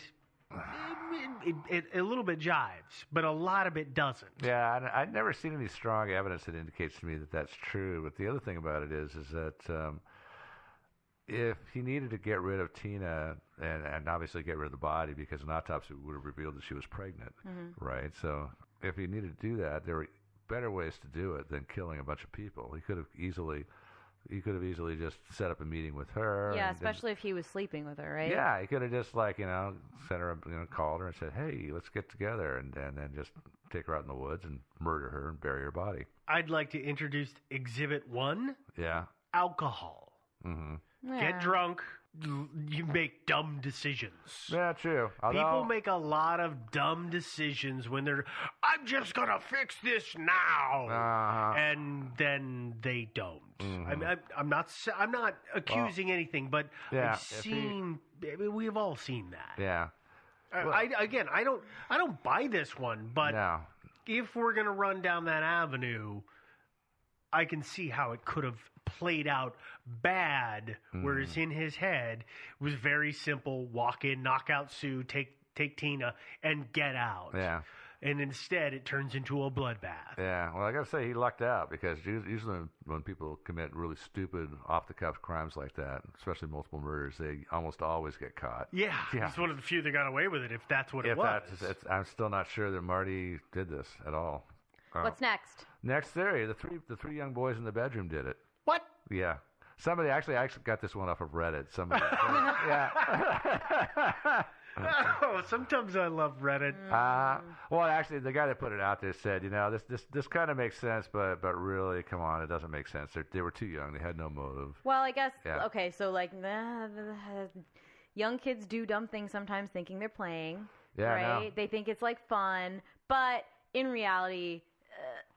No, there was a time when I was a kid and we were having a sleepover and we got hammers and killed a family. We didn't mean to. You didn't mean to. It was an accident. No, I think the thing is that if you think that's fun at ages 5 through 12, you're probably going to exhibit some of those tendencies later in life too. Yeah, and it sounds like these boys didn't ever do that. No, they would all be in prison for sure. Or hopefully, at least. Well, I mean, that's the beginning of, psychotic behavior. And you would think that there would have been a lot of missing cats and dogs and stuff like that. This is the build-up stage, not the beginning, tested out stage. Not the kill your first human being stage. Yeah. Nah. So anyway, I thought it was a fun theory, so I thought I'd put it in there. But, fun. Thank you for that, sir. Yeah, it is a fun theory. Yeah, little boys murdering people. No. Awesome. Yeah. Another theory. Fun and games. Yeah, another theory is Charles Ng and Leonard Lake. Have you heard of these guys? Yeah. Oh yeah. No. Oh, couple of vicious serial killers. They had in near Wilseyville, California, which is about 100 miles south of Keddie. Okay. And he had this. It was kind of a fairly remote cabin, and he had built himself a dungeon next to the cabin. That he and then, yeah, when. Dudes that build dungeons. Yeah. Things I never want to know. Yeah, what these guys would do is they would abduct like a family or a group of people. They would usually kill the men and the babies fast, because they didn't really need them, but they keep the women around and then rape them and torture them horribly, and then eventually murder them too. This is like, what's that movie, Hostel? I don't watch movies like that. I don't either. Know. That's why I'm asking. This makes me think of like the crap I see in the previews of movies like that. Yeah. Anyway, but as far as it being the pair of them, yeah, if you do a little Googling on these two, yeah, they had a real crime spree there. They killed a bunch of people, pretty horribly too. But you got to rule Charles Ng out because as far as I was able to find, he was in prison until 1982. That's just like a corrections gone wrong situation. Yeah. I mean, if somebody's already been in jail and then gets released and goes on a rape, torture, murder spree for a couple of years, I feel like something failed there. Well, he was in military prison, so they weren't really trying to rehabilitate him. Yeah. Okay. Yeah, but he got out of prison in 1982. He'd been in contact with Leonard Lake already. They already knew each other, and Lake invited him to come up there and live at his cabin, and they just hang out up there and just occasionally, go out and find some innocent people to abduct and murder horribly. Like a nice Sunday in. But what I'm saying, Ng could not have been involved. And by the way, at this point, he was Leonard Lake, who's the guy I'm putting forth as a suspect, remotely possible suspect, was not yet ensconced in his little remote cabin. It's possible. I'm not saying he lived in Keddie, by the way. He didn't. But who knows? Maybe he was driving through Highway 70, spots a couple of teenage boys hitchhiking, picks them up, takes them back. And because the murders that he and Charles Ng committed together were incredibly vicious. And let's face it, the Keddie murders were also incredibly vicious. Yeah. I have no evidence, no proof whatsoever that it was actually him. But it makes sense because Tina was the one that was abducted. Yeah. Now, he's mobile. He doesn't have a dungeon or anything like that. He can only take one person with him. You take the smallest. Yeah, you take woman. the smallest. You take the smallest one. So yeah, the weakest of the bunch. Yeah, take her, and of course he doesn't have his dungeon, so he can't. So he's got to just take her somewhere and torture her and then murder her and leave her. The other ones he killed on the spot, and that's what they would do. Again, they would kill the people that they weren't interested in raping first. I feel like Ng and Lake are the equivalent of Devin. Last week when we talked about the McCann case, there was the random guy that lived in Spain that was listed as a suspect in the German. Yeah, whose name I can't pronounce. Yes, because this is somebody who years later we know is a notorious bad person that was in the same general area. Exactly. That's my same feeling about this. I don't know. There's precedent for it, though. I mean, oftentimes you find after a serial killer's been caught, you find, they also lived in this area where these murders that are kind of similar or not totally similar happened a couple of years before. It's that testing the waters phase. It's that workup. Yeah. No, I'm not saying it's not, but that's my initial impression. That's fair. Yeah. No, I think it's definitely something I have really no evidence for, but it just seems to me that, I would think Leonard Lake is as strong a suspect as Marty Smart. Yeah. Because Marty Smart, even though he was kind of screwed up and had an anger problem, he, as far as I can tell, he didn't show the kind of viciousness that it would have taken to commit these murders. All you have to do is go look at the crime scene photos to kind of understand what we're talking about. Vicious is exactly the word. Yes, because it not to make a joke, but it was overkill. Yeah. It was absolutely over the top. It was. What was going on here? It was just out. It wasn't just getting the job done. It was sadistic. And Leonard Lake was sadistic. But that's one of the things. It's a weird thing in favor of Martin not being responsible is that in the tapes with him from the cops, he's like, I don't understand how somebody could do that. If I had somebody to kill, I'd get in, I'd get it done, and I'd get out. I wouldn't do all this other stuff. Which, okay, well, maybe that's, him leading the path to defend himself, to lead them off. But at the same time, he sounds like he's just saying, like, dude, that was so weird. Why would you do that? In a normal conversational tone when you listen to it. Yeah, exactly. The remember, only one was gagged. So it was Sue Sharp that was gagged. So, but the boys weren't. Well, the boys were knocked out. Yeah, the boys got conked out pretty fast. They did. Yeah, but it looked like Sue was alive for a while and unconscious. And again, it's quite possible she had to witness the murders of those two boys. Well, and there was a lot of blood on the bottom of her feet, so. Yeah. She had to walk through somebody's blood. The one thing, thankfully, that I was really surprised about was there was no sexual misconduct in this whole thing. Well, thankfully, rape never came into this. As far as we know. As far as they found out in any of it. It would have been hard to tell for the victims that were left in the cabin. That's fair. That was not there. Yeah. And I was, that's one good. of that's the weird thing. Okay, well, if the boys are fine, Sue's fine, and Tina's taken, it doesn't make sense. You would think that somebody that was on a let's kill them and have a little sexual fun spree wouldn't have cared. But that's very general, very vague. I understand that before anybody lights up and has a heyday and sends me a Wikipedia article about weird perversions, I know that that's not exactly right. But it just seems like you would have seen more indications of something like that in the whole thing, which is, I mean, personally, I hope that, they took Tina away and then did her in quietly, but I don't know. I don't understand why they would have done that.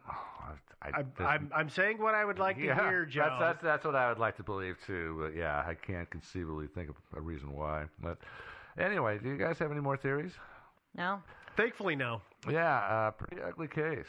Yeah. I'm sorry. Good choice, brother. Yeah, I know. It's but it was time for us to do a hideous roll-call murder again. It's been a while. True. It was. Yeah. Okay. I don't think we're going to be able to solve this one, unfortunately, unless we go down there with our magnifying glasses. Nah. I think that it's entirely possible. Yeah. The cabins are gone. Oh, yeah, that's right. The cabin was demoed in like 2004. Yeah, something like that. Yeah. They were condemned, and they finally bulldozed them. Yeah, and I don't think there were probably people lining up to go live in that cabin anyway. No. I think there was one family did move in there afterwards. Not very long, I don't think. And actually, maybe they didn't know, but I mean, you've seen the crime scene photographs. The cabin was an armpit. It was it was awful. It was. I would have to be pretty damn poor before I would live in that place. Take your college dorm room and put wood paneling and ugly 70s carpet in it, and then 20 years of dirt. Yeah, exactly. And we're talking not wood paneling, the nice stuff, but the stuff that's made out of kind of pressed board with the laminate stuff. The ugly, nasty stuff. Oh, no, the stuff you find in 1950s trailers. Yeah. The kind I grew up in. Yeah. That. Yeah, the place was a dump. So I'm glad I didn't have to live there, and I'm glad I didn't live there because I'd be dead. So thank God. All right, so out of theories? Nope, I got none. Out theories, okay. Well, I think that's it for this week. So sorry, I apologize. I know we usually solve things, but not this week. What? Sorry. Yeah. He admitted it. I think according to our drinking game, that means that you have to, finish 5 beers or something. Sorry about that for who. Way to go, Joe. You're going to make some people hungover. Yeah, I know. Well, I got to do it. I want to get people drunk. All right, so let me give you some very, very important information. First of all, you want to find our website. You'll find links about this story as well as the story itself to be downloaded. It's thinkingsidewayspodcast.com.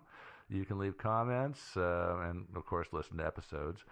Of course, you can also find us on iTunes, which is probably where you're finding us. So remember, subscribe. Give us a review. Give us a comment. We like that stuff. You can stream us pretty much anywhere. I mean, I don't know how many streaming services there are nowadays. A lot. A lot of them. So find one of those and stream us. You can find us on Facebook. You can also find us on Twitter, where we are Thinking Sideways, not thinking, but thinking sideways. And if you want to send us an email, you can send us an email at thinkingsidewayspodcast@gmail.com. Suggestions are great. If you just want to tell us how awesome we are, that's great. If you have constructive criticism, that's good too. Oh, don't forget on the website there is on the right-hand panel the link for shirts. Oh, yeah. Because we do have and a couple iPhone cases. And iPhone cases. Oh, that's right. And coffee cups. And so mugs. Okay, we got a cool. couple of different things, but those are there's a link for Zazzle that takes you right to our store, so those are there as well. Yeah. Which reminds me, I need to buy my shirt. Mm-hmm. Yeah. Yeah, we have to buy our own shirts. Yep. No, I know. It's Zazzle. Actually, Zazzle wrote us an email just yesterday saying they're running out of stock. So you better buy your T-shirts and mugs soon. Yeah. Yeah, and I better do the same. Yeah. All right. Well, that's it for this week. Another mystery down. You guys have any remaining thoughts? I really don't want to have to walk to my car right now. Let's all huddle in the bathroom. Yeah. Lock the door. No. Yeah. Well, there's plenty of water. Let me get my axe facilities. first. We'll take some cans of food. It'll be safe. Yeah. All right. Bye, guys. All right. So long for this week. Bye. Why are you giving me that weird look?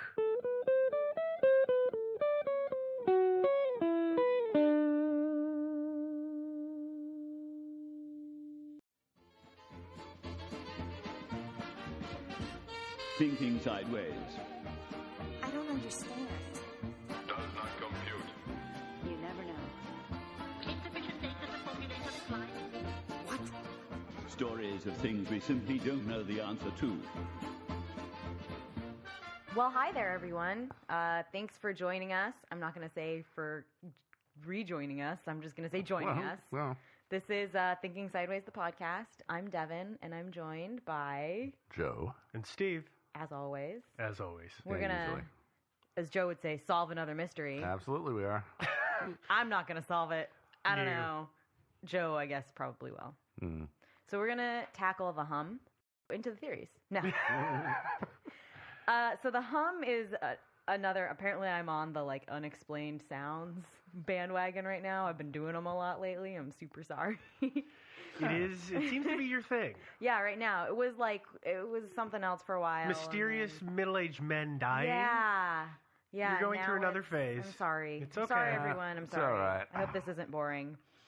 So the hum is an unexplained noise that involves widespread reports of persistent and invasive low frequency humming, rumbling, or like a droning kind of noise. Does that make sense? Like an airplane might make? Kind of, yeah. Yeah. It's often described as like an idling truck, Mm. like a 18-wheeler Mm-hmm. truck idling. I don't know. I've never heard it. The hum. I was like, you've never heard an 18-wheeler? Where have you been living? A basement. Yeah, A you still basement go- myself forever. If you Let me live in a keep you basement, you locked. still heard an 18-wheeler. Those It's Jake true. breaks you could hear from a mile away. Yeah, man. Hums have been widely reported by lots of national media, particularly in the UK and the United States. So it's mainly English-speaking people. Mainly that hear this English-speaking hum. people. Yeah, I don't think that's true that hear the hum, but I think it is true that That's where it's reported yeah, most. we both. Let's be honest. The UK and the United States are pretty good at reporting stupid stuff. Yeah, it's probably We like to all over. sensationalize. It's all over Africa, and they're probably just busy trying to Survive. stay alive. Yeah. They Yeah. hear it, but they just got better things to do than talk about the hum. Yeah, so it's often you'll hear it referred to with the location affixed to the front of it. So Yeah, like the Taos Bristol hum, the Taos hum, and it can be really disturbing. And apparently in the UK, it's directly attributed to at least 3 suicides, Which is which is weird. Disturbing. Yeah. Seems like a strange reason to kill yourself. Well, I think Maybe there was the, other stuff going on. as far as anybody can tell, it's persistent. Like people can't sleep through it. People, it's just there. It's just hearing this hum over and over again. It's almost like that Chinese water torture, right, with the drips, except for it's a sound in your head. I can understand how that would be obnoxious. Yeah, I Yeah. can see it that. would get old. Yeah, really old, really fast. Yes. So as I said, the hum is kind of like a truck engine idling outside of someone's house, but often people hear it more inside than outside. Like if they're hearing it inside and they go outside, it's not as prevalent. Wait. So if I'm hearing what I attribute to be a hum, and I'm sitting in my house, You go outside to explore, right? Uh-huh. But it's less loud. It's more quiet. Okay, and do they know why that is? Nope. I mean, well, I'm just thinking here. Okay, well, if I'm inside and I don't have the TV on or anything like that, there's not as much background noise. So I just wonder if background noise outside, the wind and the trees and dogs and cats and whatever it might be, if all of that kind of makes it harder for people to pinpoint. Maybe. I mean, it's generally accepted that it's not a noise that's just coming from inside of like a bunch of different individual houses. It's accepted that, if it is something, right, that it's something outside. And so if you hear a noise outside that you hear very loudly in your house and you walk outside, out the doors and, the walls and the insulation and things like that, even if there's more background noise, it's going to be louder because you're closer to whatever's making the noise. Does that make sense? It does, and I guess I can follow that. Yeah, if it's a noise with the source outside the earth. Say if you're inside your house, say if this was due to high frequency vibration of the earth itself, of the ground there, then if you're inside your house, it's kind of like being in an echo chamber. Yeah. It stands to reason it would be louder inside if it's from that source versus outside. It's kind of the difference between shooting a gun off inside your house and outside your house. It's a lot louder inside. Sure. Yeah. That's fair. I would imagine it would be. Yeah. I've only done that once. But the hum is also louder at night than it is in day. And it does appear to be geographically focused a little bit, as in people you can move away from it. Does that make sense? So You can hear it, and then it's if got you get in your car and drive. It's a small range. Yeah. Hmm. And that it's actually focused someplace, that it's actually has a source Really? of some kind. So have any of these people, these sufferers, the hearers, have any of them actually just taken the trouble to just try to localize it, walk towards the source of the noise? Yeah, and often people can't. One of the things that is kind of emerging in this, there's this kind of big data collection effort that's happening. That's a worldwide hum data collection. It's like a Google Doc. We'll link to it. Huge Yeah, I job. saw Huge. that, It's yeah. anybody who suffers from it. Anytime you have an instance, you go in and you plug in just a massive amount of information about like where you heard it, if you heard it more on your left or right. And by and large, people say they hear it on their left more. And you can only follow your left for so long before. So you try and localize it, and it's just I don't know. Nobody's Maddening, really I think, is had- the word. Yeah, maddening. I think is definitely the word. Yeah, Where people can actually get away from it, but they can't go towards it. I guess. Yeah. Yeah, interesting. It's one of the weird mysteries of the hum. Mm-hmm. No time to pack up and move, I guess. Also, only about 2% of people living in an area that's hum prone, they call it a hum prone area, can hear it. Most of them are from ages 55 to 70, which is kind of weird. That's a statistic from a study that was done in 2013 by an acoustical consultant who lives in Surrey. So that's weird a little bit, right? It's Yeah. weird? No, It's not weird? I don't know. Oh. Okay.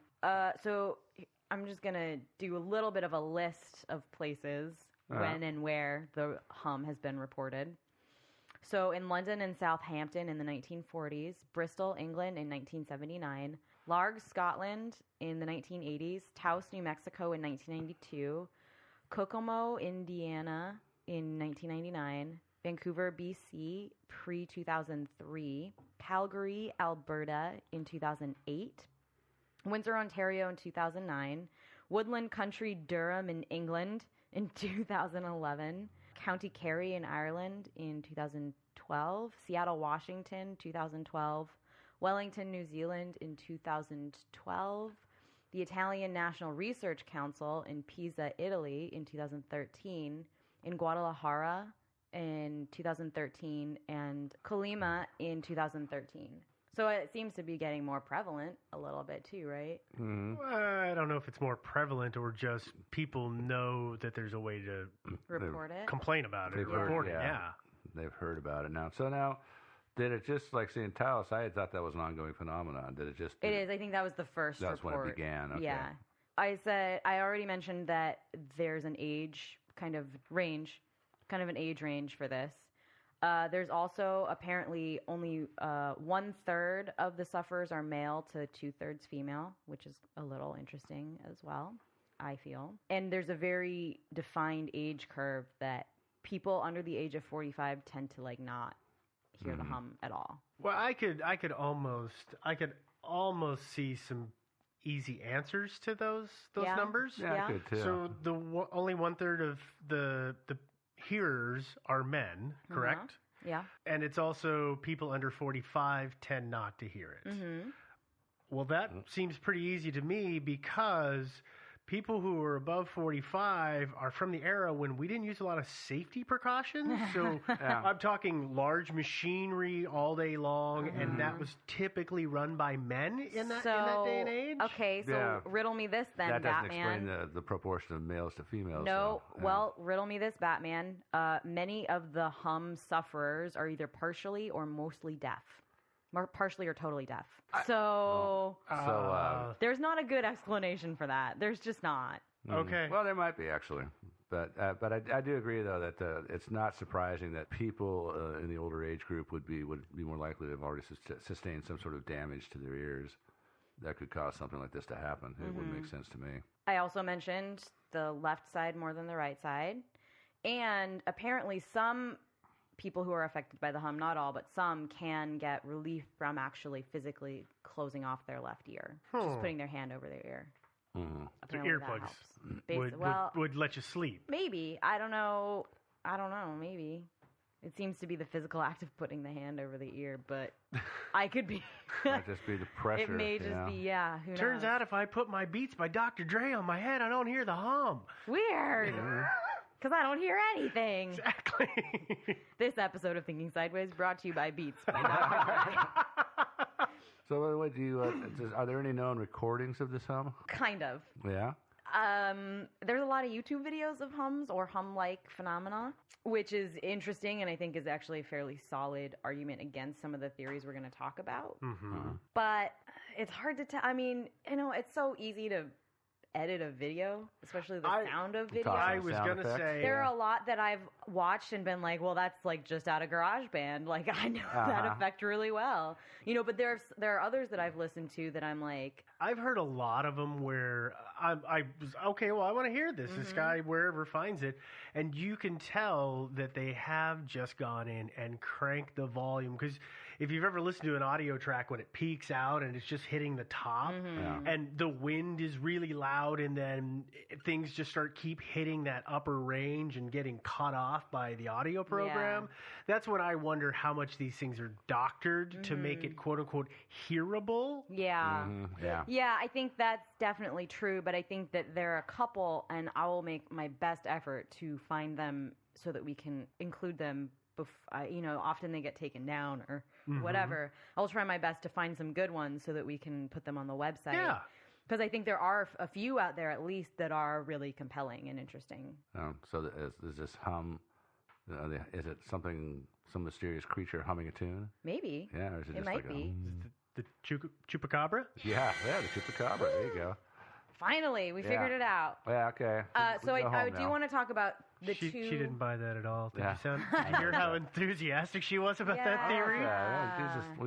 We solved the mystery. We can start drinking beer now. Oh, you're right. I do. Okay, I want to talk about two specific places because they've actually done research on both of them. So first we're going to talk about Bristol, England, which was one of the first places, as you may recall in that list that I rapidly read off, where the hum was reported. About 800 people in this coastal city, which is Bristol, right, reported having heard a steady, thrumming sound, I guess, almost. Thrumming, that's a good word, right? Which authorities kind of blamed on vehicular traffic and local factors, which is, I guess, fair. Maybe.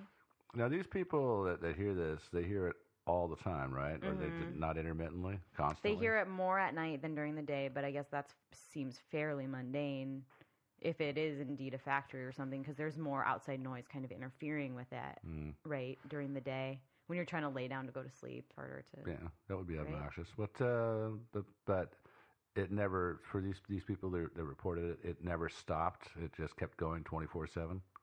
Yeah, that's correct. Oh, okay. So they did some studies, and the audiologist I was talking about earlier conducted these studies in 2003. The hum frequency was at 36 hertz. And funny side note, before we start talking about the 36 hertz, they were instructed on how to construct aluminum helmets to be placed over their head when the hum was happening. You're kidding. Nope. I love it. They taught them how to make tinfoil hats. Yep, because they thought they would help. You are making this up. Nope. How did they work? Well, I don't know. There were no reports. Wow, that guy fleeced them. Yeah, That's awesome. Totally Yeah. did. Custom-made hats while you wait. Only $200. Let's talk about hertz frequencies a little bit. Yeah. We're gonna talk about them when we talk about Taos in a minute too. But hertz are kind of a weird amorphous thing, right? Not a lot of us kind of know what they sound like or anything. So the hum has been recorded at kind of like 26 to maybe like 56 hertz or something like that. So just to give you a little bit of reference, here's what 20 hertz would sound like. Well, and one quick thing I'd like to say to everybody, as we've discovered, when you're listening to this, depending on the system that you're using, you might or might not hear this. Some computer, laptops especially, don't seem to have the speaker capacity to produce the sounds. Mm-hmm. So if you're listening to that, you might want to take a second and get some headphones. But let's go ahead and listen to 20 hertz. And here's what 40 would sound like.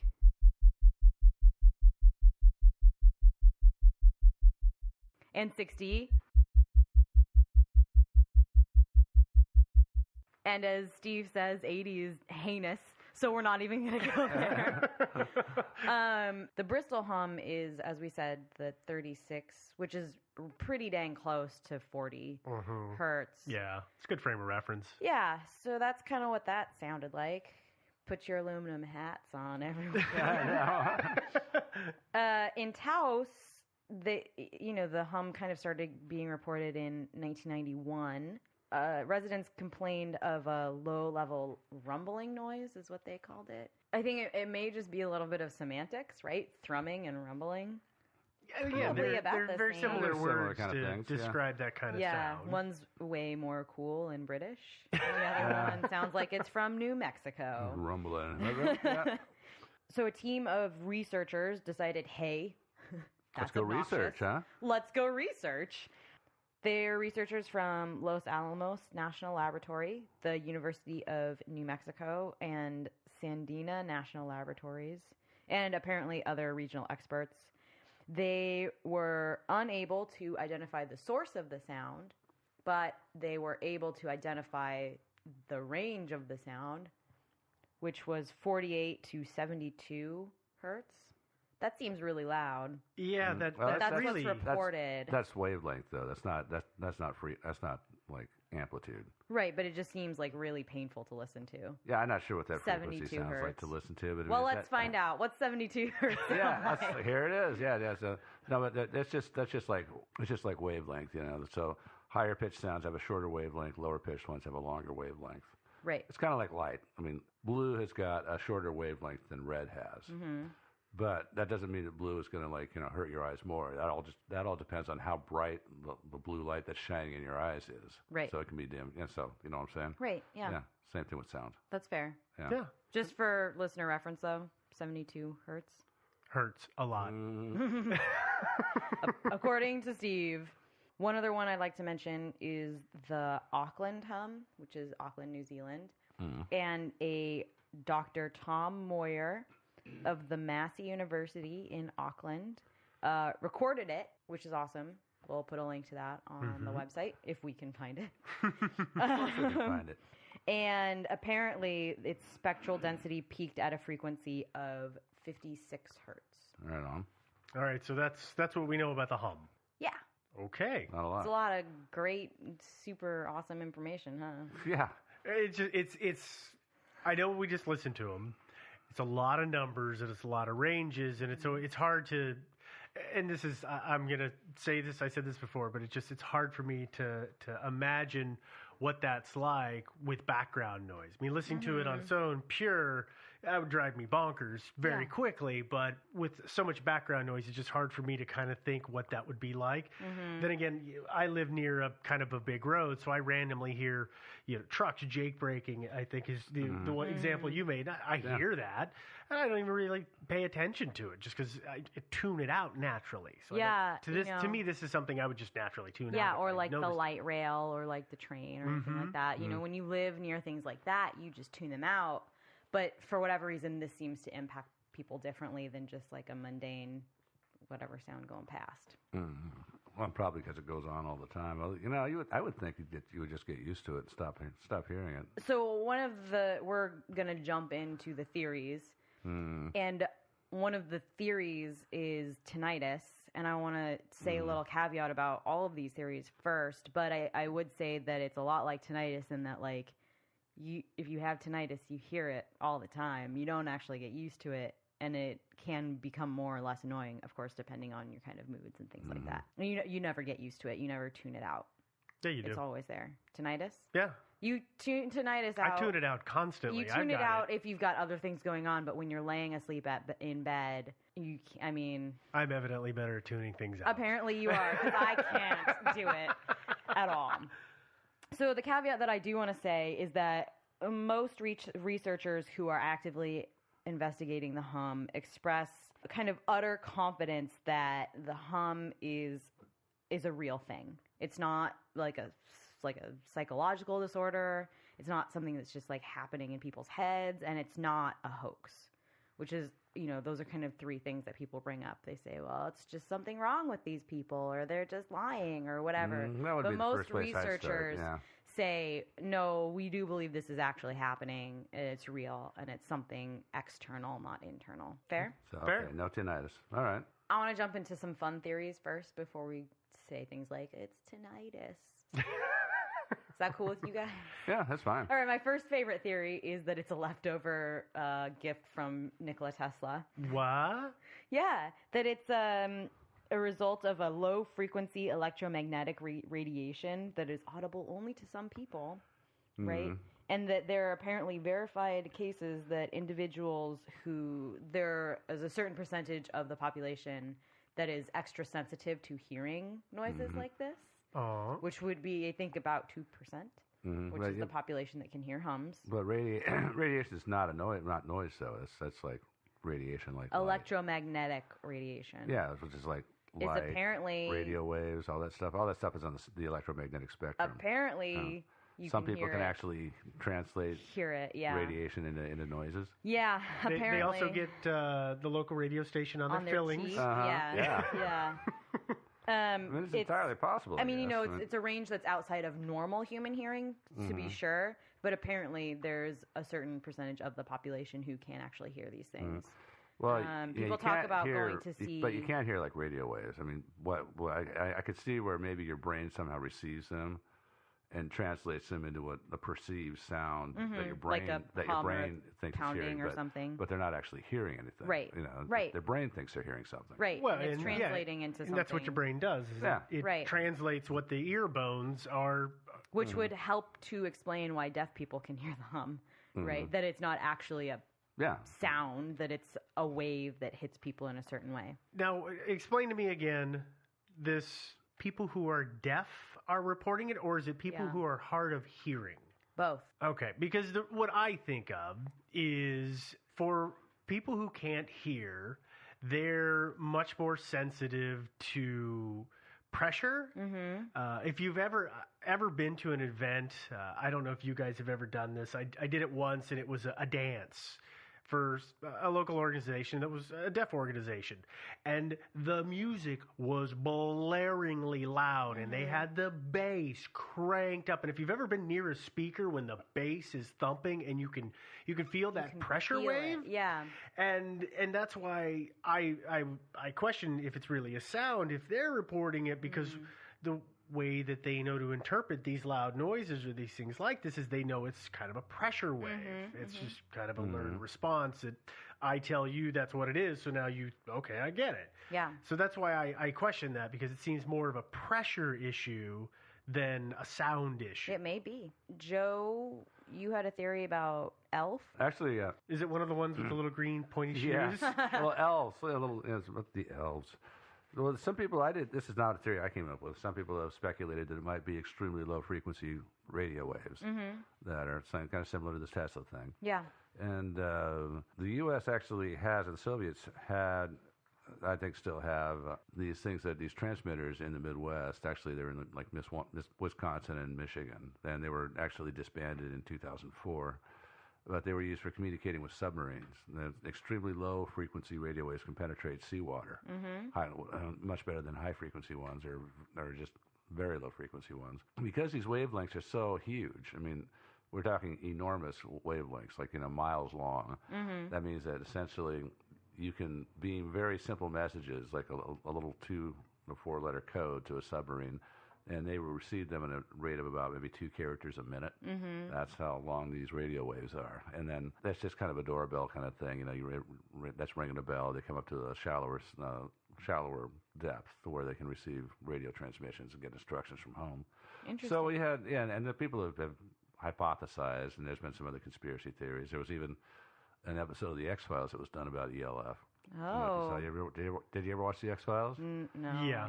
It was the episode where Mulder and Scully were out in Nevada, and they just happened upon that there was this guy who was like driving wildly across the state, kept driving ever further westward from getting ELF waves, and the only way he could stop his head from exploding was to keep driving at high speed westward. And sort of, I don't know what was going to happen to him. I can't remember how it all worked out. I think eventually he couldn't go any further and his head exploded or something like that. Oh, man. Yeah, but that's anyway. So, but at least for America, we're not broadcasting in ELF anymore. The Soviets Or so they tell us. Yeah, really.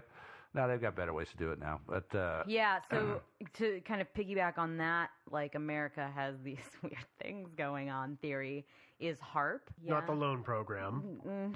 No, that's ARP. Not the musical instrument. No, not the musical instrument. The High Frequency Active Auroral Research Program that's up in... High Frequency Active Auroral Research? Auroral, yeah. Yeah. That's a hard word to say. Yeah. It is. Yo, it's up in Alaska. It's super technical. I'm not going to get into it. There are a lot of acronyms. Basically, it's a really advanced piece of technology that is supposed to analyze the ionosphere and investigate the potential for enhancing things like radio communication and surveillance. Right. Joe just looked really concerned, like I had not accurately portrayed what was going on. I mean, it is most basic level. It's super easy to Google and find a bunch of articles about. The reason that people kind of talk about this maybe having to do with the hum is because HARP is actually a really huge conspiracy theorist. And actually, we may do an episode on HARP. I haven't totally decided yet. Oh, it's not a conspiracy theorist. It's a target for conspiracy theorists. Yeah, a target for conspiracy theorists who say that it's capable of modifying weather, disabling satellites, and exerting mind control over people, and that it's being used as a weapon against terrorists. Well, that's not such a bad thing. Yeah, a lot of the people who are these conspiracy theorists against HARP say that things like earthquakes, droughts, storms, and floods, diseases like Gulf War syndrome and chronic fatigue syndrome are attributed to HARP. They also say things like the 1990 crash of the TWA Flight 800, the destruction of the Space Shuttle Columbia, also attributed to HARP. It's a big old catch net for crazy. Yeah, this seems like, hey, my bank account is empty. It's because of HARP. HARP did it. It seems it's attributed for everything. Yeah, although to the credit of putting it to the hum, right? It does do radio frequencies, and it's a pretty big old thing up there. So, well, I don't know. It's high frequency though, which is what Joe kind of brought up. It's what? It's high frequency. It's high frequency. Yeah, not low frequency. So yeah, it's kind of at the other end of the spectrum. But maybe people can actually, some tiny minority of people can receive radio waves, high frequency ones in their brains. Although I don't know that it would necessarily translate to? Well, again, I think it's what we were kind of alluding to earlier. Is you can't actually hear it. Yeah. So your brain is doing the translation, but because it doesn't know what it is, it's a bad translation. Yeah, that's so then fair. it comes out into this weird range that people are reporting hearing. Yeah. Which seems to be an issue if there's recordings of it, but Yeah. there's that. There's that whole problem. Silly recordings. Yeah, well, we don't know if those recordings are real, though. So, It's all a lie. yeah, another conspiracy theory. Okay, so as we said earlier, some people were like, well, it's just tinnitus, which I think is the dumbest answer ever. Don't mask your feelings. Just let it out. I'm trying to not show them at all. I mean, you guys know what tinnitus is, right? Yeah. It's that like ringing that you hear in your ears. It's ringing or That a high pitch. I totally thought was totally normal until I found out literally 2 years ago that not everybody has ringing in their ears all the time. New. Oh, you do? Yeah. Oh, really? All yeah. the time? All the Uh-huh. I totally have tinnitus. I have the same thing. Yeah. Yeah, I have. I get just an occasional spell. I'll just be sitting there, and all of a sudden, it almost seems like a little veil goes over my hearing, like the volume of everything around me goes down. And Yeah, that's it's just old ringing. age. That's a what? That's just old age. Is that okay? Okay. Yeah. Yeah. No, that's been happening since young age. It's been happening since I was. Well, you've been an old person since you were born, apparently. So. Oh, okay. Yeah. No, I mean, so tinnitus. If you don't know what it is, I guess go look it up. Well, no, tinnitus is actually pretty basic. Yeah. What it is how your hearing works is that I don't remember, it's the cochlea, which is a kind of a spiral-shaped vessel in your ear. It looks like a snail. Looks like a snail, and it's full of fluid, and it's full of hairs. And as the fluid in there is moved by pressure of sound, the hairs pick that up, and your brain interprets that as noise. And so that's how we hear. When you get really loud noises, things that damage your hearing, they think, this is the last time I read anything on it, is they think that what happens is the pressure change in that organ or in that spiral is so violent that it actually snaps those hairs or those filaments. And so what was, let's say this tall, the length of my finger, is now been chopped in half or a third of its length. So it's going to vibrate much easier and more rapidly. And so it's sending these signals to your brain saying, I hear noise, I hear noise, I hear noise. But it's so your brain is interpreting this, but it's not actually supposed to be that way. And it's worth mentioning that it's not only you can be born with it. It's not just sound damage that happens. It's sound damage the it's typical more way. frequently that it's sound damage. Most, kind of baby boomers have it kind of a little bit at least. Too many loud concerts. Yeah, and a lot of people of my generation, which I'm not going to say which generation it is, have it because we listen to music real loud on our headphones. But yeah, I mean, it's just, you can be born with it. You can do it to yourself. And you can lose hearing that way. You lose. Most people today don't have the same hearing range as people 100 years ago. Yeah. Because of cars. Yeah. Because of the frequency that cars put out noise all the time. Because we're exposed to it constantly, it's just damaged, and so we don't hear all of the noise that a car makes when it's on and driving because our ears are just shot that way. Yeah, so I think, tinnitus, I think it's very clearly the problems with this as a theory is that it doesn't explain why people only hear it in certain geographic locations. No. You know? It wouldn't also explain the louder at night? Well, I think it makes sense to me. Like my tinnitus, for instance, is louder at night because there's less happening. There's less to distract me from it. I'm more aware of it. So, however, it doesn't explain why it only, people age into it and out of it. Well, and I can't get away from tinnitus. I can't drive away from it. Yeah, and it's not like, oh man, it's coming from my left ear. Like, it's there. I know it's in my head. I'm not suffering any kind of delusions that wow, this is a weird noise coming from outside of my head. No. And I don't think that has ever been the case even when I was a child. I don't think I was ever like, wow, there's a weird ringing happening all around me. It was like, wow, there's a weird ringing happening in my ear. I think people with tinnitus kind of recognize, wow, that's a weird thing happening in my ear. And it doesn't really go away if I cover my ear. That actually gets louder. Yeah. makes it worse. Yeah, don't cover your ears. Well, okay, so never wear earmuffs. So we're going to say no to tinnitus. We're saying no to tinnitus. There's another theory out there that's not as prevalent, that it could be what's called tonsor tympani muscle syndrome. What is that? I know, seriously. In your ear, there's this little muscle called the tonsor tympani muscle. It's a muscle that kind of can exert pressure on your eardrum. And, make it tighter or less tight.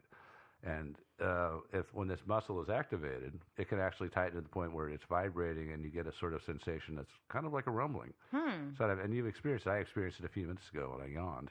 Oh yeah. I yawn, and you know how when you yawn, a real deep yawn, you hear that you feel that sort of weird flutter rushing in your ear. Yeah, kind of a pop. Yeah, kind of like this. I hear kind of a sort of thing in my ears if sometimes. He's got a '57 Chevy in his head.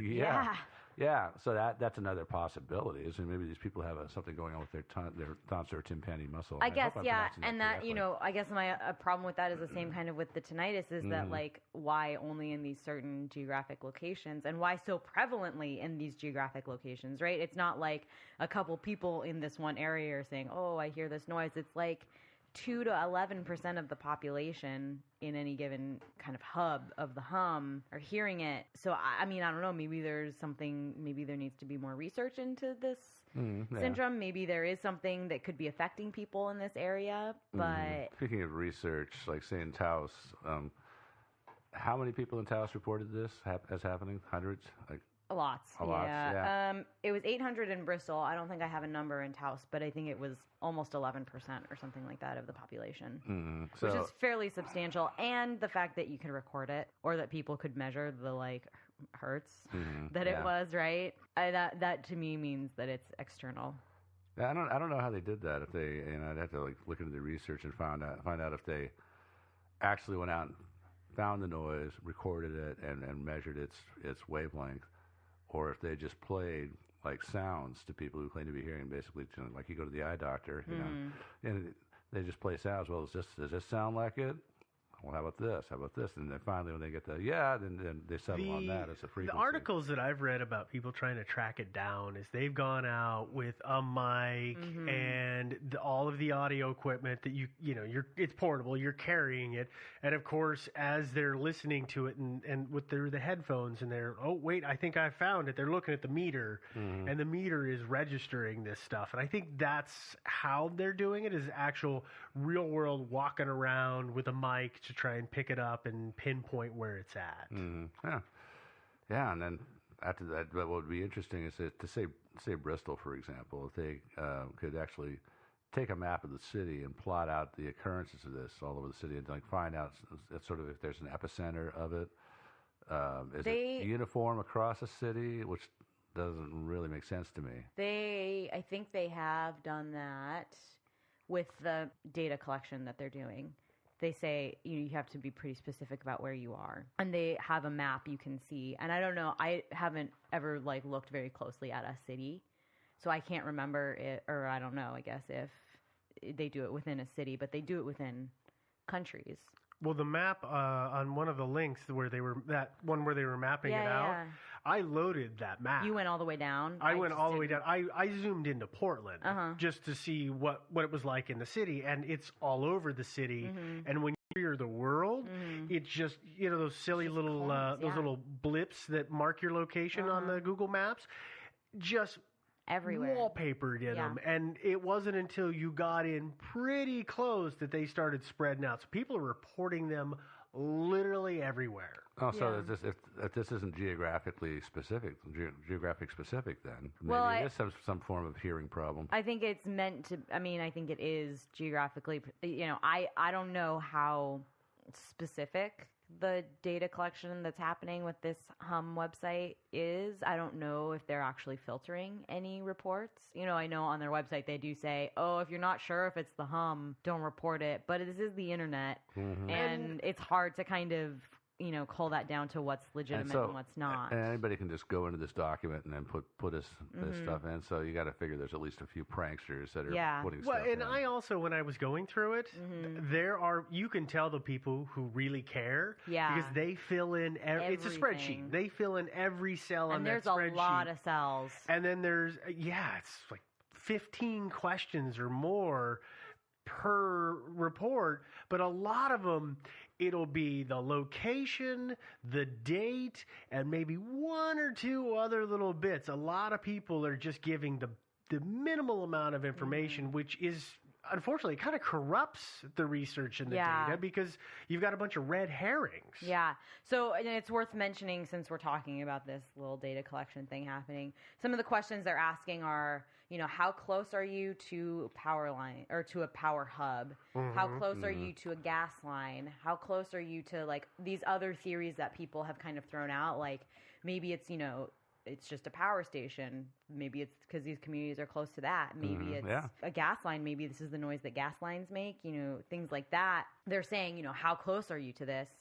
Looking for man-made explanations. To kind of see if there are any really... Patterns? Yeah, patterns, I guess is the word that I was looking for, It's to go back to our theories.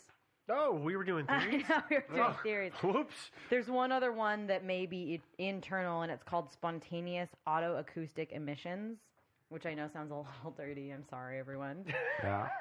But apparently the human ear generates noises called spontaneous autoacoustic emissions, which affect like 40 to 60% of the population. And most people are like unaware of them. I guess as far as I can tell, it's kind of like tinnitus, but it's not.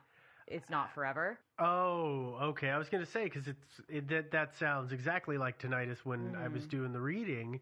Yeah. But I didn't catch that it just goes away. Yeah. I think it's just like it happens every once in a while. Huh. It's not a constant sound. As far as I can tell, that's the difference. Next is that it's colliding ocean waves. Yeah, this one is kind of a head scratcher for me. I don't like this theory very much. I think it's dumb. That apparently waves in the deep sea can collide in such a way that send out a noise. And I think this mostly pertains to coastal communities that are affected by the hum, as far as I can tell. Well, I think we've all been at the ocean when it's really windy and you're not on the beach, you're a couple of miles away, but you can still hear that noise that's made from the surf. Yeah. And I think that's where this is going. Water makes a lot of noise. Waterfalls do the same thing. I think a little bit. It's more like a mix of that plus like the bloop. Like these weird noises that happen when like two deep ocean waves collide. They make this frequency that can travel. It's fairly low frequency. I don't know. I know that there's some research. This is underwater is what they're saying? No, it's in deeper oceans. Oh, yeah. It's not like hitting the coast. I mean, okay. If there is like some sort of collision that makes a noise like that, and it's very low frequency sound waves do travel a lot further through the water than high frequency ones do. I guess the U.S. Array Earth Scope, I don't even know what that is, has tracked down a series of waves that I guess they're kind of like compression waves that do produce kind of humming noises a little bit, but I don't think that that goes far enough to explain what these people are experiencing, particularly in a place like Taos, New Mexico. Well, exactly. Right? When these guys are saying like the sounds of these collisions of waves could travel far, far away, that's true. But in the water, they don't climb out of the water on the west coast of the U.S. and walk over to New Mexico. Right. So like it might explain Bristol, which is a coastal town, right? Yeah. But it definitely doesn't explain landlocked Taos. Like Taos also, I don't know if you know where Taos is, but it's like pretty north New Mexico. It's like center north New Mexico. It's pretty landlocked. Is it in the Rockies? Is it the Rockies? Suddenly can't think of what that major string of mountains that runs through New Mexico really is. Huge, the Rockies go through Colorado. Yeah, do you know which side of the Rockies Taos is on? I'm guessing the east side. Do you know? That'd be my guess too. Yeah, which means that you would think that if it was coming from the ocean, okay, let's just say these ultra low frequency waves are bouncing up and traveling across the land, they're gonna hit mountains. Which are gonna slow them down and stop them before they ever got to the other side for these towns to hear. Maybe, yeah. And then you got to think too that the sound would be incredibly painfully loud in coastal communities. You would see this instance more heavily in coastal communities, right? I think that as far as natural explanations, I think that seismic activity or geothermal activity is, I don't know if anybody's ever investigated that or not. Yeah, I think it's kind of been floated. I don't think anybody's done any kind of serious research into it, however. But that is kind of a nice segue into this next theory, which is that it might be underground drilling. Kind of covert underground drilling, right? So the government's like, or maybe it's the lizard people. Yeah, it's the lizard people. Yeah. So I guess there's kind of a consistent trend with the communities that this is heard. Is there more suburban? Like more out. They're not rural. They're not rural. They're not rural because they are communities. They're like villages and towns, but they are not urban. So, I guess you could kind of say that, well, that would be a good target for people to be drilling under, right? Because there are people there. So, like, it would cover up some of the noise or whatever, right? But it's not a thriving metropolitan area. I don't know. Well, I think it's kind of... So you're talking about, like, horizontal oil drilling or something like that? Yeah, like fracking, but not really. People are drilling in the ground constantly. It's not just for natural gas and stuff like that. I mean, people are drilling for wells and things like that. Yeah, and putting the in Earth sewer lines. is full of cracks. Yep. I mean, the mantle of the Earth, of our planet is not a solid chunk of rock. It is full of all kinds of veins and pockets. So, I mean, I could see that. Let's say that I'm drilling 100 miles from here in an area that's okay for me to drill for oil or water or whatever I'm drilling for. And then those cracks don't just go, they go horizontally and then they make their way up. And that could leak out, I guess is a way to say it. I guess. I just think, all I can ever think of when I think of underground drilling is Ocean's 13 when they're drilling under Las Vegas. I didn't see that. I don't think I saw that one. Yeah. Listeners, help me out. I'm doing the show with old people, apparently. No, so, I mean, they do that. They did it with the Max Tunnel, too. Oh, with yeah. Underground drilling. And those things, it's just a plate. It's not an actual drill, right? There's No, not like a drill bit. It's just a plate. Yeah, with teeth. I've seen some pictures of various. There's a bunch of those things out there, and it looks like this. It's like a big, cheese grater. Yeah, exactly. Yeah. It's just this flat thing with all And these it just goes, wheels set in it. Yeah. Yeah. They're pretty awesome. I want to get one. They're pretty cool. Yeah. But I think if there was any kind of proof that things were drilling under there, that would be a good explanation. But I think that at this point, people would have had to say, oh, yeah, no, we were drilling under that place, right? But people don't always realize that drilling is going on. Do you realize that in the city of Portland, they were drilling for 15 or 20 years? For the entire sewer redo that they did big here. Pipe? Yeah. The big pipe. It was called the Big Pipe Project. And they were drilling from one end of the city to the other, and it took them 10 or 15 years. They were drilling every day, nonstop. Yeah. Well, so, maybe it is underground drilling. But this kind of stuff happens in municipalities all the time, and people don't realize that it's going on. They may sort of be aware, but they don't really think about it. So then they're hearing this weird noise. And I guess that would be another argument, actually, like, for that these are, like, less urban places, right? That, like, when drilling's happening underneath us, we've got, like, a bustling city happening. We can't hear what's going on down there, right? But if it's a smaller community and they are drilling under there, who's gonna, you hear it. It's an evil genius building his bunker. Under for the Taos, mole New people. Mexico, you're right. It's me, yeah. There is one more kind of, since we're talking about the Earth theory. We were talking about it a little bit earlier, and none of us has a really good grasp on it. Nor do we have any details. But apparently, there is an actual global hum. Yeah, there is. That can be heard worldwide? Question mark. It's geothermal activity, right? Well, it's not geothermal activity as much as there are some scientists who have been mapping the inner structure of the Earth, and typically the way that's been done is they just sort of sit around and wait for an earthquake somewhere, and then using recording stations around the planet, that earthquake is going to send massive shock waves through the planet's core, and then you can use that information when you pick it up somewhere else to infer information about what the structure of the Earth's inner core is. Sure, yeah. But the problem with that is you got to sit around and wait for an earthquake, and so some of these guys started actually amassing data on this thing that they call the Earth's hum, which is, let me read it to you here. So, this hum is called seismic noise. It's generated by sources such as storm-driven ocean waves, among other things. Oh. And it's detectable everywhere on Earth. Interesting. Yeah. But we don't know what the frequency is or anything like that. No, unfortunately, I haven't figured that out yet. Yeah. Yeah. But that is a possibility. I didn't realize that the Earth actually had a hum. I didn't either. But it's like, the Earth does have a hum. Well, and it makes sense. I mean, I know that this isn't directly related, but seismic activity and stuff like that. I mean, the planet's always moving, and the core's moving, and plates are grinding, and things are always happening. It's always in a little bit of a state of flux.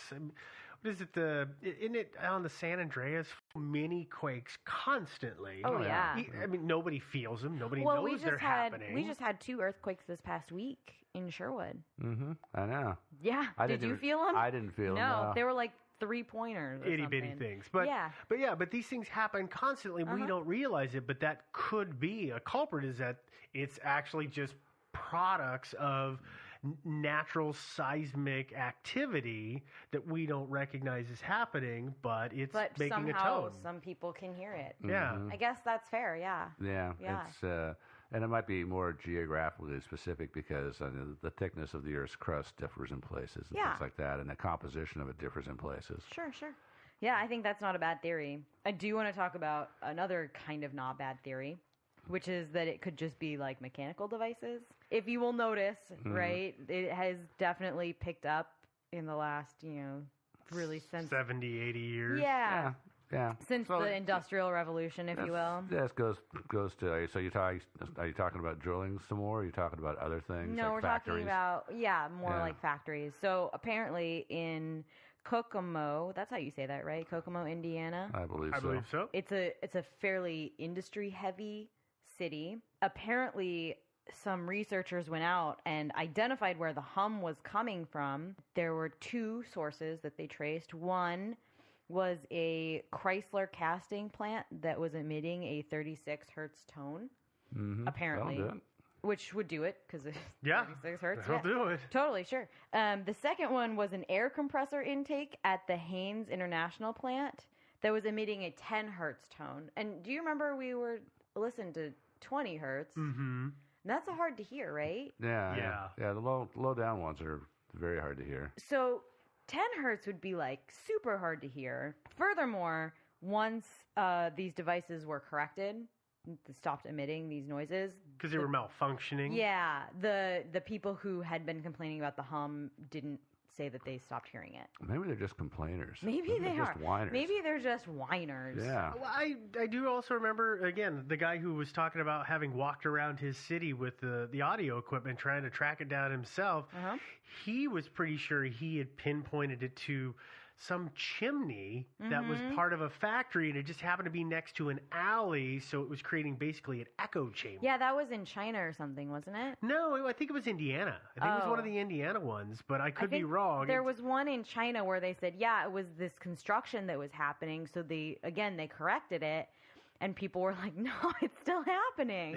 I think this has happened a couple times. Could be this just suddenly occurred to me. When you blow over like the end of a Coke bottle, it makes that noise. That kind of hum noise. Yeah, I remember one time I experienced something of that at a larger scale, lower wavelength. Because when I was in college, I stayed around after the end of the school year because I worked for the dormitory. So stayed around for an extra week or two to clean up the dorms after everybody else had left and gone home for the year. And that sounds like fun. Yeah, I know. So anyway, so I was up on like the 7th floor, and I had the whole place to myself. It's really weird to be in a place that's always full of people, and suddenly you're the only one there. I feel like that's one of the creepiest things you've ever had. It is. Yeah. It is kind of creepy, and I'm there, and suddenly I hear this really weird, unearthly noise. It's sort of like low kind of ooh noise.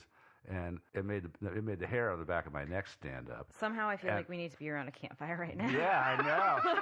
I know. I finally figured out what it was. Is that there were these really long hallways. There were 2 of them, at the end they had windows which opened. Oh. And so I finally figured out the wind was blowing at just a perfect angle across these open windows and making that same Coke bottle sound, but much louder and much lower frequency. It was a weird sound. Interesting. Yeah. So yeah, I could see there being natural formations that would happen with. Yeah, although again, why only like 55 to 70? Because they're the only people who sit around and listen to the wind. Sit around and listen. That's probably fair. true. All the younger people are walking around with like iPods and earbuds in their ears. Yeah, totally. So we have one more theory. It might be my favorite. Are you guys so ready for this one? Yeah, let's hear it. It's fish. Okay. What?